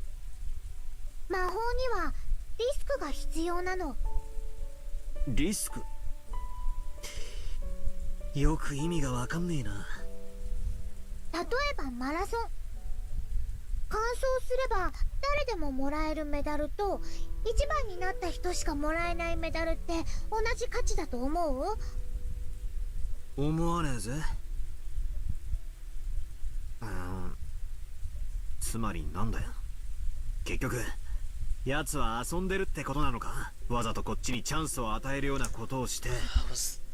Was that in this episode where they were talking about, like, if you think about inventors, we pay more attention to the one who invented it first, even though a person who invented it first and someone who invented it right after, with no knowledge of the first person who invented it, like, they wouldn't get the same recognition or praise as the one who did it first. Was this episode? If so, what did it have to do with? Let me think.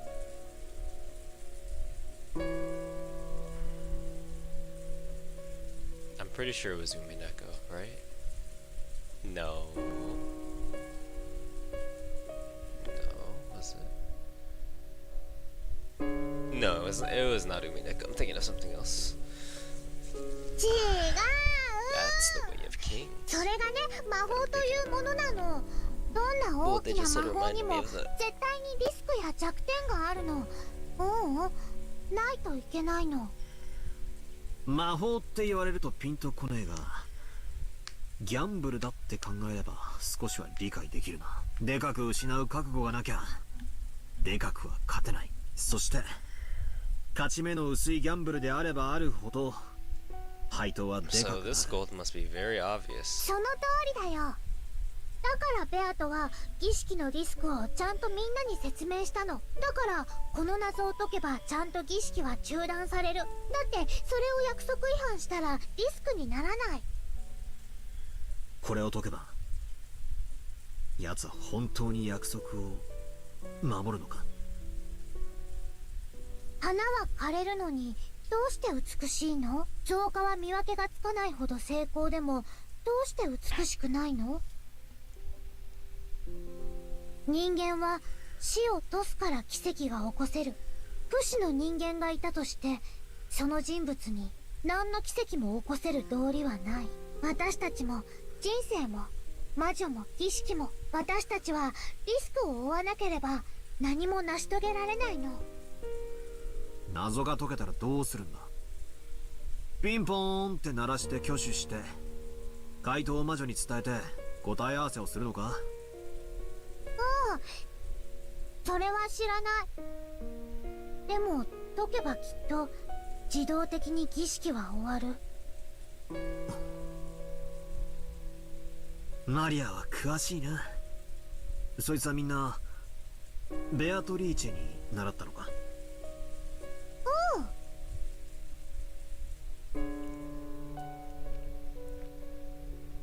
？So, if you don't bear a risk, nothing can be gained. Is that it? That definitely is the way of the world. Oh shoot! Hold on. Wait, what? What? Okay, so if you don't bear a risk, nothing can be gained. Is that it? That definitely is the way of the world. But it's sort of in conflict with the chessboard thinking I like so much. At least when making moves in chess, players group for the best move, always trying to avoid risk and hoping for an advantageous turn of events. They don't trust the chance, like in gambling. That's right, there's no room for gambling in an intellectual game. And yet, this person called Beatrice has created such an outrageous crime, or maybe a ceremony, while purposefully imposing conditions for her own loss and announcing them to us. In chess, you always play your best move, so, by putting yourself in your opponent's position, you can predict their next move. However, we can't be sure that Beatrice's moves are always the best possible moves. I thought she was probably making us focus on the epitaph to fool us in some way, speaking in riddles. But according to Maria, that alone was impossible. She said this was a genuine risk that the witch had taken, and therefore proof that this was a formal ceremony for magic. I can't understand this witch called Beatrice. If she's committing this chain of murders with some goal in mind, why did she go to all the trouble of exposing the conditions for her defeat? No matter how I spin the chessboard around and think of from my opponent's perspective, I can't understand why she'd give up if this riddle is solved. Isn't it almost as though Beatrice doesn't care about whether she wins or loses? Of course, chessboard reasoning won't work against an opponent like that. I don't understand. What is Beatrice after that's making her carry out this crime? If she just wanted to massacre us all, she could have done it quietly, without this whole crazy setup. There was no need for that kind-hearted advance notice, all this self-aware closed room stuff, or any of the rest. It's all overacting. I've got no clue what it means. Will I be able to understand everything, as long as I keep thinking of Beatrice as a greedy human culprit? If I don't accept her as a witch, will my chessboard thinking be stuck before I even lined up the pieces? If she really is a witch, and everything Maria said is true, then there's only one thing for us to do. The theory building in Discord and searching for the culprit has all been pointless. We should have all gathered in the dining hall, combined our knowledge to solve the riddle. By combining the knowledge of that many people, we might have been able to grasp at least a thread of that answer. The greedy humans, each desiring to gain something over their opponents, were getting offered up as sacrifices one by one, without gathering their knowledge together. In the end, did the humans get what they deserved? They thought they were using their brains, but they were actually thinking only of their greedy selves. In the end, chessboard theory is a thinking technique where you project yourself on your opponent. So greedy people see their greedy selves inside their opponents. I looked lazily at Aunt Rosa. She was probably tired from being under all this tension the whole time. She couldn't sleep, but she kept staring vaguely at some point off in space. Aunt Rosa had announced that we couldn't trust anyone who hadn't been killed. Aunt Rosa's chessboard thinking saw herself inside her opponent. In other words, maybe Aunt Rosa was an isolated woman, unable to trust anyone and unable to let her guard down. Long ago, I think I heard a bit about it from my dad. Aunt Rosa was originally a very obedient child, but her age was far too separated from the other siblings, and they often made conflicting demands of her during their confrontations. Thanks to this, she'd undergone a lot of psychologically harsh experiences in her youth. Often, when she copied one of her siblings, another sibling would give her a hard time. True, Aunt Rosa said many things today that could be taken as abusive, but that means those words were once showered upon her, which is why they were engraved in her vocabulary. The many abusive words that she'd spoken were also words that she'd been showered with in the past. Now that I think about it, I've had the feeling that her style of speech sometimes has traces of Uncle Kraus or Aunt Eva in it. I'd understood it as them being similar because they were siblings, but maybe it wasn't just that. For the first time, I truly sympathized with Aunt Rosa, whom I'd always assumed was just quiet and gentle. Then what about Maria? Maria's been making a certain claim for a while now. If we can solve the riddle the witch displayed onto us, the ceremony will be halted and we'll definitely be saved. And I think she's also said that Beatrice will never break a promise. But this is Maria we're talking about. She herself never breaks promises, and she has the most innocent heart. So she believes Beatrice won't break her promises as well. She's able to believe that. But it isn't just an image of Beatrice in Maria's mind. But isn't that just an image of Beatrice in Maria's mind? there's no proof that the real Beatrice always keeps her promises, right? わらわは約束は守る。碑文の謎を解けば黄金鏡へ至ることができるだろう。さすれば儀式は終わる。それ以上誰も死にはせぬ。お前みたいな外道の極みがルールを遵守するってのかよ。わらわが残忍で卑劣で外道であることを否定はせぬ。だがわらわは魔女だ。魔法を使う。魔法を使うには守らねばならぬルールがある。わらわは魔女だからこそそれをないがしろにできぬのだ。それだけは信じるがよい。これだけめちゃくちゃやってきて、それでもルールだけは信じろってのかよ。わらわはたぶらかしはする。もちろん人も騙す。人間と変わらぬ。だが約束として口にしたことを保護にしたことは一度もない。人間はどうか約束を必ず守るのか。約束を守ろうなんてキャッチフレーズがある以上、ちゃんと履行されてるかどうかは疑わしいな。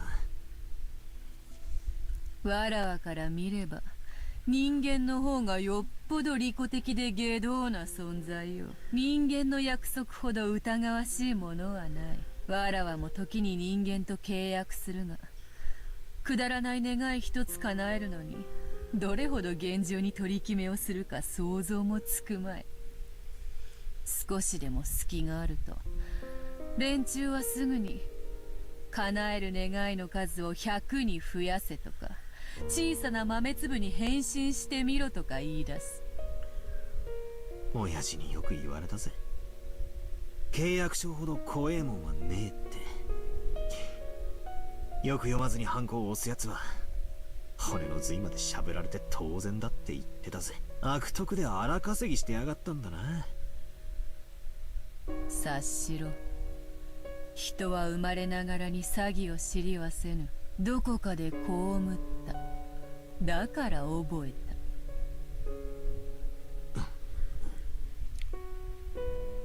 押し付け合わずにはいられぬ人の世の罪か。はてどこの魔女に聞いたやら。まあいい。そなたが思っているほどわらわも無慈悲ではないぞ。嘘をつけ。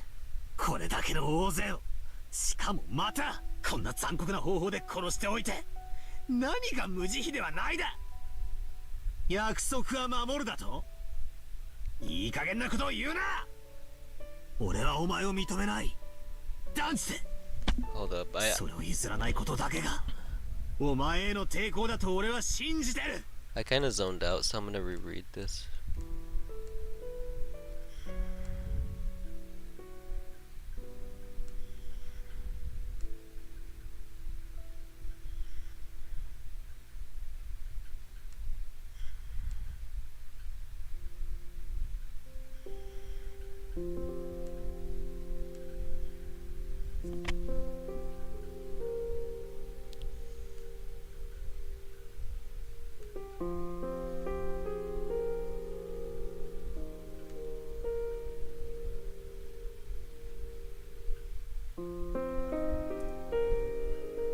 なるほど。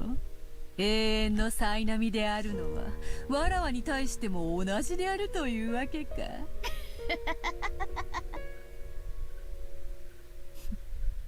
かもしれぬな。1000年は長い。魔女の強さは魔力より我慢強さで決まるのかもしれんな。なるほど。ベルン教の恐ろしさもうなずける。何をわけのわかんねえ話をブツブツ言ってやがる。さっさと永遠の災難とやらを続けろよ。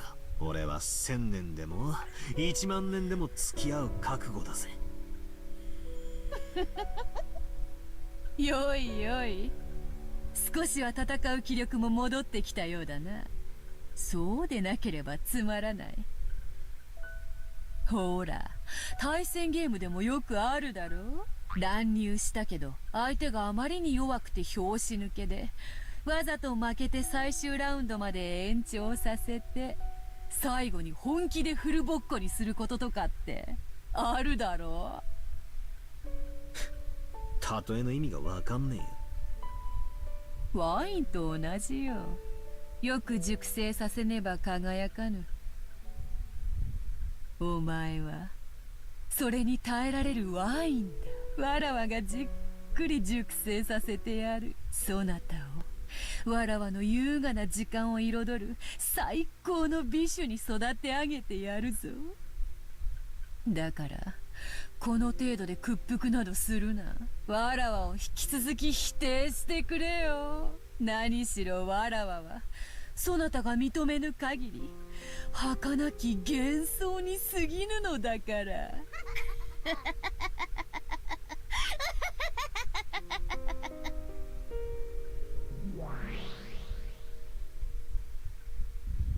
I also zoned out right there too.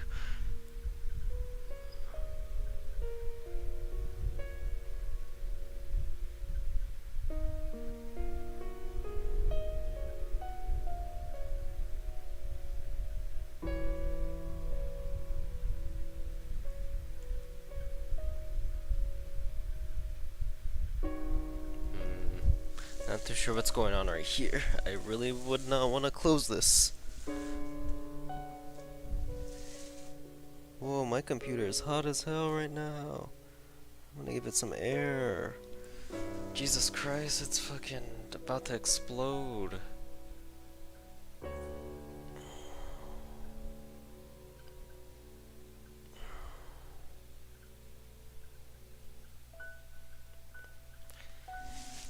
I just want to listen to this soundtrack for a bit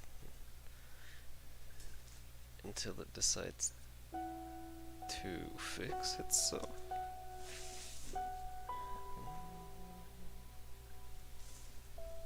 No, this reminds me of a Persona 5 song, I think. Yeah, this is Persona 5.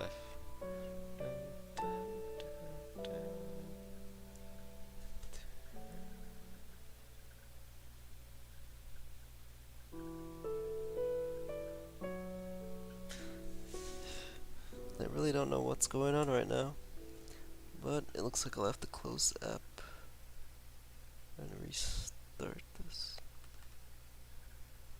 Dun dun dun dun dun dun dun dun dun dun dun dun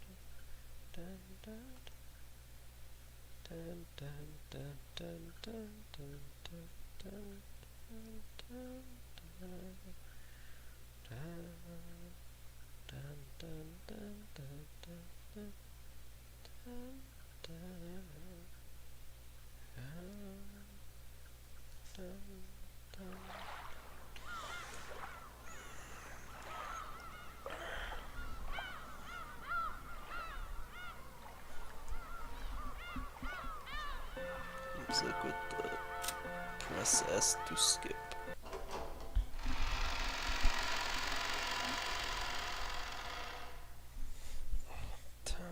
信じられない。それが私たちは見たままのことをお話ししてい何しろなのにあのローズ。なるほど。私にそれをどうしてそんなことを。どうしてクモの巣だったんです。それで熊沢はそういう。確かにそういう信仰。ベアトリーチェ様を呼ぶ。僕は君を責めたりなんかしない。ベアトリーチェ、しかしいや、私たちが見えなかっただけ。源氏さんの意見。私何かはそれを。こいつはよ、とても。郷田さんがジョージ様、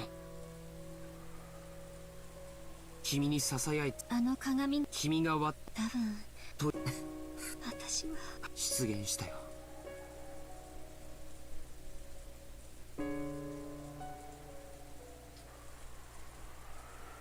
北様が夏日を霊鏡だとかなんとか。鏡は良くないものを反射し、その霊祀っていたそれは本当にそんなに大私が割った鏡も単なる気休めだとし、でも夏日おばさんの部屋へキーボックスのある警察が来る。しかしその辺の石で大切な僕はもともだから、そして大丈夫。もう一度でも急ごう。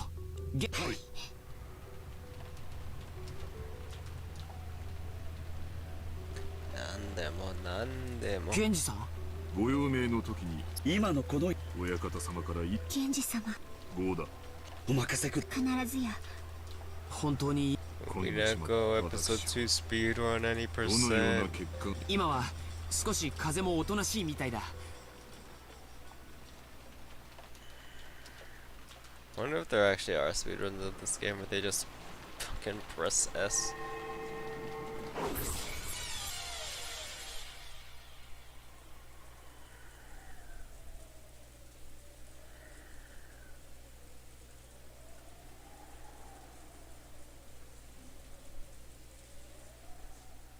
Dun,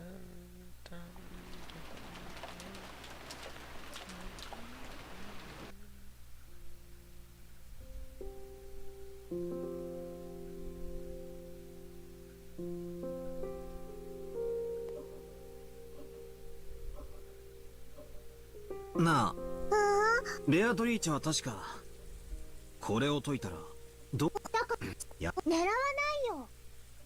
なんです自分のもというかの魔法には乾燥する。思わねえぞ。わざとこっちにで、そしてだってこれを解けば増加は私たちはピンポーン。それも私たちはそいつはみんなあの力マリアだいば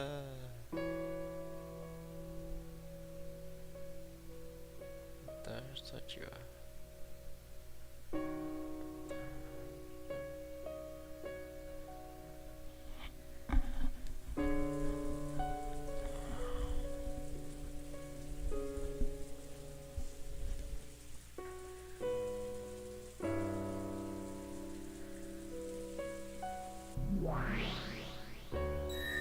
それ以上だ。お前みたいわらはそれだけはこれだけねにだが約束をちゃんと履行わらはもと少しでも悪徳である。だから押し付け合わずにはいられぬ人の果てどこのまあいい。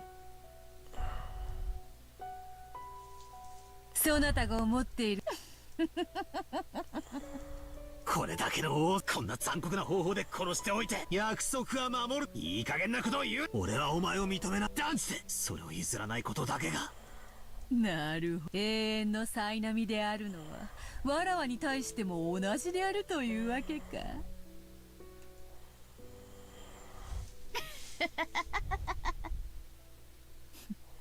千年は長い。魔女の強さは魔力より我慢強さで決まるのかもしれんな。なるほど。ベルン教の恐ろしさもうなずける。何をわけのわかんねえ話をブツブツ言ってやがる。さっさと永遠の苛波とやらを続けろよ。俺は1000年でも1万年でも付き合う覚悟だぜ。He's prepared to what?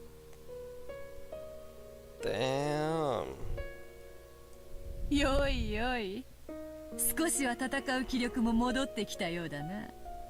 そうでなければつまらない。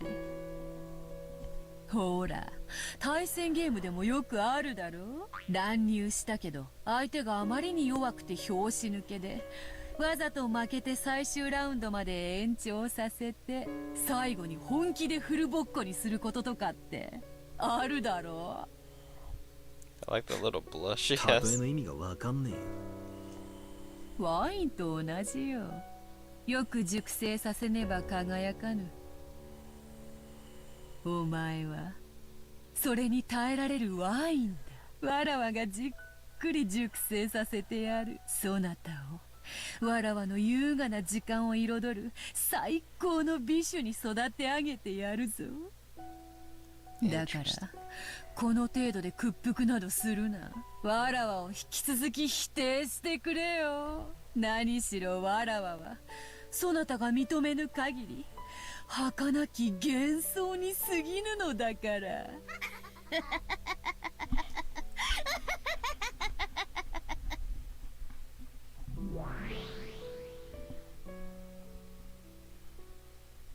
Minasanaiwa.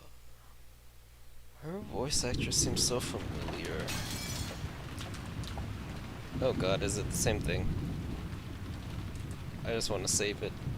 何度見ても辛いな。 Their body's starting to decompose.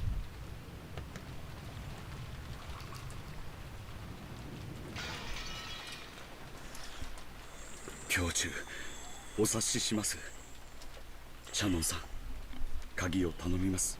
お亡くなりになられたとはいえ、奥様はレディーです。私には触れることができません。はい。 Shannon nodded sharply, her expression filled with a sense of duty. George, Goda, and Shannon had broken a suitable window and were inside the chapel. Since they really hadn't wanted to break one, they searched for another way in, just in case. But in the end, after proving once again that there was nowhere they could slip in through, it only became more obvious that this chapel was a mysterious closed room. Inside the chapel, time had stopped ever since the last time they'd left it. Even George wasn't able to approach that gruesome Halloween party again. It was only natural.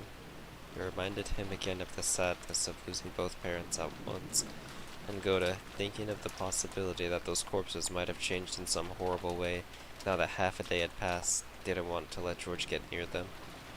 Shannon followed Goda's instructions and approached the party. Normally, Shannon might have resented having another dirty job forced on her, but now she could truly understand Goda's mental state. Even though Goda had prodigious skill, he'd gotten dragged into trouble, losing his job, and ending up left out in the streets before Natsui gave him a new life. Though it had been a casual employment decision for Natsui, Goda must have thought it a turning point in his fate. Those around Goda could see that he felt a special kind of loyalty to Natsuhi, so he probably didn't want to lose that feeling, even after her death.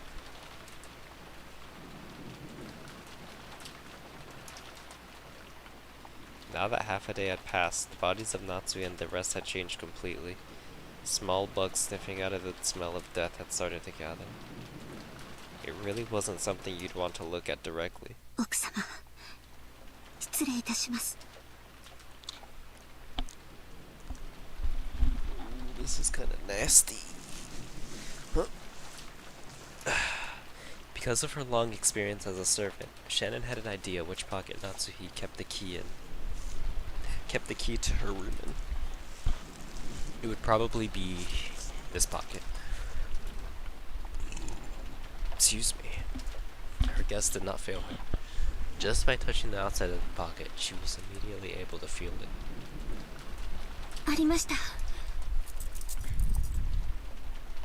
Shannon held the key up high, showing the others that it had been found. As George and Goda watched her, their eyes opened wide. That wasn't the expression Shannon was expecting, so it startled her. Oh, dun, dun, dun. After all, Shannon had not noticed. George and Goda, watching from afar, noticed it first. After all, when Shannon had held the key up high, a blizzard of gold leaf had seeped up from around the table. They were countless gold butterflies. It was the first time George had seen them, so it might have looked like some kind of illusion, but Goda already knew. He knew that those gold butterflies were far from beautiful, and that they would bring about some kind of misfortune. And the gold swelled, tried to suck Shannon in. シャノンさん、走って。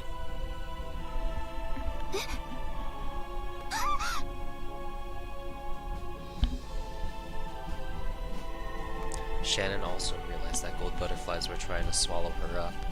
She ran unsteadily, her expression still shocked. As she did, the gold butterflies danced all around her at once. They grouped together. They tried to swallow her up. Shannon! そ、なんだこれは。これが君たちの言っていた黄金の蝶なのか。早く外へ。こいつらめ。クソクソ。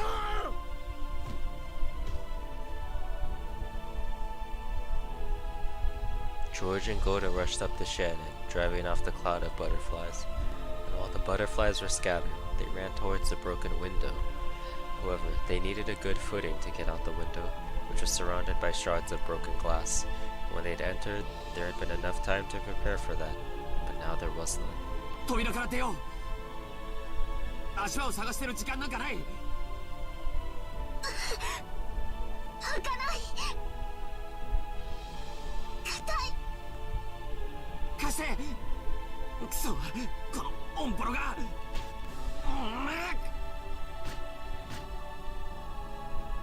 ジョージ様、お早く。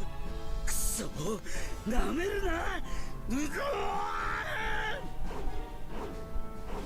Damn, Goda. Gorilla strength.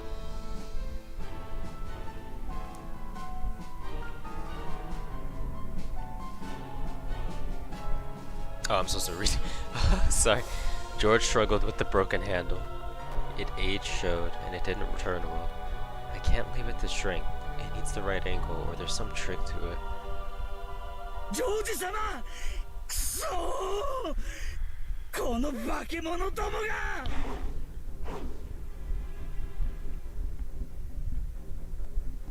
At that moment, Goda saw it. He had seen it. He was seen by it. In other words, their eyes met. On top of the party table. No, but the stained glass beneath it, floating, laughing, was the figure of the witch. He saw the figure of the laughing witch in the center of the golden whirlwind, with the gold butterflies fluttering about at the ready.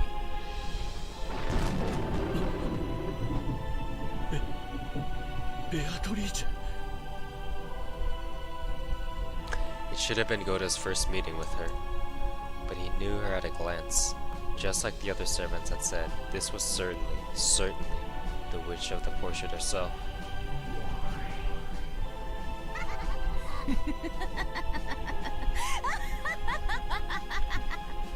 そろそろ晩餐の時間ではないか。すでにわらわはこの屋敷のホストである。そなたらを素晴らしきディナーで歓待しなくてはならぬというもの。おあつらえ向きに3人ではないか。これは実に好都合。うわ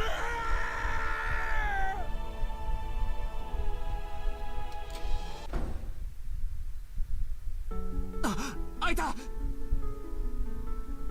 ゴーダさん、早く。ベアトリーチェ様。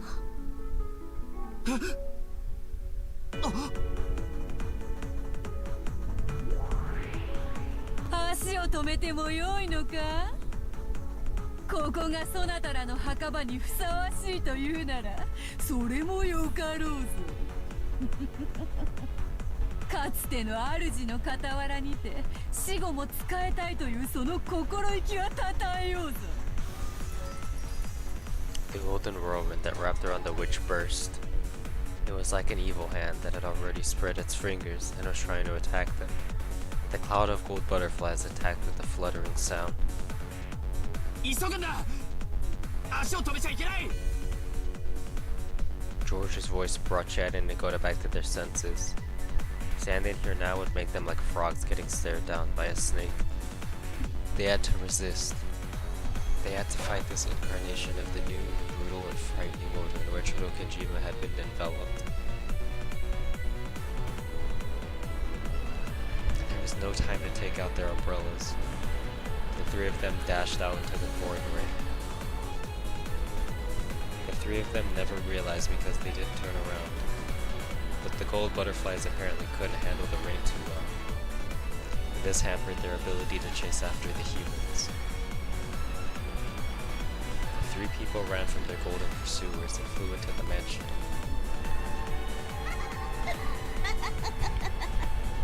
愉快。こうでなくては面白くない。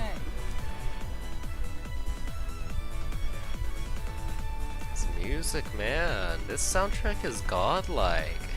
They unlocked the door and dashed into the room. A bit of the scent from Natsuhi's favorite gentle incense remained in there. However, there was no time to let that calm them now. どこにあるんだ。宝物箱の中って言ったっけ。話に聞いただけです。実際にどこにあるかまでは。多分お化粧台かベッドの脇にあるんじゃないかと思います。 Shannon's womanly sensibilities led her to conclude that. But next to the bed, there was only an incense burner, a half-read novel, and glasses. However, the dresser was elegant and had many drawers, and it would be understandable if she'd kept some of her valuables there. 夏日おばさん、ごめん。 He began to violently open each one of the drawers. He had to hurry.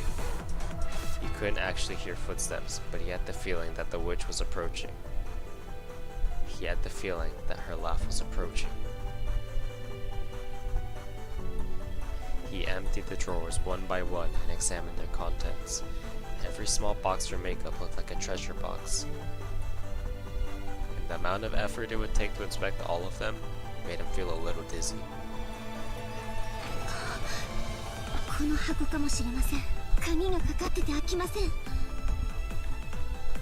At a glance, it looked slightly larger than a music box. When shaken, it rustled as though very small objects were inside. But it was locked and didn't open.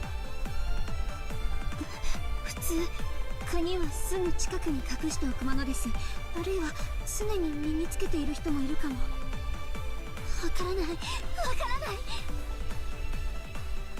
い。やむを得ない。壊そう。でも乱暴にはできないね。中の鏡を割ってしまうかもしれない。こじ開ける道具はないかな。そう。 Goda looked all over the room, trying to see if there was some tool that they could use, and he noticed the door, which had been left open ever since they'd entered. He approached the door to close it, and saw the abominable shadows of people approaching from beyond the darkness in the hall. People? No, it wasn't the shadows of people, because they weren't human at all. ジョージ様、急いで。 Goda's voice trailed off. It was the shock of seeing a procession of those not of this world. He was a servant, so he knew all the servants working for the Ushiromiya family, but he didn't know about these. However, they were definitely servants, and not servants working for Ushiromiya Kinzo or Ushiromiya Kraus. Oh, hell no. Oh, they're all the same, wow! These new servants, who worked for the new master of the mansion, the Golden Witch Beatrice, had goat heads and bright red boiled eyes of lava.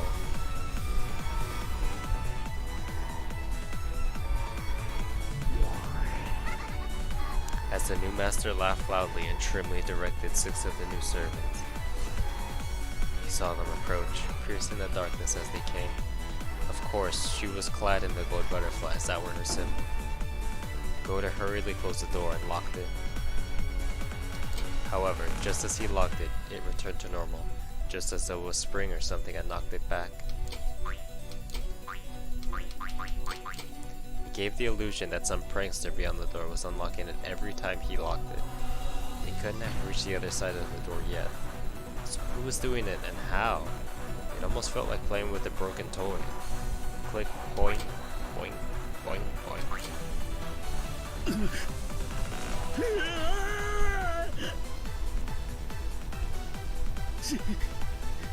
閉まらない。閉めても開いてしまう。どうなってんだこりゃ。クソクソクソクソ。鍵がわらわを拒むと思うか。その部屋の新しき主をその部屋の扉が拒むと思うのか。 It was like the witch could see Goda's frantic effort through the door. Even now, the footsteps continued to approach, and when not just their footsteps, but even their breath could be heard, Goda gave up on the lock and slammed into the door, locking it with his own large body. ジョージ様、早く早く早く。ジョージ様、これはどうでしょう。レターオープナーか。そっちの方がいいね。貸して。万年筆じゃうまくいかない。 George took it once again and dug into the crack under the lid of the treasure box. It looks like it's working. 早く早く。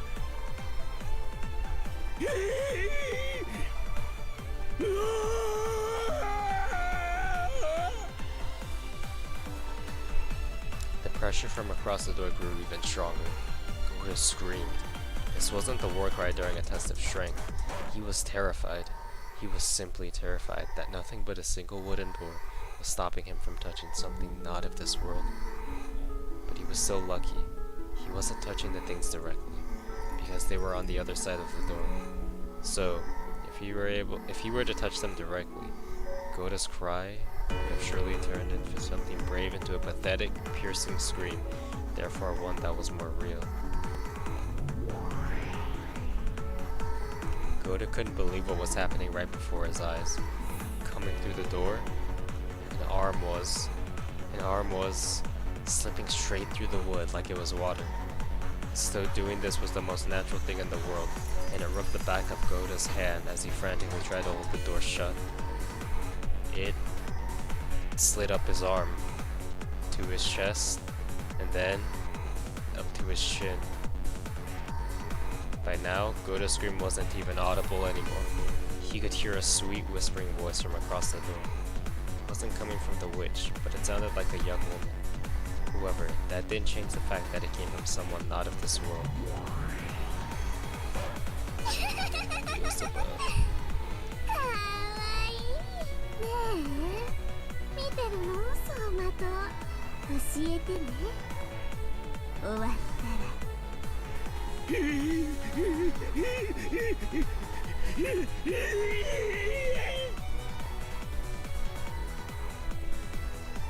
りがとうもう終わってるのね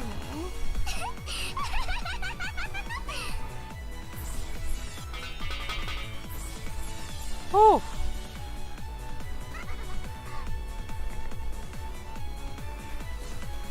That lewd arm burst, and they heard the sound of something jumping around the room at an incredible speed. They didn't know what it was. Incredibly fast, small like steel, or maybe a beetle. And it buried itself right in the center of Goda's chest and stopped. They realized for the first time that its true form was something like a snake with a strange design on it. Goda's large body shook, bent backwards, and fell over. As it did, the door opened softly, even though no one was pushing it. Welcoming in the new master of this room, he looked almost as though the door itself had accepted him.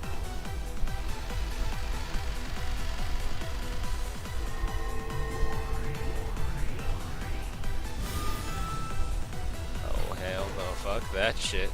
The go attendants came in one after another. 6 of them. Then that witch came in. The gold butterflies came in. The room was wrapped in a blizzard of gold leaf, which fell and piled up, turning it more and more into a world of gold.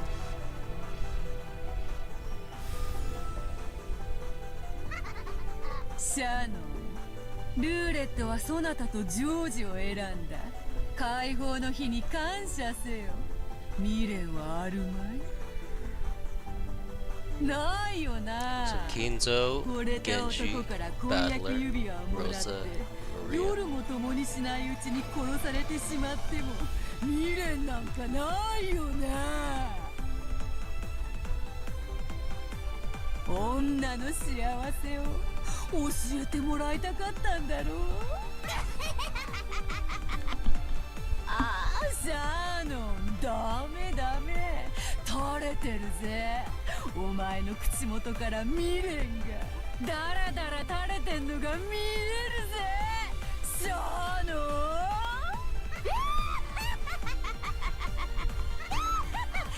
Desperate, just crazy. Crack. It was the sound of the lid to a treasure box breaking open. When George turned it over, accessories, charms, various small objects that Natsuki had treasured when she was a girl fell out. Mixed in with that was a pouch that stood out from the rest. He picked it up and was immediately sure. This was it. 見つけた。これだ。いいって及ばなかったの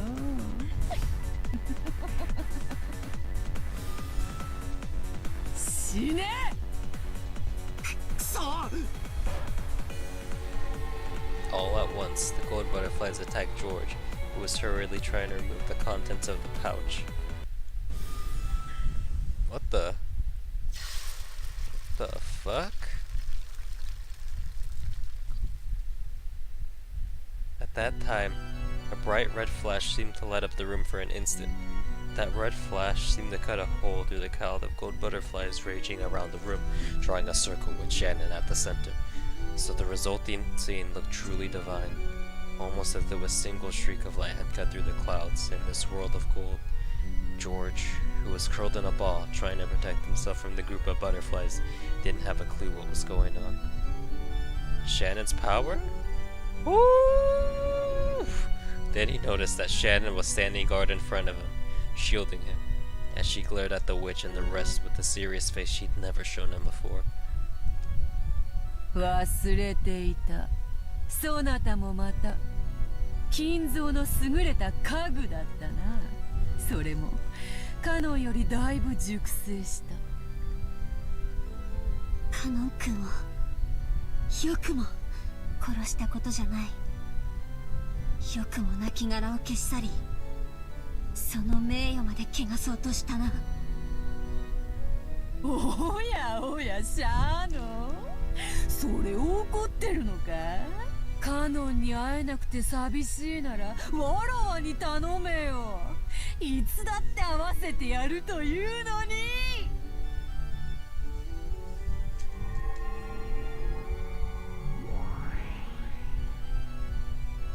When the witch snapped her fingers, one of the 6 gold attendants glittered gold and changed into cannon. It was definitely a sight to make one doubt their eyes. Oh, I'm gonna start laying down. Oh, my computer's hot. Oh, let me put my cover here. It was definitely a sight to make one doubt their eyes. It was definitely Cadden's face. However, in those eyes, the glint of Cadden's integrity was nowhere to be seen. They were the hazy eyes of furniture that had only obeyed orders of the witch. George couldn't understand the scene right before his eyes, and he finally understood why Goda and the rest had been unable to talk about what they'd seen in the servant room.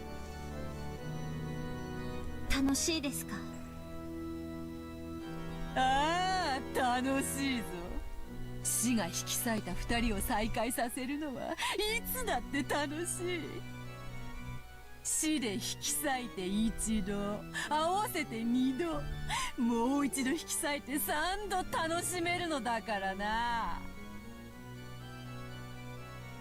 さあ、カノン、姉と遊んでやりなさい。もし痛めつけられたら思いっきり苦悶の表情を浮かべてやるといい。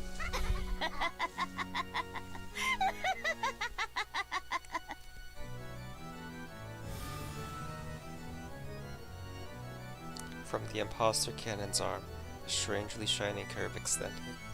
He planned to tear Shannon apart with that. With a single stroke, he would attack Shannon, who still hadn't prepared her heart, and... 許さない。一度ならず二度までも死者を汚すなんて許せない。ほざくな。弟に殺されろよ、シャーノ。きっといい夢が見られるぜ。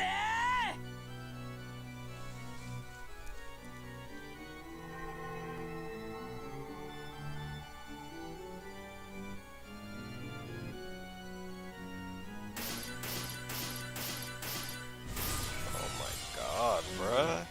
Now that shield's indestructible though.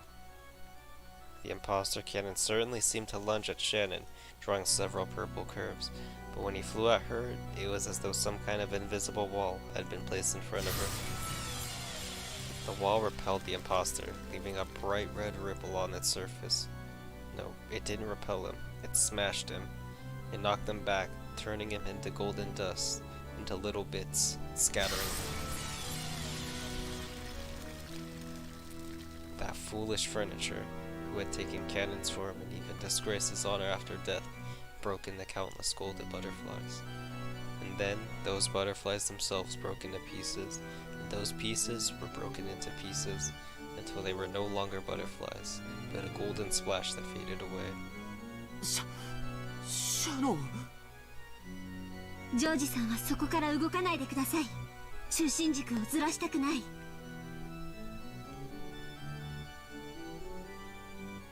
これは驚いた。虫一匹殺せない面をしてこれだけの力を見せたか。なるほど、霊境がそなたに力を貸しているというのか。しかしその霊境の本当の力を引き出すには準備も時間も足りないな。そのどちらもわらわは与えはせぬ。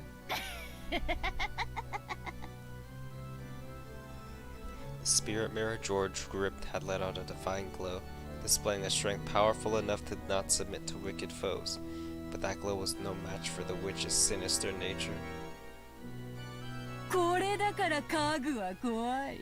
予期せずしてタンスの角にぶつける足の小指のような気持ちよ。これだから家具は怖い。家具が家具。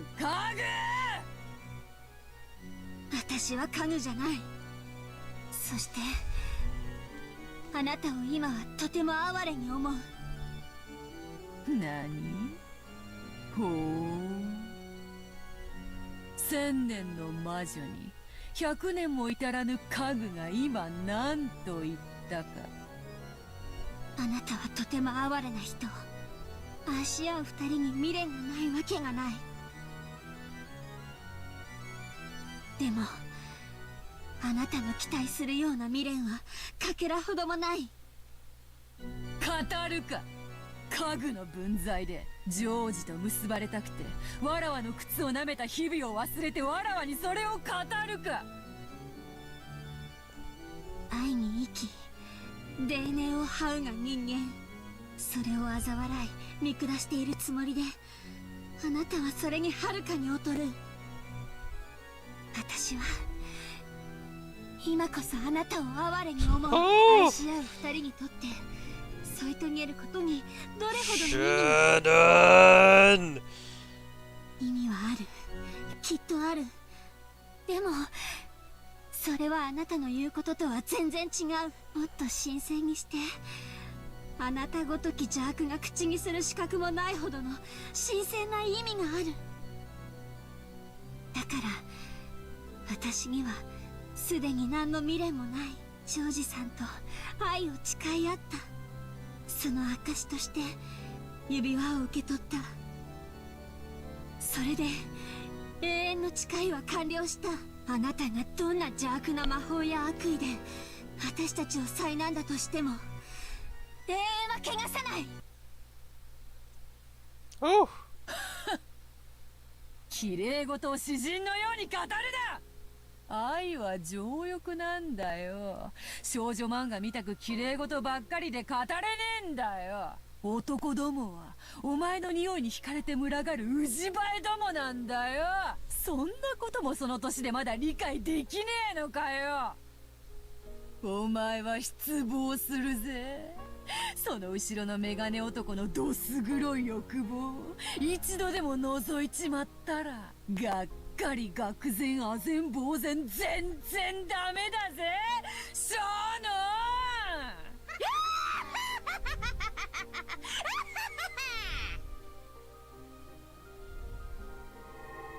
ああもういいや語るな家具がこの家具何様のつもりだよ語りやがって。愛なんて結局はど汚ねえ汚物をどう綺麗に見せようかって欺瞞なんだよ。そいつに気づいて人は大人になるんだろう。死ねよクズ。家具スクラップ。お前を汚らわしいウジ虫に変えてやるよ。それでもそのメガネがお前を愛するか試してやるよ。 Beatrice must have gone through some shit, man. そいつの愛の This ど struck ぎ a た chord ね through 現 her. 実ってやつを教えてやるよ。死ねよガラクタが。てめえが愛を語るんじゃねえ。 Oh yeah, she's been through some shit, man.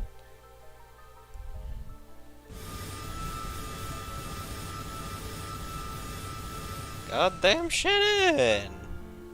The invisible column of light, which with Shannon at the center, started to have bright red ripples drawn all over it at once. The wall did its best to withstand the unseeable malice that tried to corrode in on them from all directions. なんだよそれは。抵抗してるつもりかよ。安っぽいんだよ、薄っぺらいんだよ。お前の綺麗事と同じなんだよ、見せかけだけの薄っぺら。見たくないものをベールで覆って隠してるだけなんだよ。まだわかんないのかよ。だから家具なんだよ、家具。ほらほらほらほらほら削られてるぜ。カリカリコリコリガリガリゴリゴリなんて薄くて情けないんだよ。お前のその薄っぺらな抵抗に比べたらパルミジャーノレッジアーノの方がまだ削るのに苦労がいるぜ。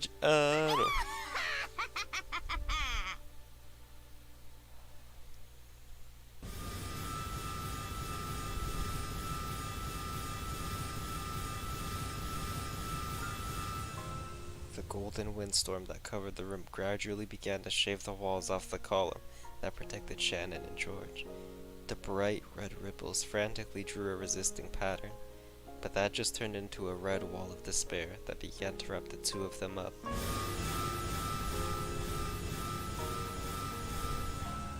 庄司さん、ごめんなさい。やはり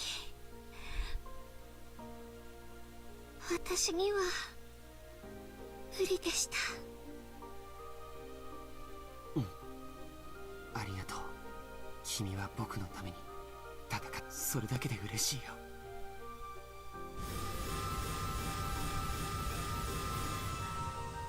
The round wall that had once protected them was assaulted and covered with curve of bright red ripples as it seemed to scream, and it began to suck the two of them up instead.「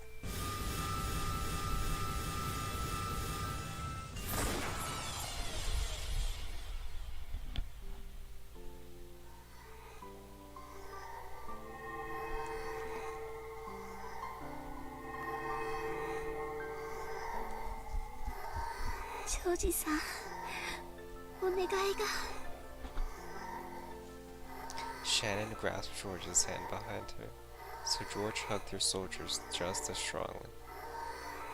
Shoulders, not soldiers.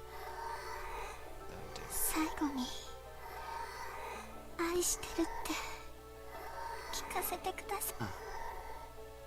さよ。僕は君を永遠に。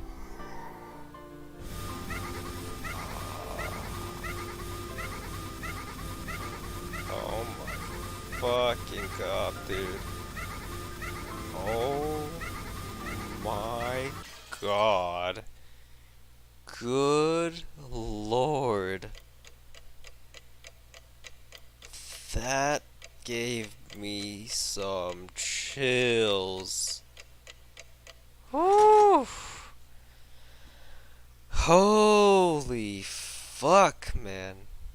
Beatrice, you have been through a lot when you were human. I know you have, with those fucking words out of your mouth.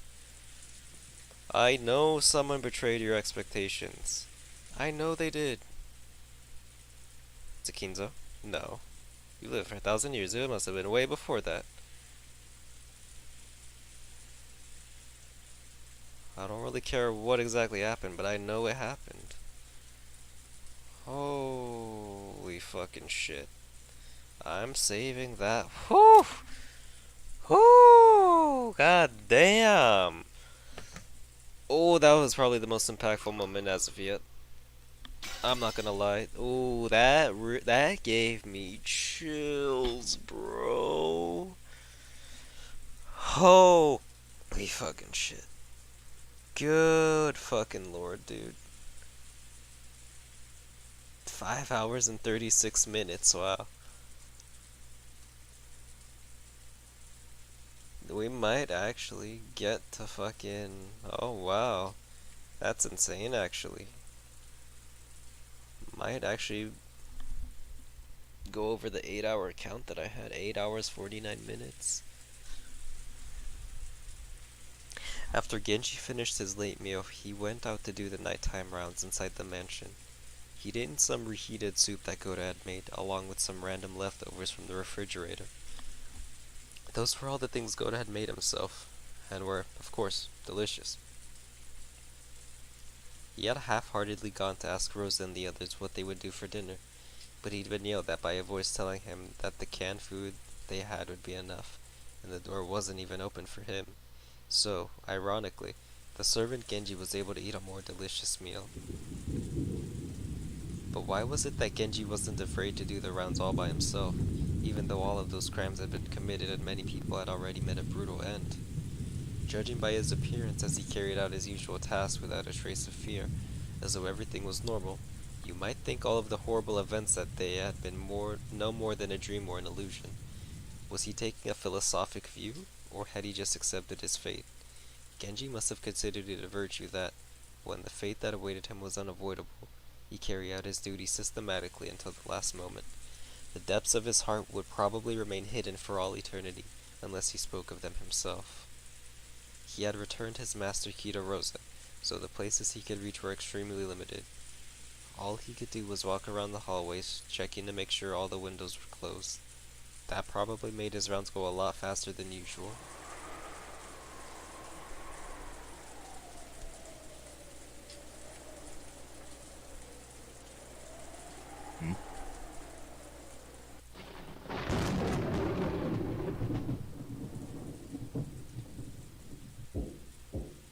At the sound of a reserved knock, Aunt Rosa, who had been falling into a doze, jumped and woke up, pointing the barrel of the gun at the door as she yelled. I was napping on a sofa, and that voice also brought me back to reality. Rosa 様、源氏でございます。何か用なの？扉は開けなくて結構よ。そのままで話して。はい。それではこのままで失礼させていただきます。南條先生と熊沢の遺体を見つけました。なんだって。そう、分かったわ。確認に行きましょう。死体を見ない限り、私は誰も信じない。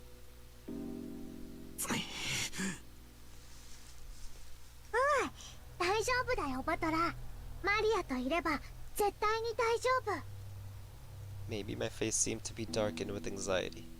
Maria grasped my hand with her small hand and spoke softly, trying to give me courage.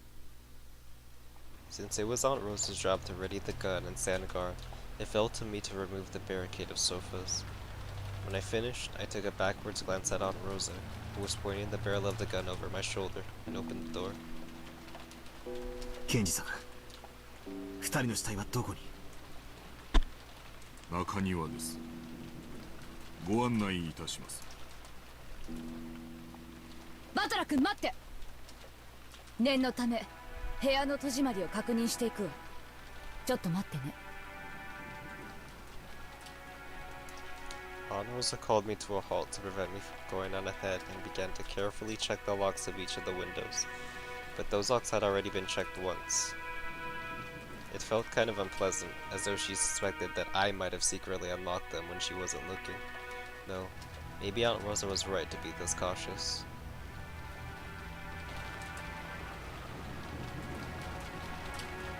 Though it was called the courtyard, it wasn't really a pretty place you could take a walk in, like the Rose Garden. On the contrary, since it was surrounded by the mansion on all sides, it made you feel a little uncomfortable, as though it was telling you that there would be no escape from this mansion no matter where you tried to run. On the other hand, that meant that even though we could still hear the violent winds, the wind itself was blocked. Genji had held out an umbrella, but Aunt Rosa ignored her. She was probably hinting that the gun took two hands, and it would be dangerous if she took the umbrella. Dang, she ain't no true gunslinger. Can't hold it with one hand. We didn't need Genji pointing for us to notice. Right in the center of the courtyard, we could see where the Dr. Nanjo and Kumasawa lay. Rosa entered the courtyard without even opening an umbrella, so Genji and I also entered the courtyard without opening one. Only Maria opened hers. マリア、これはあれだな。おお、第7の番と第8の番だね。なるほど。確かに源氏さんたちが言っていたように2人の首にはひどい傷があるわね。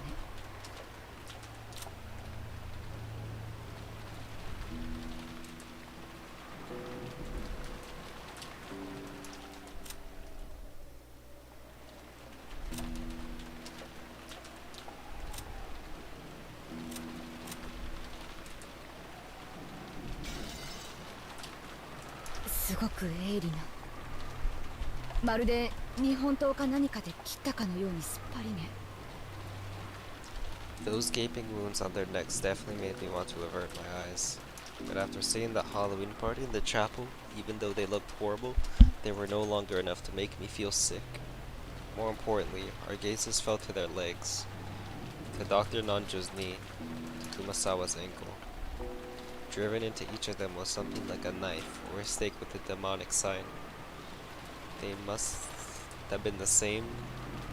They must have been the same as the thing that had pierced Jessica's back.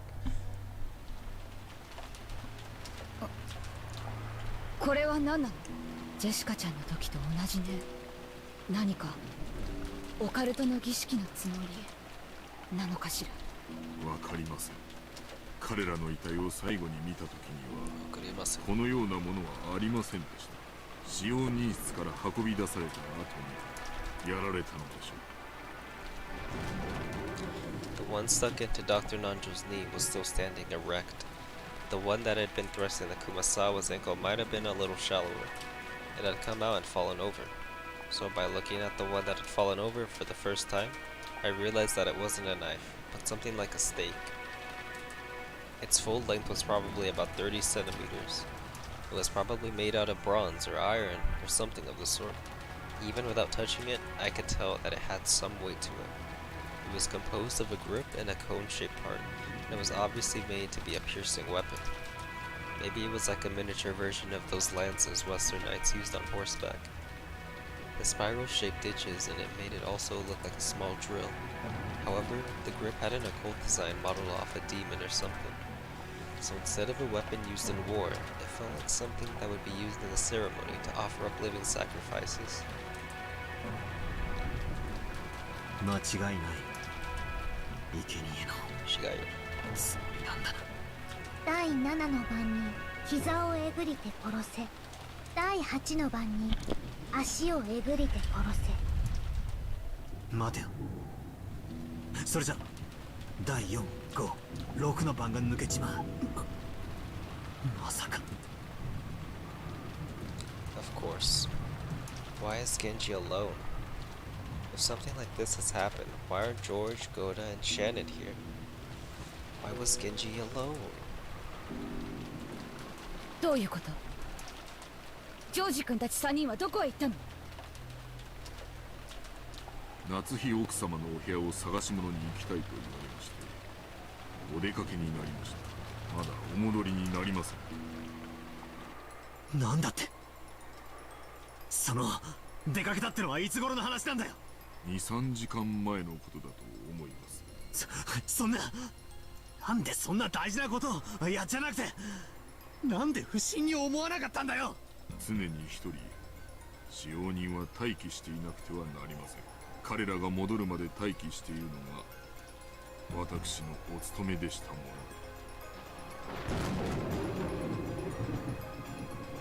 Was Genji really this much of a robot? This is bad. This is really, really bad. Nanjo and Kumasawa were killed like this, which means that 3 people have already been killed. He ran towards Aunt Natsuhi's room, with a touch of anxiety, just as much resignation.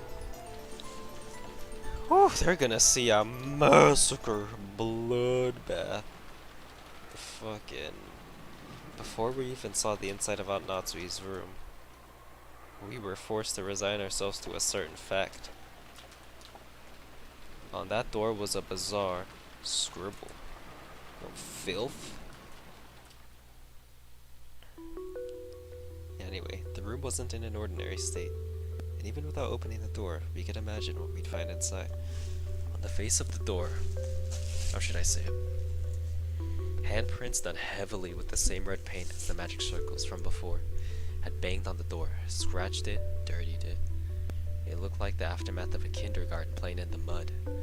I didn't know what it could mean. The bright red paint had been slathered on was dripping down. Dang it, my mic's messing up. And even though no one said it, it made us think of blood. Hold on.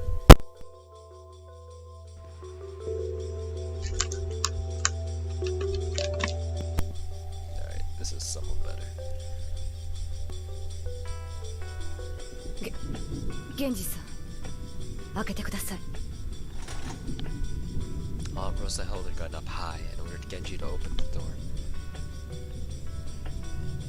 Genji approached it without seeming particularly troubled by that stuff on it and turned the knob, but immediately turned around, shaking his head. It was locked. At that moment, there was only one person in the mansion who could lock and unlock doors at will, Aunt Rosa. This time, Genji asked Aunt Rosa to unlock the door instead of the other way around.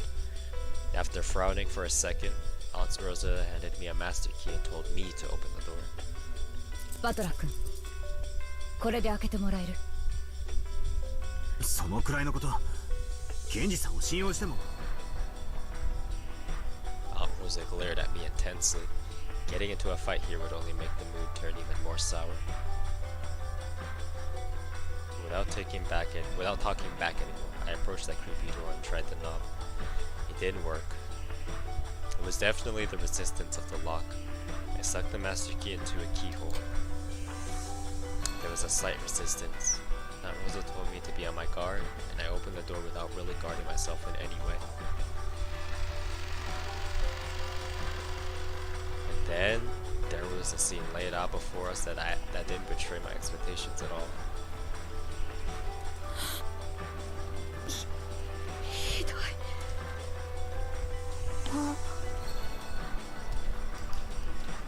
やっぱり第4、5、6の番の再現だったな。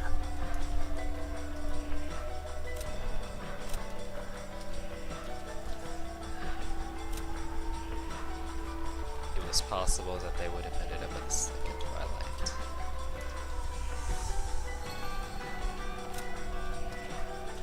Where is the cook was cooking? This girl.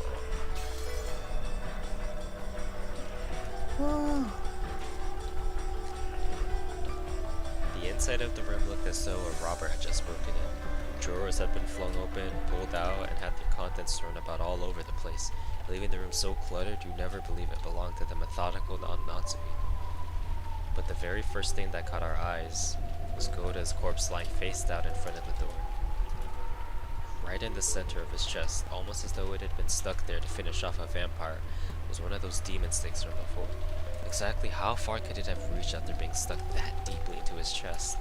Just imagining it would make anyone's chest hurt.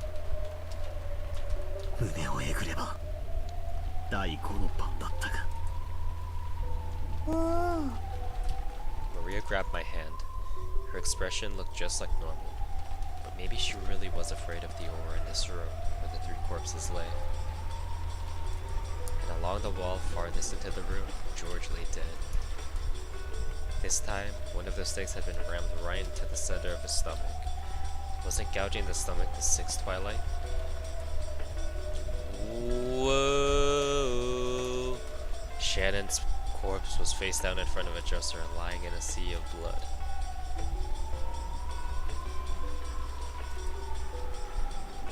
That ain't look like a sea of blood to me. Had she seen her own face at the end and that horribly broken mirror stained with blood? Because she was lying that way, I couldn't see her face, but I could guess even without seeing it. Nearby, in the sea of blood she lay in, a demon stake had fallen. Only the fourth twilight was left. Gouge the head and kill. Maybe my heart was totally worn out and dead. Even though I knew it was wrong, I lifted her head and checked. And I confirmed that my guess had been right on the mark.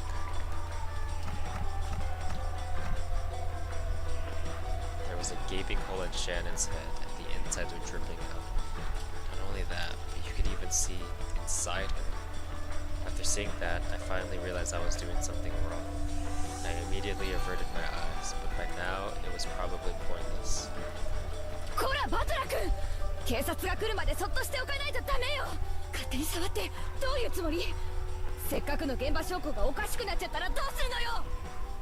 Aunt Rosa got violently mad at me and even took the back of my collar. I tottered limply and fell on my butt, gazing dimly up at the ceiling. マリア、おこれで第8の番まで終わっちまったな。第9の番って何だったっけ？第9の晩に魔女は蘇る。誰も生き残れはしない。そっか、これで黄金の魔女ベアトリーチェは復活するんだ。そしてなんだ、最後の第10の番。第10の晩に旅は終わり、黄金の里に至るだろう。黄金鏡の扉はもうすぐ開かれるんだよ。もうすぐ。魔女は蘇り、誰も生き残れはしないか。俺たちはこれから死ぬのか、それともこれで生贄の儀式は終了で俺たちの旅は終わり、黄金鏡へたどり着けるのか。何が俺たちの旅だ。俺たちは今日一日犯人を見つけよう、事態を打開しようと散々頭をひねって何も至れなかった。バカの考え、休むに似たりってやつだ。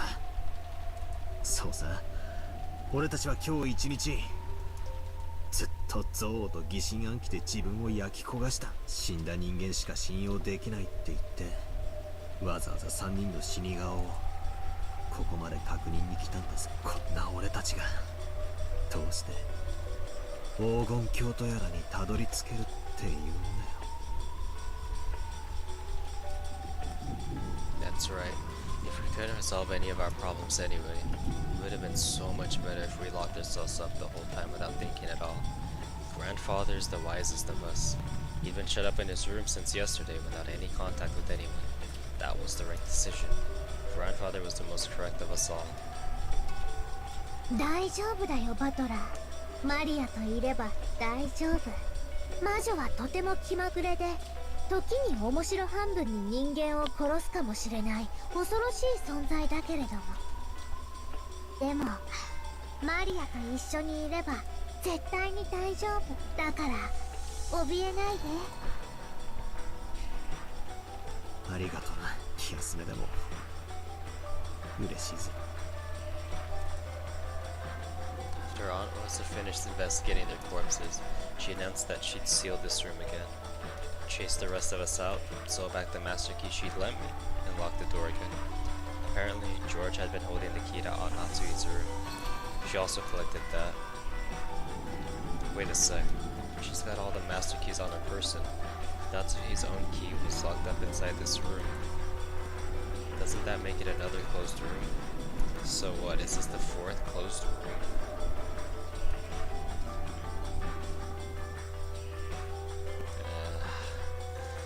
Now that the suspicion surrounding those three had been cleared, we returned to the parlor once more. I don't have a clue what's going on anymore. If only the dead are innocent, then everyone alive is a wolf. That leaves only me, Aunt Rosa, Mia, and Genji. Beside us, there's only Grandfather and that 19th person. I guess we've seen no trace of Beatrice. 13 people have died, and 6 are left. How would a wolves and sheep puzzle with only 6 people end? Even though a puzzle that started with 19 people had been reduced to 6, I can't think of an answer.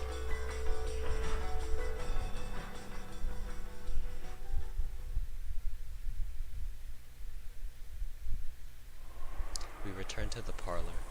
I was a bit worried that while we were gone, the creepy magic circle or something might have been drawn on the parlor door. But thankfully, we didn't find anything like that.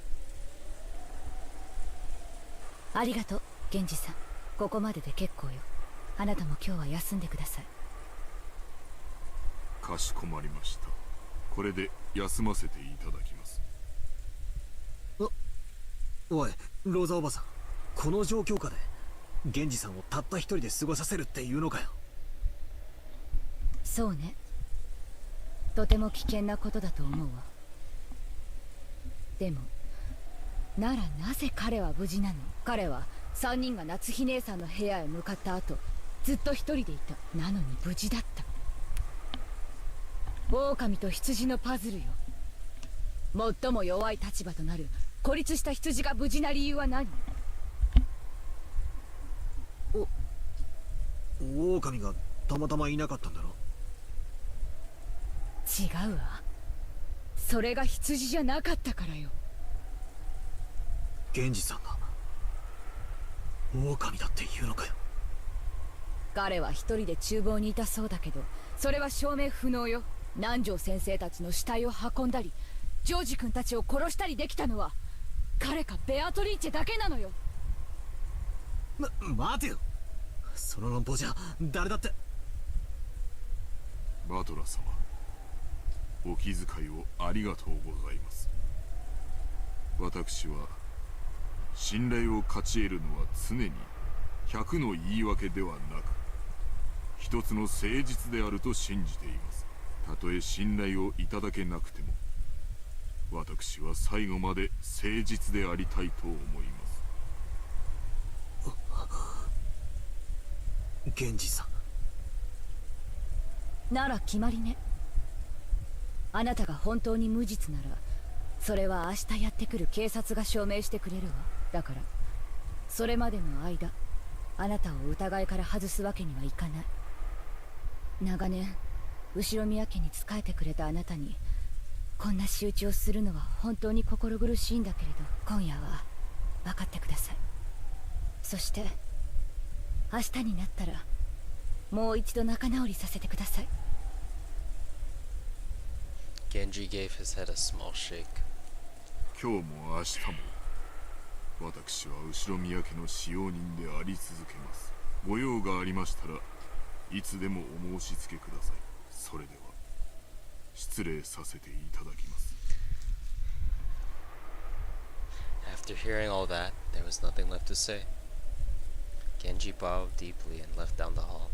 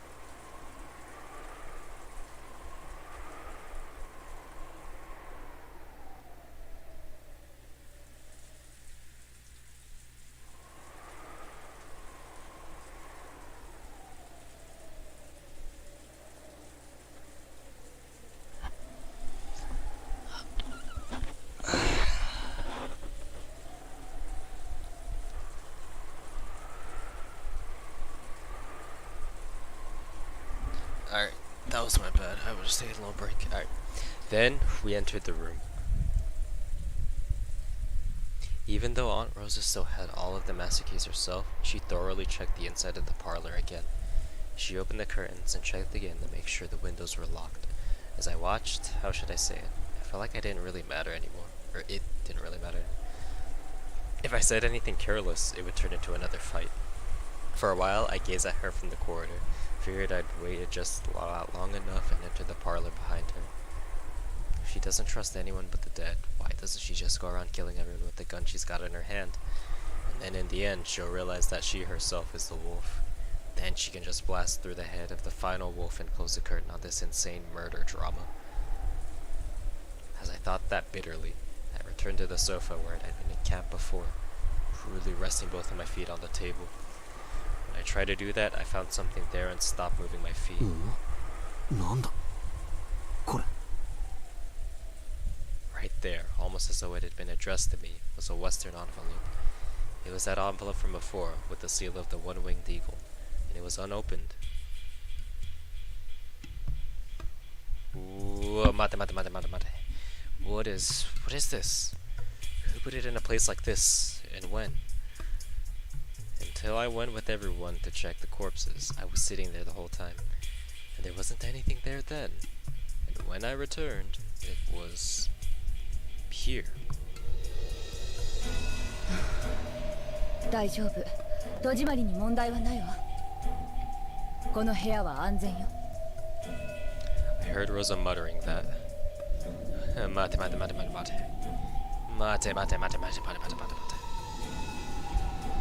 We made sure this room was safe when we left it. We checked that the windows were all perfectly locked. Then we locked it up, came back, and the windows were still locked. Then, wait.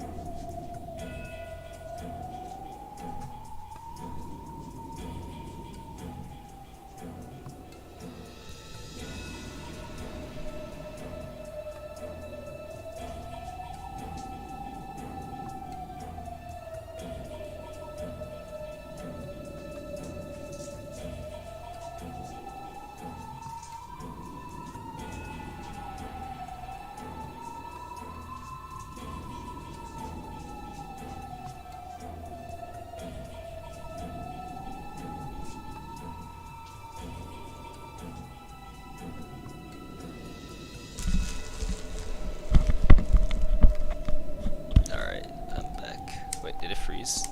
Ah, don't tell me it froze again. Are you joking, bro? What is wrong with this, my dude? I have to skip all the way here. Sigh.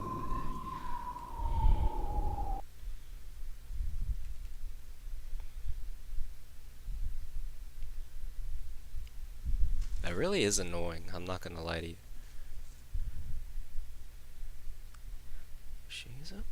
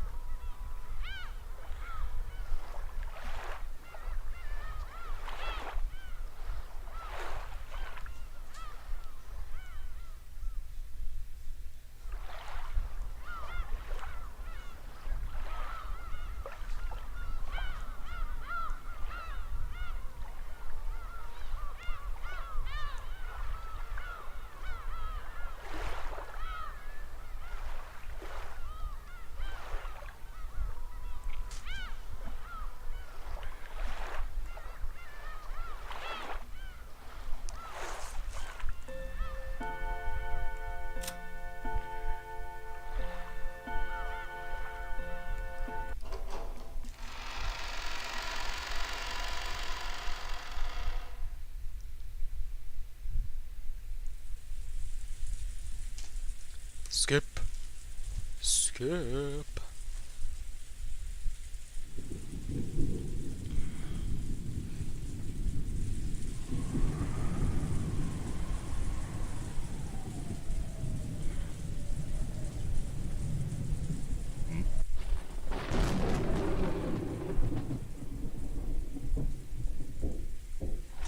誰なの？源氏でござな、その南條先生と熊須死体を見ない。マリアといれば絶対に大丈夫。ケンジさん、ご案内いたします。ちょっと待ってね。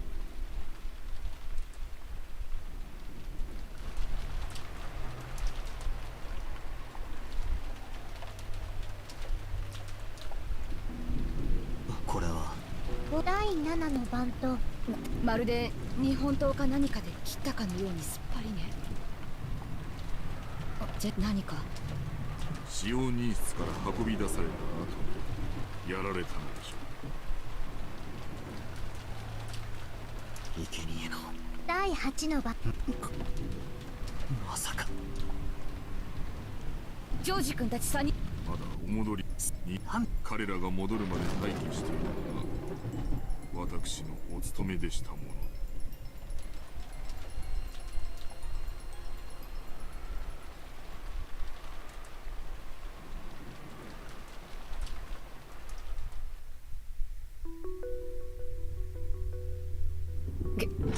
源氏さん、開けてください。バトラー君。そのくらいのこと源氏さんを信用しても。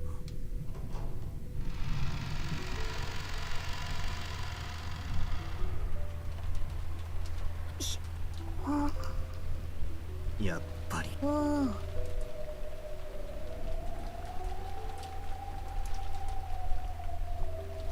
胸をえぐ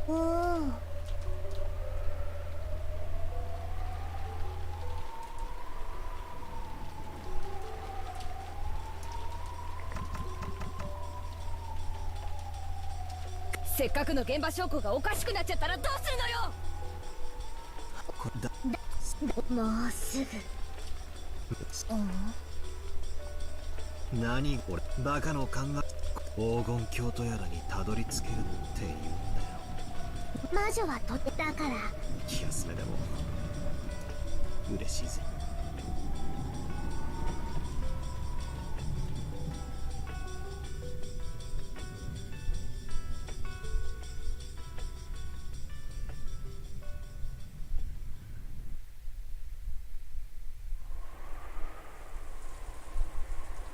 あなたも今日は休んでください。これでこの状況下でとても危険で、なのに最も弱い立場となる。それが源氏さんだ。南條先生。待てよ。そのお気づくはたとえ死んだから。そして明日にな。それでは失礼させていただきます。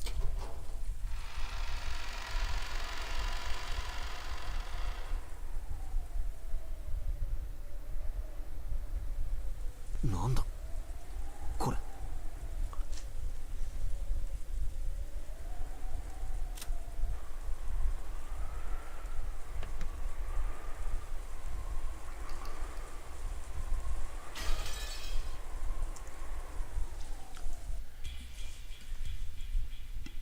I remember reading all this.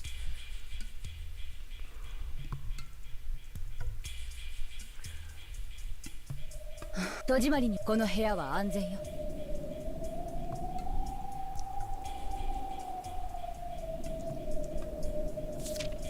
I opened the letter. 2 pieces of stationery came out. The first page had a magic circle drawn on it with something like blood. If I asked Maria, she'd probably know what it meant.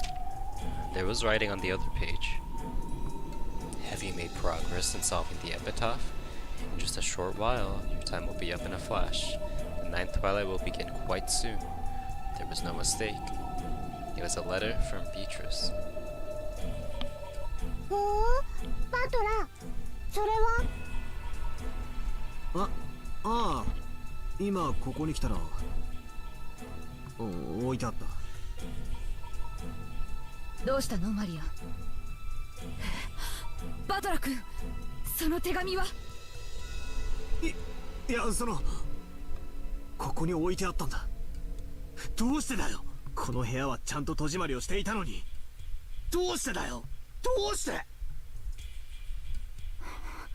マリア、いらっしゃい。Aunt Rosa closed her eyes just a little, and after thinking silently for a moment, told Maria to come. Maria obeyed her mother's words. As she did, something unbelievable happened. Whoa! She pointed that hoe at me! バトラ君、あなたを狼だと断定するわ。どうして。私はこの部屋にたった今帰ってきて、そのテーブルの上に何もないことを見ているわ。そしてマリアがそのテーブルに近づいていないことも知っている。わずかな時間よ。でもこのテーブルに近づき、そして手紙を見つけたと主張するのはあなただけなのよ。そんなのって。いや、めちゃくちゃだ。なんで俺がこんなものを置くんだよ。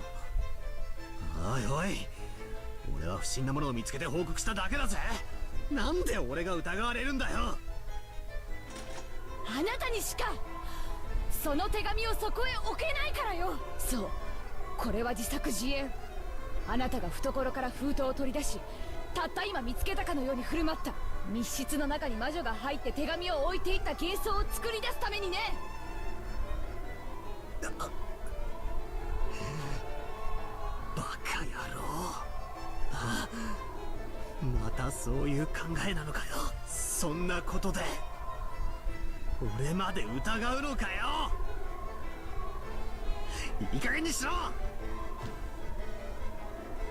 俺は親父たちを殺されてるんだぞ。そんな俺がどうして犯人の片棒を担がなければならないんだよ。そうね、たとえ莫大なお金がもらえるとしたとしても、そんなことで肉親の命を切り売りできるような悪魔がいるなんて信じたくないわ。でもね、いるかもしれない。言い方が悪いわね。例えばバトラ君にとってルドルフ兄さんたちが親でなかったとしたら。はあ、何を言い出すかと思えば、親父は親父だろうが。確かにキリエさんと血縁はねえが、俺の姉貴も同然のお人だ。そこだけは聞き捨てならねえぞ、この野郎。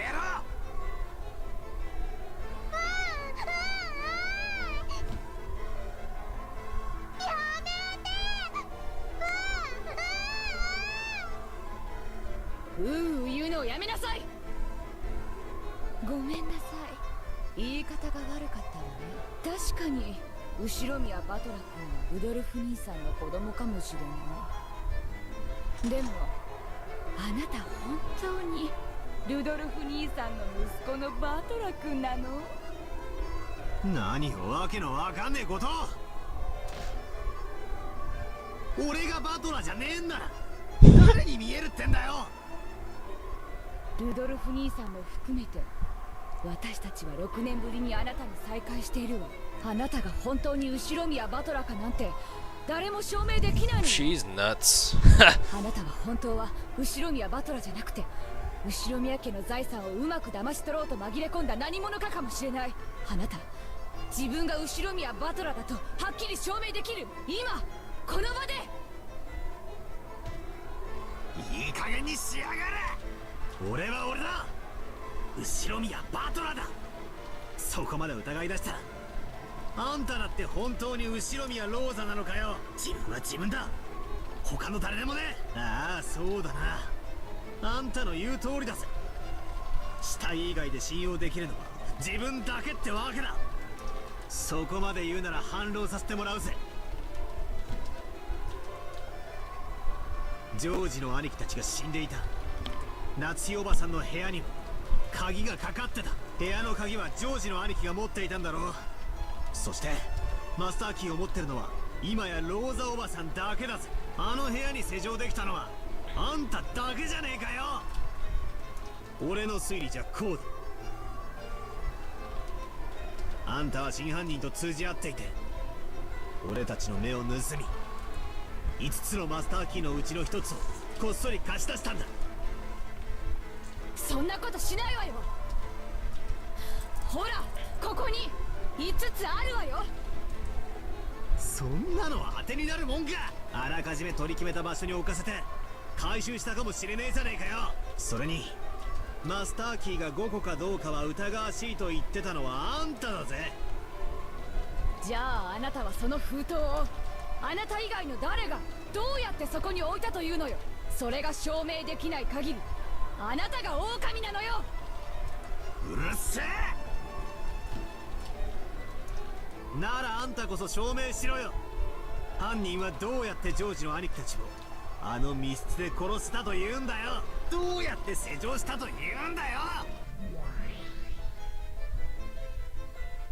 まったくにもってその通り。夏日の部屋も全く同じだぞ。いつもの通り扉も窓も内側から施錠されていた。いかなるイカ様も細工もなく、そして隠された通行手段もなければ隠れる場所もない。夏日自身の鍵はジョージのポケットに入って室内に閉じ込められていた。あとは5本のマスターキーしかないが、それは全てローザが持っている。ついでに言おう、その客間も同じよ。本来の客間の鍵は使用人室に封印されている。だからマスターキー以外では解錠不能。部屋の密室定義もいつもに同じよ。おいおい、容疑者はもう一人しかいねえぜ。それでもまだかまととぶんのかよ、後ろ宮バトラー。うるせえ。てめえも黙ってろ。 Hey, chill. I'm just here for a good time. 黙るのはあなたの方でしょ。あなた以外にどうやってその手紙を置けたというの。それが証明できない限りあなたは狼なのよ。俺が疑えるってんならあんただって疑えるぜ。あんたこそ証明してみろ。最初に部屋に入って戸締まりの確認だのを始めたのはローザおばさんじゃねえかよ。そして俺の座っていた場所に再び俺が戻るだろうことを見越し手紙をそっと置いたんだ。これはあんたの罠だって疑うこともできるんだぜ。どうして私がそんな罠を。私が狼ならこの銃で問答無用で撃ってるわよ。そんなのじゃ理由にならねえな。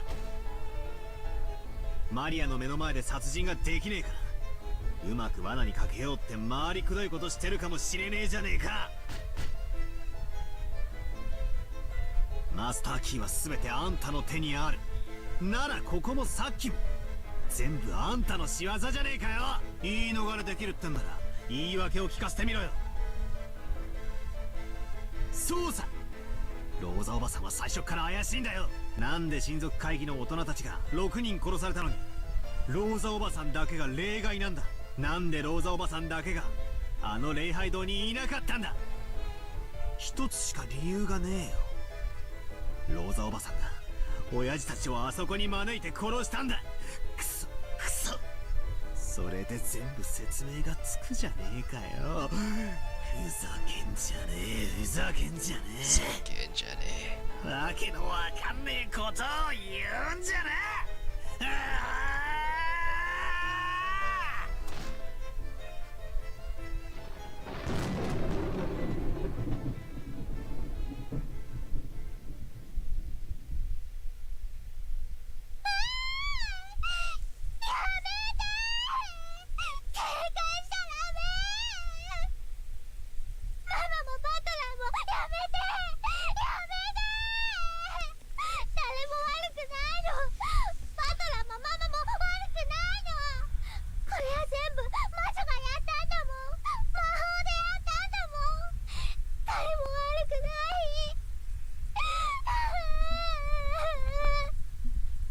Maria thrust herself in between Aunt Rosa and me as the blood started rising to our heads. I was taken aback by Maria's crying voice and returned to my senses. I had acted shamefully just now. No, you're just defending yourself, nigga. I would do the same. My eyes filled with tears.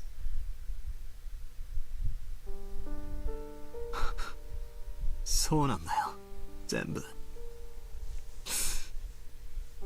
魔女のせいだったんじゃないかよ。鍵がどうこうとかトリックだのアリバイだの全部バカらしかったんだ。魔女の仕業なのに俺たちは同じ人間同士を信じ合うこともできなくてなあ。ローザおばさん、人間の犯人なんて最初からいなかったんだ。全部魔女の仕業だったんだ。だからローザおばさんが犯人のわけがないし、俺やマリアだって、そして源氏さんだって他のみんなだって犯人のわけがないんだ。どうしてこんなことに。俺はどうして大好きだったローザおばさんとこんなことの隣り合いをしてるんだよ。優しくって大好きだったおばさんとどうしてこんな罵り合いをしてるんだよ。なんでみんなで疑い合わなくちゃならねえんだよ。おばさんを疑ってなんかいないんだ。誰も疑ってなんかないんだ。全部魔女の仕業だったんだ。ベアトリーチェの仕業だったんだ。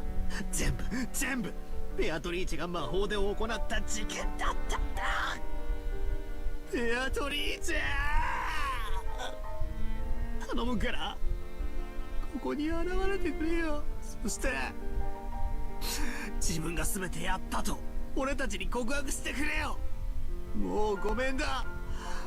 こんな疑り合いはごめんなんだ。だから俺たちを許してくれ。解放してくれ。互いの死を見届け合うまで疑り合わなきゃならない地獄から解放してくれ。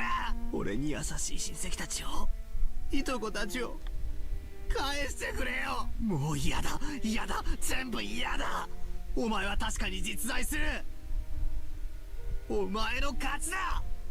姿を見せてくれよ。ベアトリーチェ、ベアトリーチェ。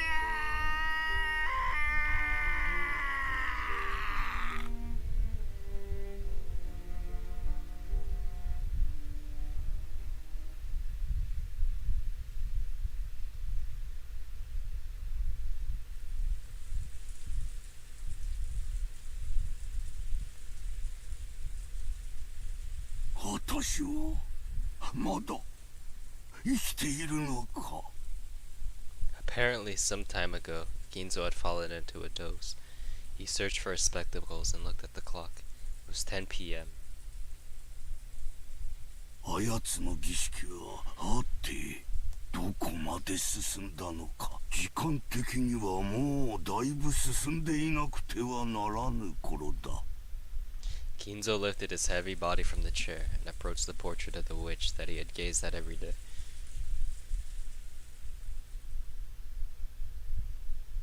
ベアトリーチェ、もうじきお前の微笑みに再会できる。死んでもいい。お前の微笑みがもう一度見られるならこの命は惜しくない。だから交渉だ。お前にもう一度会わせてくれ。そして愛を誓わせておくれ。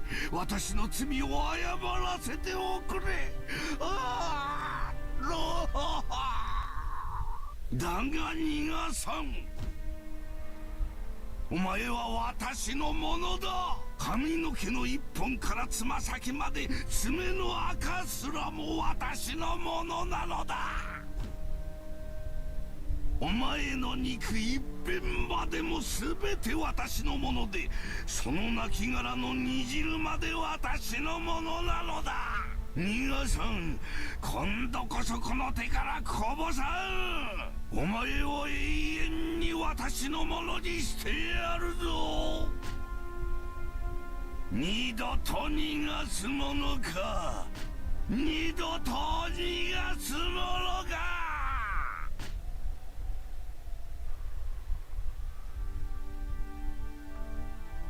Kinzo howled in rage, then suddenly fell to his knees as he shook and scraped at the wall.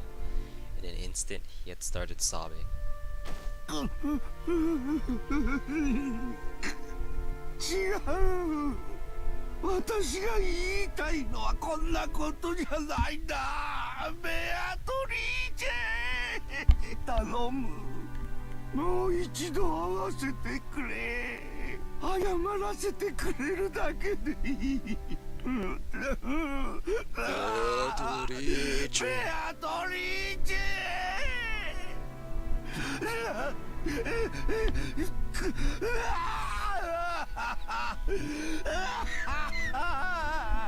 Goddamn cathartic moment every time you're on screen, nigga. Come on. 私が間違っていた。お前が微笑んでさえくれれば他には何もいらなかったんだ。私が間違えた。私がそれを間違えて取り返しのつかないことをしてしまった。Are you the reason she's so その bitter? 償いに残りの全ての人生を捧げた。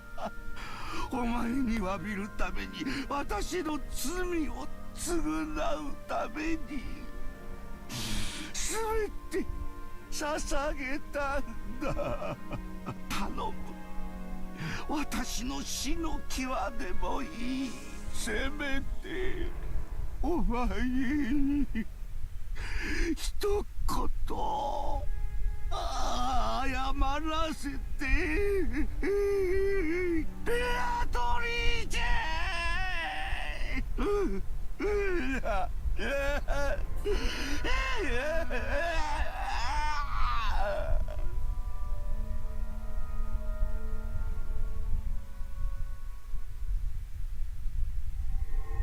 As Kinzo shook and cried, a butterfly appeared out of nowhere behind his small back, like a flake of gold leaf. You fool, Kinzo. Did you think any woman out there would fall for a man's tears? Well, even if it wouldn't make a human woman fall for you, it might do the trick for a woman who is not human. Kinzo, do you remember that game of chess you played with me, which is still ongoing? Kinzo, as though he suddenly remembered something, approached his chess set. It was as it has been during the game he played with Nanjo until yesterday. After knocking all the pieces off the chessboard, he began to line them up again one by one. It was a setup for an ongoing game. そうだ。私はクイーンを進めた。とても良い妙手だった。お前には少々きつすぎるかもしれん一手だった。お前は駒を見捨てるか見捨てないかに悩み、ずっと悩み。Kinzo waited, with the opposite seat empty. Surely, very soon, his opponent would appear here. And he would be able to restart this game again. You fool, Kinzo. You want to apologize? You want to see my face again? You want to make my smile an eternal thing? Why can't you say a much, much simpler word, even though that is the sole element of this world? At that time, Kinzo muttered. Was it a prayer? An entreaty? It was probably best to just call it muttering.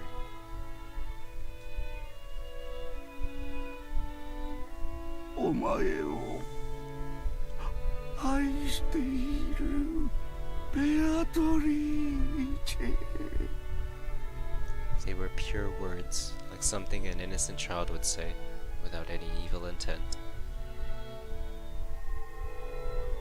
You really are a fool, Kinzo. If you ever have the chance to do your life over again, know that those words will never cause a woman to fall for you. That's right. Not unless a miracle happens. That's what makes this. At that moment, Kinzo definitely heard a small knock, one with a tempo that differed from those of the servants. 誰だ? The woman beyond the door didn't answer. 誰かと聞いておる。返事をせるか。 The woman beyond the door did not answer. まさか。おお、まさアトリーチェなのか。ベアトリーチェ、ベアトリーチェ。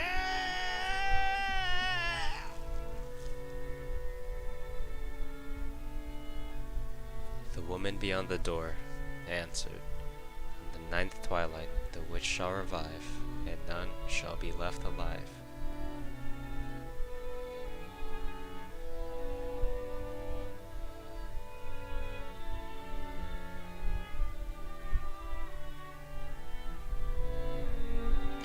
Midnight.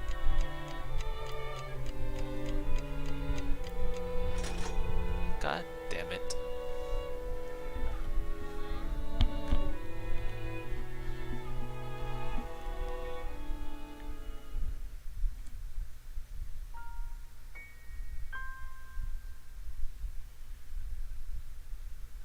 Badler's figure was in the dining hall.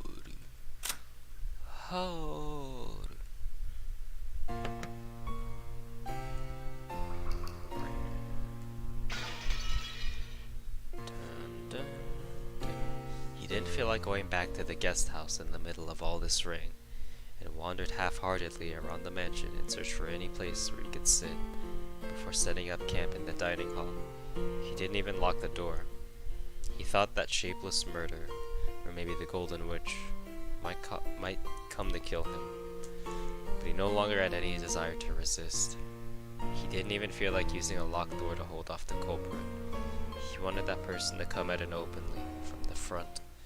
If it was the killer, he wanted to ask them about some of those wonderful closed room tricks as a parting gift. If it was the witch, he hoped she'd at least take his life with some spectacular magic. However, ironically, neither of those two came to meet him.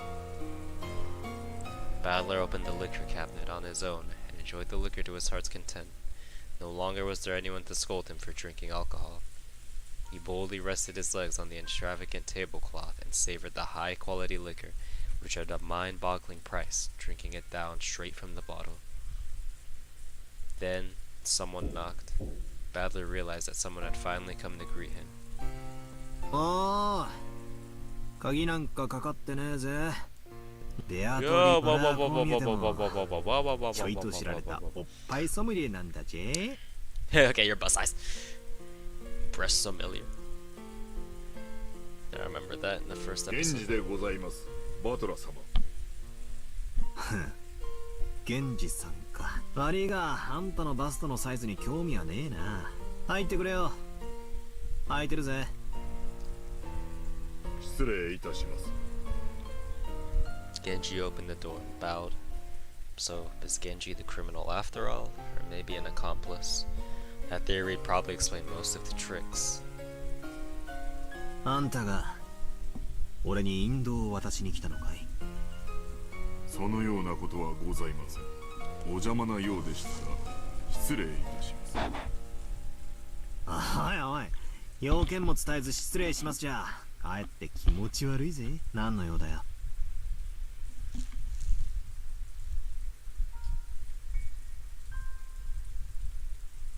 最後くらい好きにさせてくれ。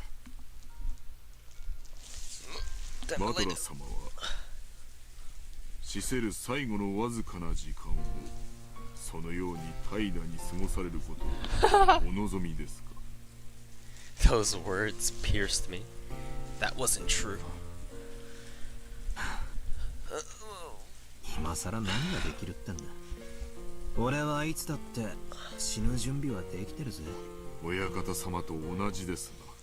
本当にあなたは親方様の血を色濃く受け継がれている。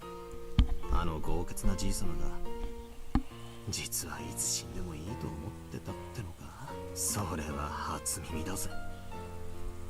親方様の人生はいくつかの悲しい出来事の末、すべて食材のためのものとなり果てたのです。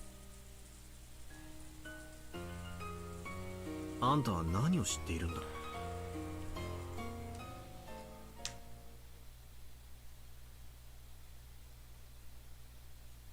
ベアトリーチェ様の儀式も第8の晩までをすべて終えました。もう全てをお話ししても良いかと思います。なんだって。 My drunkenness was completely blown away. I lowered my feet from the table and listened carefully to hear what Genji would say next. バトラ様、親方様の書斎へご案内申し上げます。親方様たちに直接お話を聞かれるのがよろしいでしょう。じい様たち。おい、それは一体どういう。さあ、こちらへご案内申し上げます。バトラ様。After Genji told me to follow him, he started to walk down the corridor. I threw my drunkenness off completely and went after him. We climbed the big staircase towards the 3rd floor. Genji stopped walking halfway. He then turned back and spoke. バトラ様、これよりバトラ様は理解できぬものを見るでしょう。脅すなよ。理解できねえもんなら今日嫌になるほど見てるぜ。見えるものを見えるがままに、聞こえるものを聞こえるがままに受け入れてください。なぜも何も何も必要はありません。バトラ様はただ真実を知ることになるでしょう。それをお認めになるかお信じになるか、あるいは否定されるかも、すべてバトラ様にお任せいたします。Genji checked one last time to see whether I was prepared to know the truth. The 8th twilight had already ended, and on the 9th twilight the witch would revive, and nobody would be left alive. It meant that Beatrice had already been revived. It probably also meant that none of us would be allowed to return alive. If I was going to lose my life anyway, I wanted to know the truth in the end. It didn't matter how hard it might be to accept. ああ、鬼が出ようと魔女が出ようと覚悟はできてるぜ。本当にあなたは親方様の若き頃にそっくりだ。バトラ様、どうかご勉学にお励みを。あなたは将来必ずや大きな志を持たれるでしょう。そしてその時、足りぬ学力に一生後悔されることがありませんよ。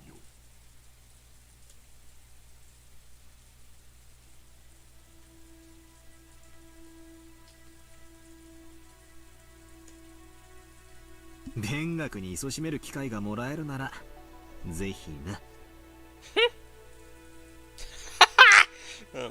Genji's silence felt like it was further confirming a certain resigned feeling I had.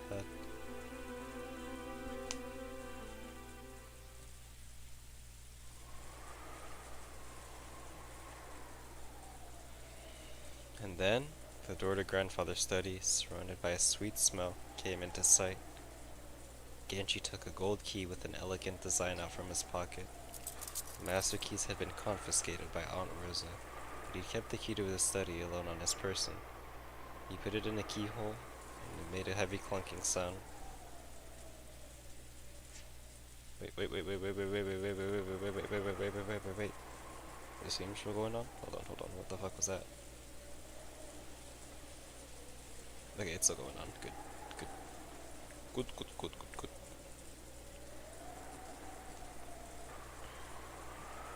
親方様、源氏です。バトラ様をお連れいたしました。There was no reply, but it seemed that permission to go inside had been given. さあ、バトラ様、どうぞお入りください。ああ、入るぜ。I readied myself and threw the door open.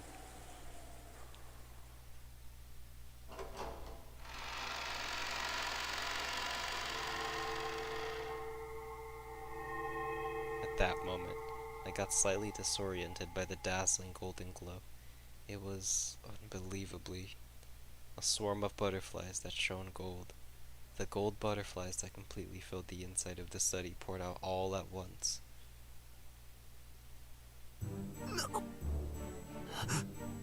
なんだこりゃ。 It was almost like a golden leaf confetti. The interior of Grandfather's study was filled with a golden glow. And on a sofa like a reception chair in front of the study desk, I could see Grandfather's back. There was someone on the side opposite from Grandfather. It was in shadow, so I couldn't see it well. 親方様、バトラ様をお連れしました。バトラか。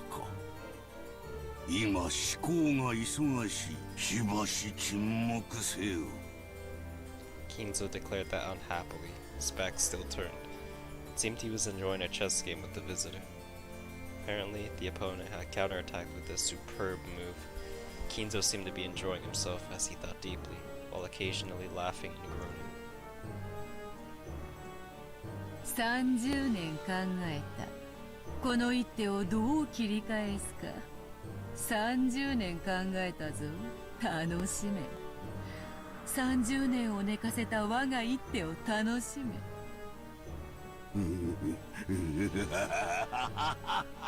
まことにこの一手は味わい深き熟成された一手よ。楽しい楽しい。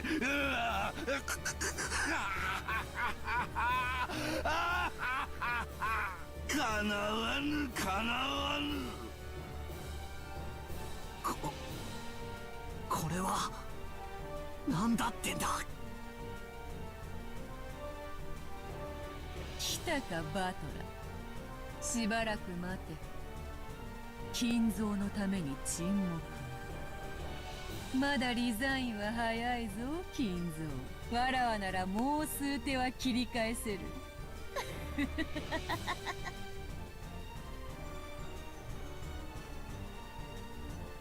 It should have been my first meeting with that witch. However, I knew this witch. Even though it was our first meeting, I knew her. From the portrait. 源氏、バトラのために飲み物を振る舞え。この男によりふさわしきやつは何か。若き日より親方様が愛されている。いつもあれを。それが良いぞ。振る舞ってやれ。よくぞ来たな。後ろ宮バトラ、まずは座れ。そなたはわらわの名を何度も呼んだな。それに免じ、わらわとの面会を許した。そしてお前はわらわに何を聞く？何を尋ねるのか。黄金鏡の扉はもうじき開かれる。魔女たちを迎え入れてのわらわの復活を祝う宴はもうじきだぞ。それまでの間、お前の問いにいくらでも答えてやろう。聞きてえことは山ほどある。この島で何が起こった？そしてどうしてこんな事件が起こった？密室についても聞きたい。礼拝堂は？ジェシカの部屋は？シオニッサ、夏代おばさんの部屋は？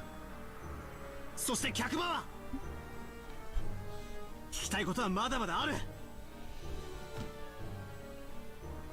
魔女の正体は？本当にベアトリーチは魔女なのか？何が目的だ？俺たちに何をさせたい？俺をなぜここへ呼んだんだ？答えろ、全てだ。やかましい。問えば答えは返るのか？そういうな金蔵。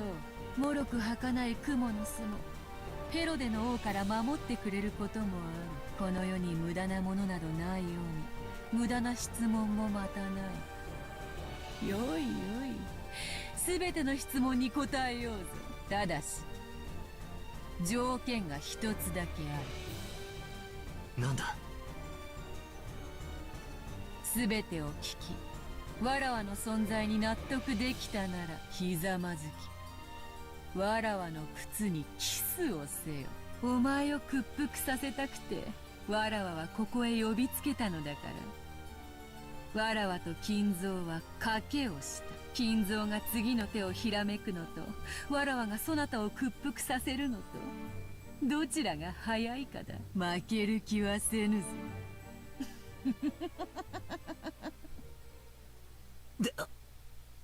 でけえ口を叩きやがって。ああ、いいぜ。俺を納得させてみろよ。お前が間違いなく魔女様で不思議で素敵な大魔法を使えるってことを納得させてみろよ。屈服したならキスでも何でもくれてやる。 The witch cackled goldingly. Then she glared at him unpleasantly with eyes that said a man can't go back on his word. よくぞ言った。さて、どの問いから答えようか。すべて答えるぞ。さあ、まずは何からだ。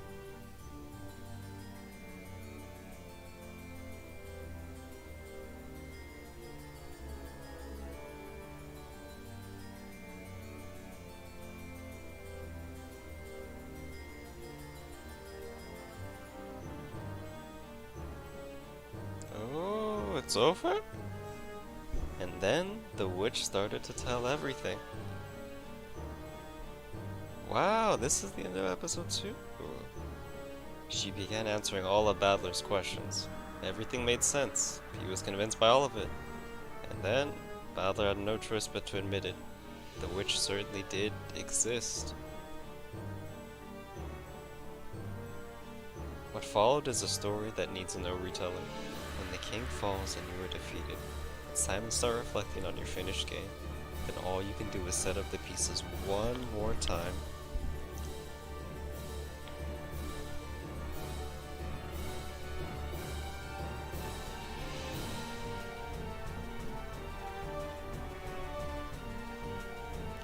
Second game, Turn of the Golden Witch. Result: failure.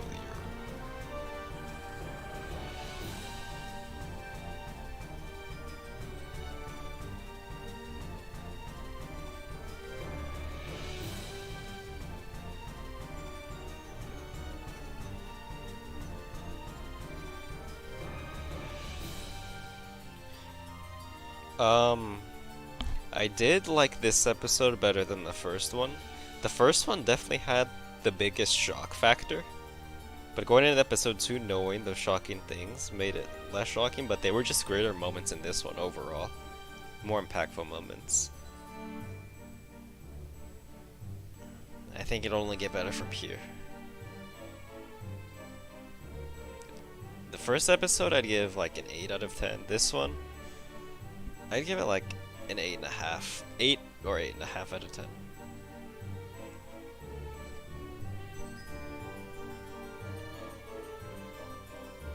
It was really well done. But it was nothing like... It was pretty special. I like this.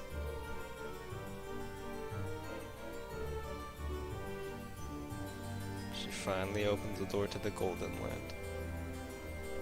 Kinzo, missing on the 10th twilight after he acknowledged the existence and prostrated himself, the witch invited him. Rosa, missing on the 10th. The witch did not invite this woman who denied the witch's existence. Maria, missing on the 10th. She acknowledged it, the witch invited her. Genji, he acknowledged the existence. He was invited. Will he acknowledge the witch's existence and be invited to the Golden Land? The witch shall praise the wise and bestow 4 treasures in the Golden Land. There, they chose to revive the dead souls and the love that was lost. After all, if their desire had been a mountain of gold of any size, they would not have been able to receive it. Then chose the person he had loved and lost. Maria chose the lost love of her mother. Genji chose a peaceful sleep. Nice. Sleep peacefully, Beatrice. Let nothing disturb your slumber, ever again. The winner is the Golden Witch Beatrice, because time ran out before any of the 18 could solve the riddle of the gold. All 18 died. When the seagulls cried, none were left alive.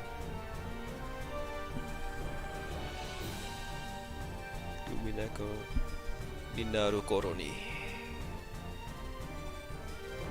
no naku koro ni. Rondo of the Witcheries. Okay, I was spoiled on something in this episode. I guess it happens in the tea party. I'll probably do a separate stream for that one. But yeah, my thoughts overall, this episode was great. I loved it. Actually, 8.5 out of 10 I'd give it. Maybe even a 9, the more I reflect on it. But yeah, that was really good. I appreciate that. Wow. So it's just not gonna go to midnight, huh? We're gonna go a second before midnight? A minute before midnight? I don't think Battler accepted him. Oh, this is where it happens. Oh, hell no. Rosa finally arrived at the chapel. She pointed her gun around her, screaming the witch's name, but there was no way she would receive an answer. After grimacing slightly, she noisily approached the table where her siblings' corpses lay exposed and stretched out her arms toward a gold ingot. It was very heavy, but Rosa didn't mind. She wrapped that one up in a blanket and threw it over her shoulder. せめてこの一つだけでもこれだけでも1000万以上の価値があるはず。 Without letting go of her gun, Rosa picked up the gold as well. Her shoulders were screaming, but Rosa didn't mind. もうすぐだね。もうすぐ黄金鏡の扉が開く。その気持ち悪い声で笑うのをやめなさい。ベアトリーチェはどこにいるの？ええ、分かってるわ。あなたは知ってるんでしょ？どこ？知らない。探さなくても黄金鏡で会えるよ。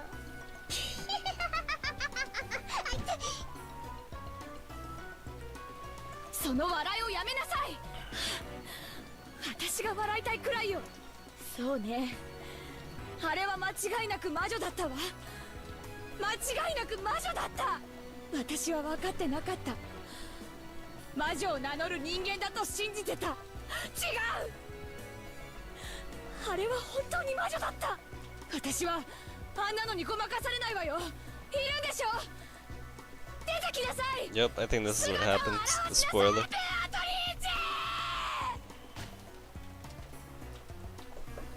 だからもうすぐ現れるよ。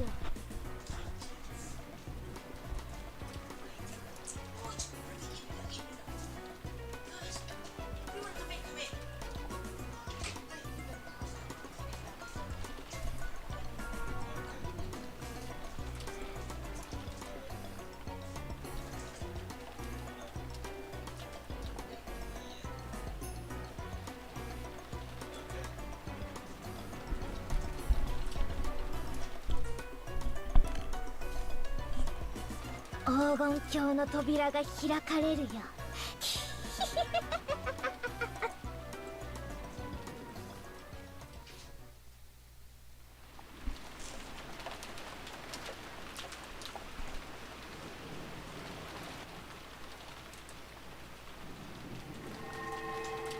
そうだ、それでよかったのだ。構わん、ルークを捨てるぞ。持てるもの全てを失う覚悟がなければ至ることもできぬキングがお前という女なのだ。追い詰めるぞ、ベアトリーチェ。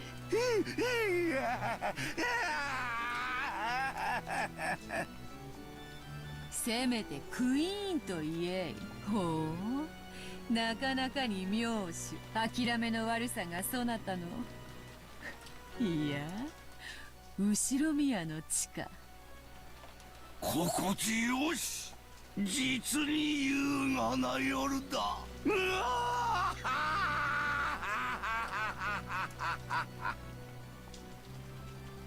親方様、ベアトリーチェ様、そろそろ宴の時間でございます。もうか、早い。お前と過ごす夜はいつも早く、月がリンゴのように落ち、川面より跳ねる小魚のように日が昇るのだ。行こうではないか。時間だ。立てバトラ。わらわの復活を祝う宴の始まりだ。わらわの新しい家具、いや玩具として紹介しようぞ。俺キレキの魔女たち。 No. No, but you can't. No. You gotta stay inside. The witch was relaxing elegantly, her feet thrown out from the sofa and resting on top of a footrest. However, the footrest wasn't the part of the sofa, but a human. A human down on all fours. Battler? Oh. ベアトリーチェ様、 Genji? お召し替えのドレスでございます。主賓はお前だが、ホストは私だ。私は先に出ていよう。着付けの手伝いにシャノンでもおればよかったが、あいにく残れなかったようだな。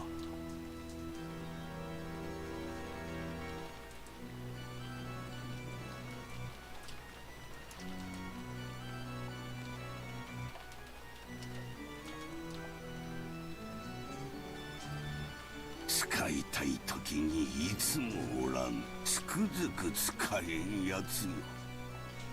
しかしお前はよく残ってくれた。嬉しいぞ我が友よ。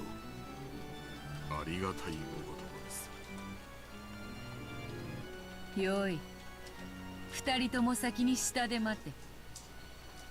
源氏、ご苦労。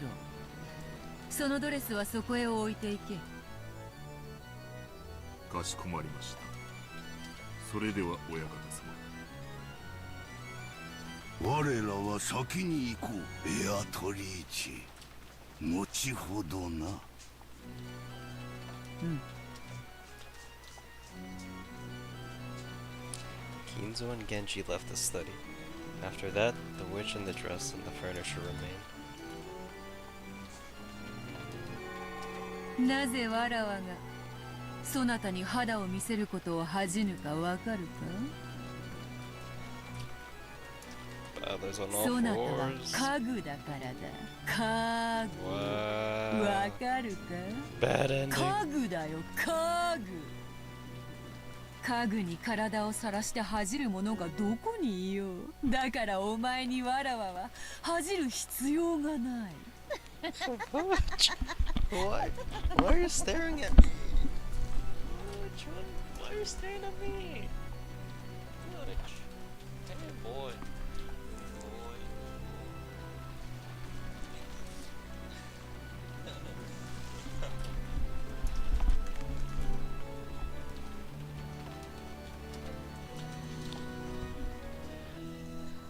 The witch rose and her jacket slipped off just from her shoulders. After that, the jacket fell to the ground with a thump. When the furniture respectfully approached to pick up those clothes, the witch gave it a small kick and it fell over. The furniture was afraid of what misconduct it might have shown. そなたは家具の分際でわらわに自らボタンを外させるつもりなのか。立て、そしてこのボタンを外せ。一つずつ丁寧に、早く、美しく、粗相なく。客人たちを待たせてしまうぞ。早くわらわを着替えさせろ。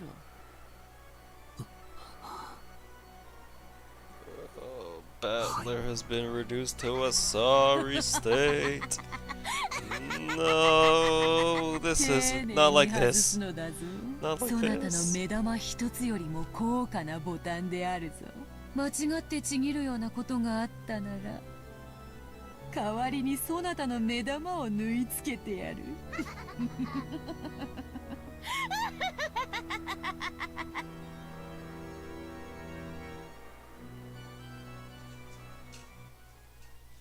Damn, bro.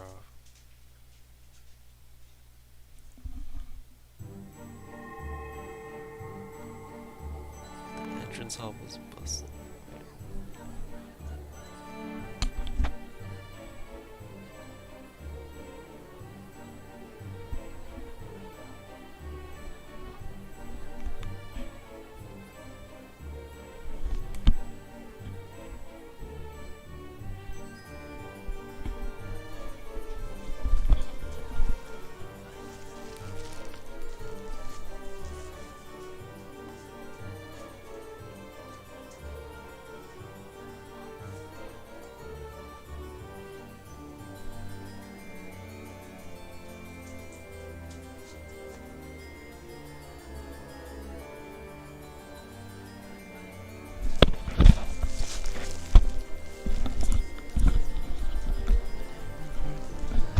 entrance hall was bustling with a crowd of shadowy people, and it sparkled gold, with the gold butterflies flying about.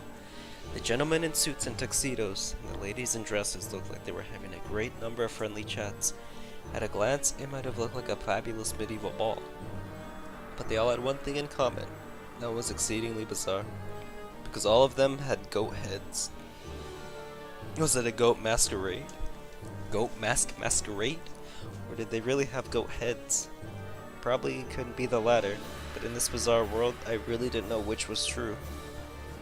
Kinzo was amongst those goat nobles greeting them. Kinzo's greetings were more respectful than would have been expected, but as though these were all honored guests. At that time, Genji's voice rang out throughout the hall. It was a voice calling for silence. That voice stopped the idle chatter, and everyone turned to face Genji.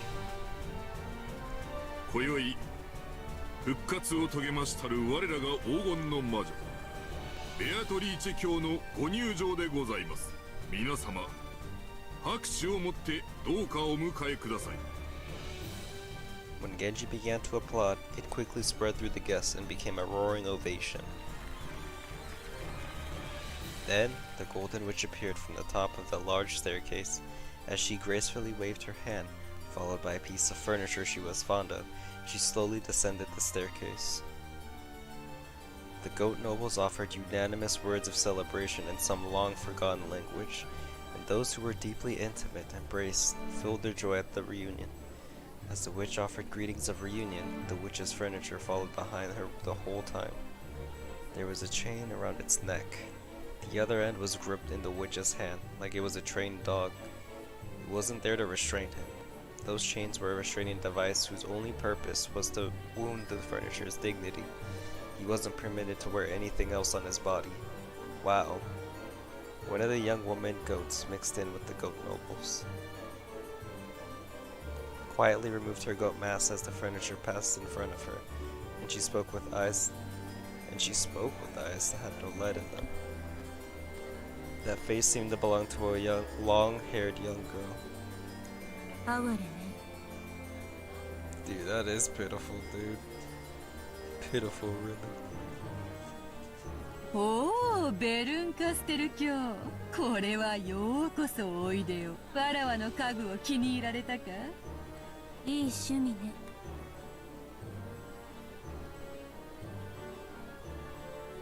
After saying only that, the witch called Bernkasto once again to put on her goat mask, and was swallowed up by the shadows of the other tall goats. 負け惜しみを悔しがってるのよ。違いないな。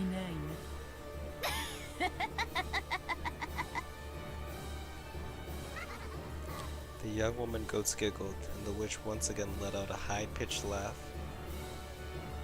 今宵はわらわのためによく集まってくれた。久々に古今東西の旧友たちが集う魔女の宴を存分に楽しもうではないか。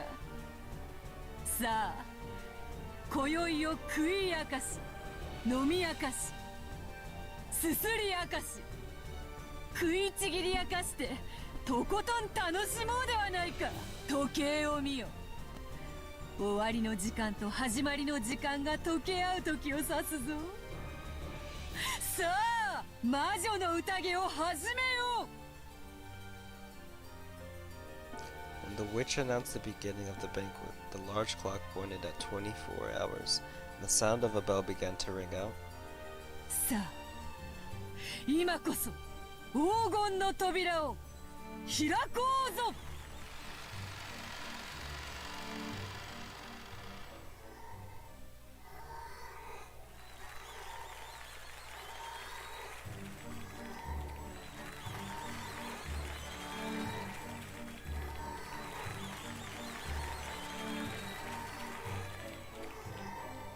All at once, the butterflies leafed in gold flew all around the inside the room. Amidst the golden storm and the brilliant gold-colored light, the barrier between this world and another was cut open. Surrounded by the goats' delighted voices, the mansion of the human world and the mansion of those not human overlapped, and the members of the household who praised the resurrection of the Golden Witch scattered into gold butterflies. and poured out of the depths of hell. It was a golden tornado, a rondo of golden demons. Come, tonight we will put aside rank. Throw open the wine cellar, drop the snake's head into the liquor pot, throw cows and chickens into the furnace alive, drink and eat, sing and dance, sneer and kill, and desecrate and degrade.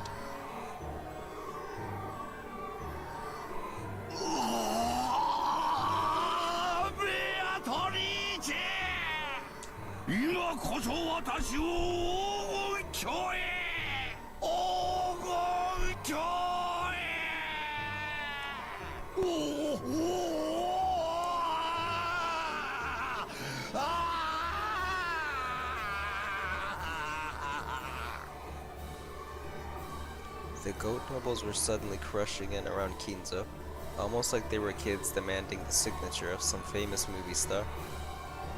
There were only two differences. First, these were witches, not kids. And second, what these witches demanded was not a signature. The sea of goat nobles began to drown Kinzo. Only Kinzo's laughing voice echoed throughout the area.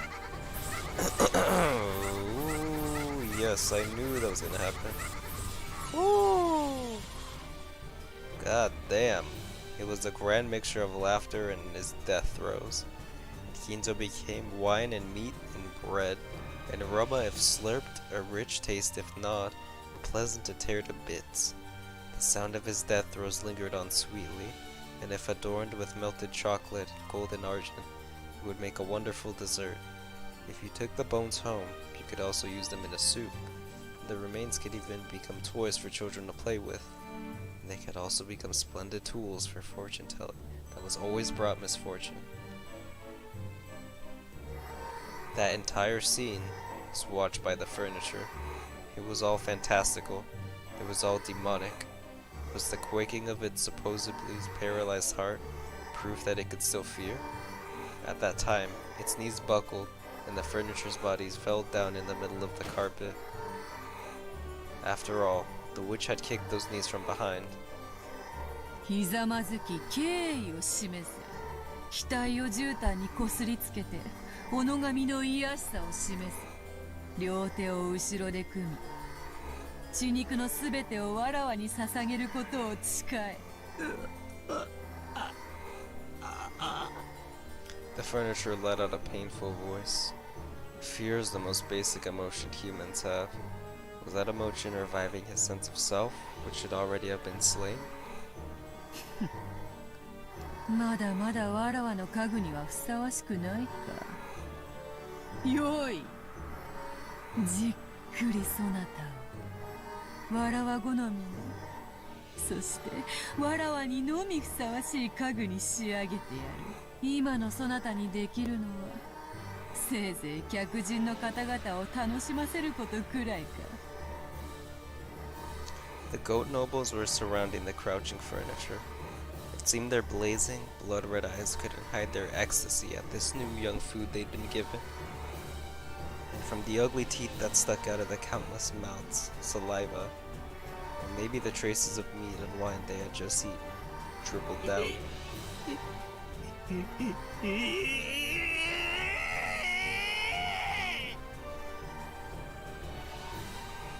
As the furniture let out a wild scream, it retreated, still sitting on its backside. But the circle of goat nobles was closing in.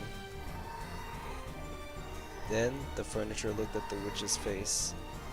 It had surrendered to the witch, so, believing that the witch would show some compassion, stared at her face in the end.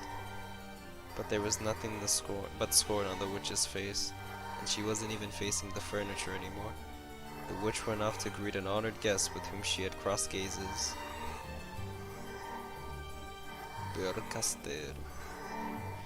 The goat nobles looked down upon the furniture. Actually, they had been waiting, just like how one must remove the cork in order to drink champagne. They had to wait for one thing before partaking of the servings served at this banquet. Of course, the furniture didn't know about this thing, but it came out of its mouth all by itself. Just like the unavoidable pop of a cork, it inevitably came out of his mouth.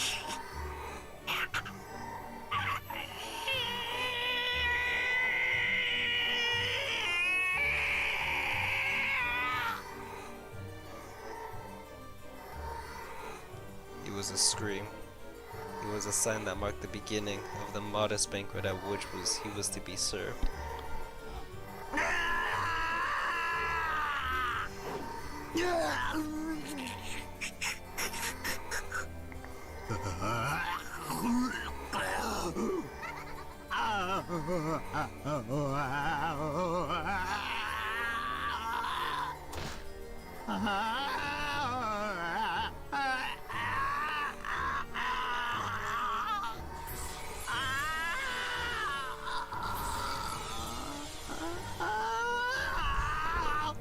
Banquet of the Witch.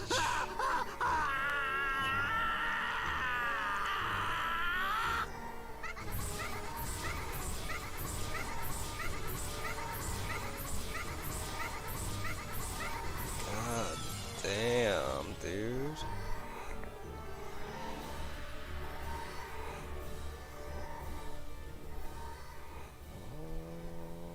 Oh my god.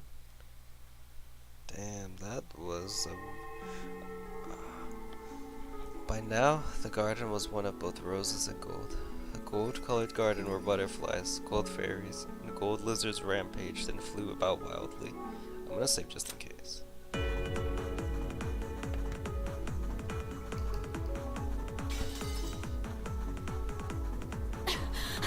Maria, 早く走って早く早く早く早く Rosa grasped her gun and the blanket wrapped around the ingot, and ran at a speed Maria couldn't match, sometimes pausing to call out at Maria to run faster. So she saw it every time. She saw the golden pursuers chasing them from the mansion. The mass of gold butterflies was chasing after them like a massive crawling hand. And strange-looking shadows with goat heads were chasing after them. There was no need for her to strain her eyes, because those blazing pupils told her what would happen if she was captured.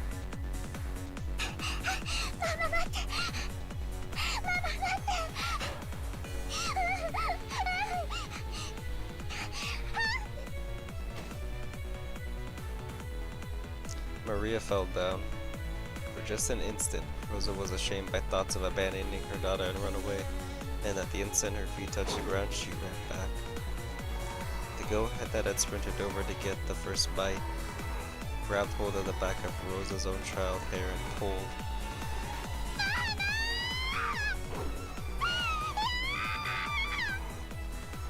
Rosa ran into the goat head with her shoulder, spun, bashed the back of her elbow into the goat's jaw, buried her knee. God damn. And she's... Whoa, that was way too fast for me to read. Thrust the barrel of the gun inside the goat's head's mouth as it doubled down over in pain of the gun. 元来た地獄が生ぬるかったことを教えてやるよ。 The blast from the Winchester's .45 caliber long Colt bullet exploded inside the goat head's throat, and its medulla oblongata was instantly pulverized. The goat head hadn't understood. It had thought women were like pre-opened wine bottles. It had thought that turning them upside down would immediately make their deep red contents come out.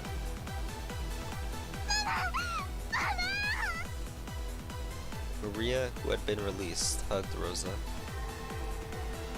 But the pursuers were still coming. They could see the giant goat heads, who had given up pretending to be human, running towards them from across the rose bushes. Rosa spilled several extra bullets, which had been in the pocket of her coat, all over the place, and told Maria to pick them up.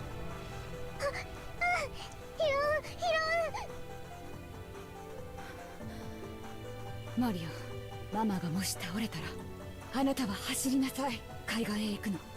そして泳いで泳いで泳ぎなさい。この島のどこにも生き延びることのできる場所はない。やだ。ママと一緒。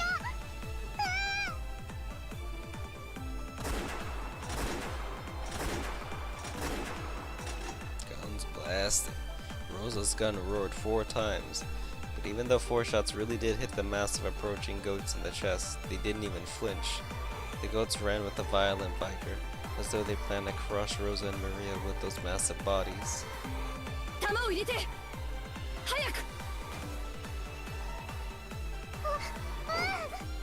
Rosa grasped the blanket with the ingot in both hands, and she herself sprinted, pulling it along, without even an ounce of fear in those strange-looking giants. If it's to protect my daughter, I'll overcome even hell. 見せてやるよ。黄金の夢ってやつを。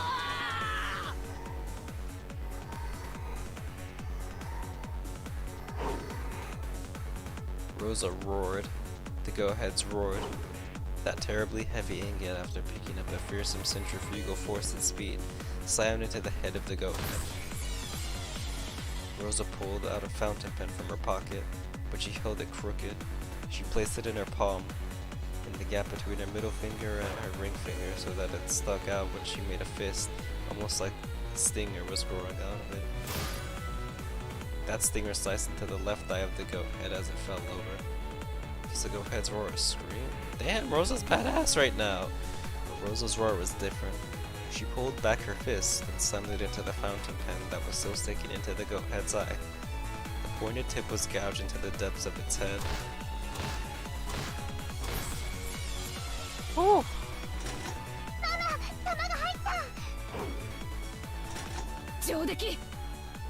When Rosa grabbed the gun Maria had thrown, the giant finally tumbled on the ground with a thunderous crash. However, at the same time, I saw the goat-head pursuers on the other side of the rose bushes increase in number. I've gained enough distance for now. I held onto the blanket wrapped around the ingot and the gun, and once again ran with Maria. Why am I running with the gun in my right hand and gold in my left? Why don't I let go with one hand and grasp Maria's hand? I can't let go of the gun that protects my body. I can't let go of the goal that protects my future. But even so, I've let go of the hand of my daughter, the one who is my future? Run, run, run, run. She got out the rose garden and began to run down the staircase through the grove of trees, for Rosa knew. This path through the grove turned and twisted many times, only seemed to be long. She tore through the...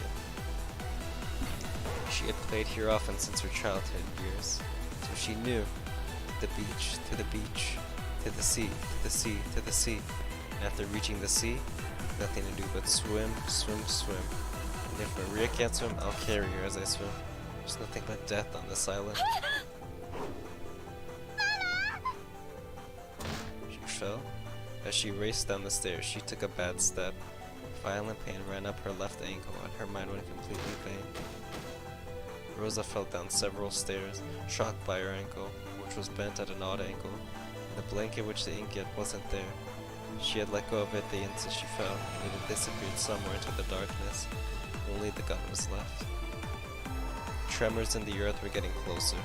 It was only a matter of time before the goat-heads flooded in. She didn't want to imagine how many there would be, or how strange they would look. The lightly dancing gold pursuers arrived.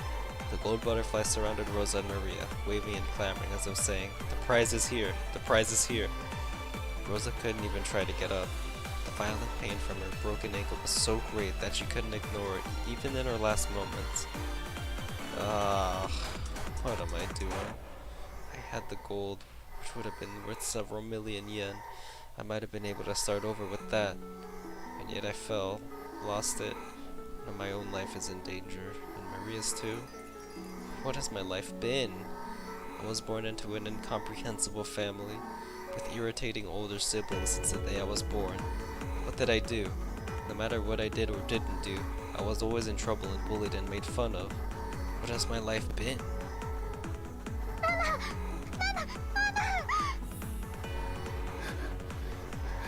The roar inside Rosa's heart shriveled away and disappeared. It disappeared when she heard Maria's crying voice, as she sobbed and clung to Rosa.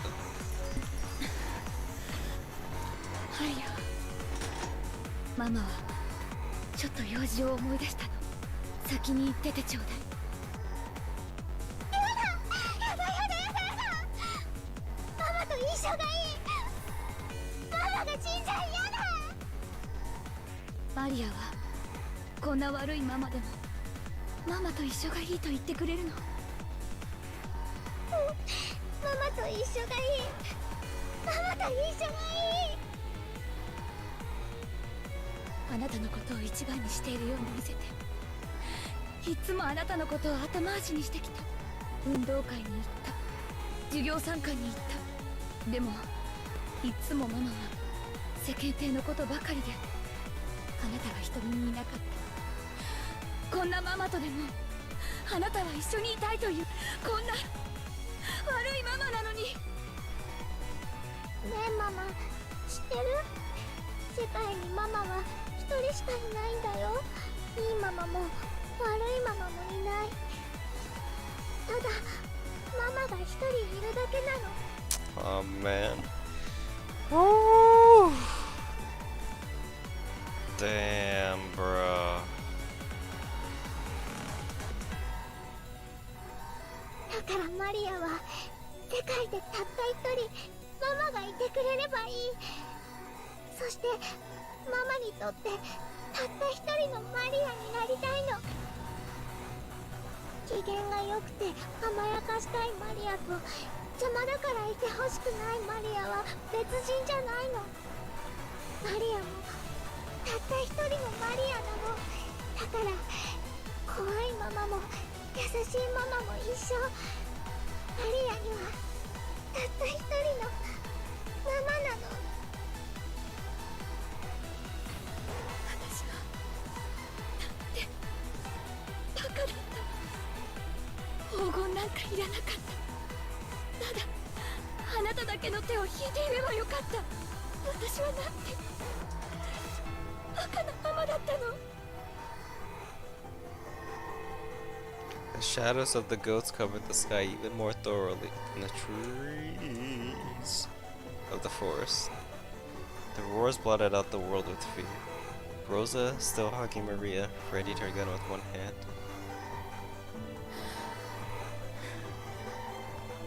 マリア、一緒に行こう。ずっと一緒よ。ママが迷わないようにずっと一緒に。すぐに会えるよ。ずっと一緒だよ。黄金鏡で会えるよ。そしたら一緒に遊ぶの。狼と羊のパズルで遊ぶの。ママはまだ1問しか解いてないけど、マリアは全部解いちゃったんだよ。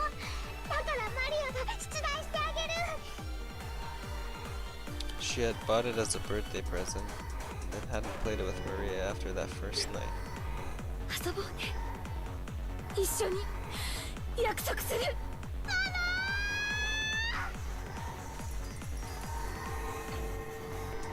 Those eyes, sparkling like red hot lava, like just a group of fireflies, they danced, closed in, and attacked. 来いよ。マリアが込めてくれた銃弾を食らいたいやつから前へ出ろよ。うわ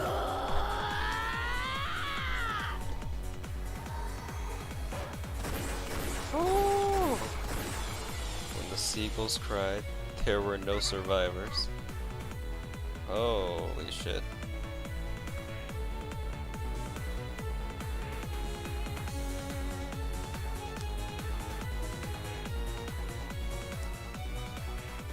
God damn.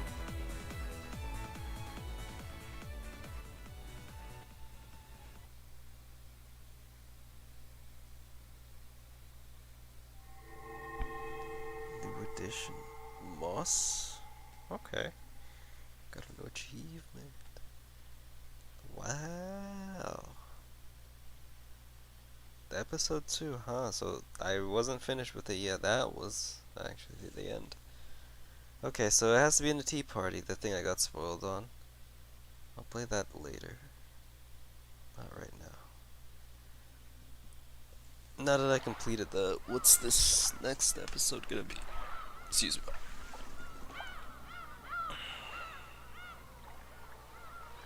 Damn, bro.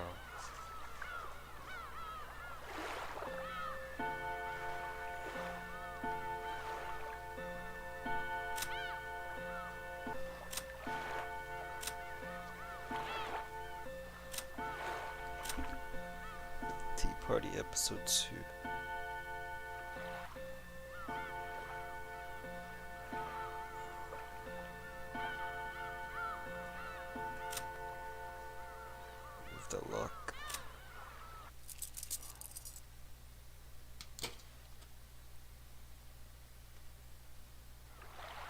What's this one gonna be?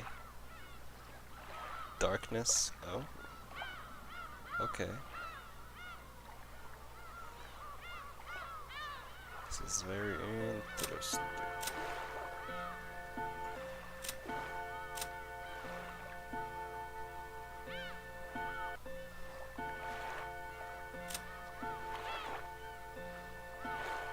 Alright, well, that was a very long stream. I did not expect it to take that long. But, let's see how long it was, actually. My YouTube live stream is not loading, but I will stop it here.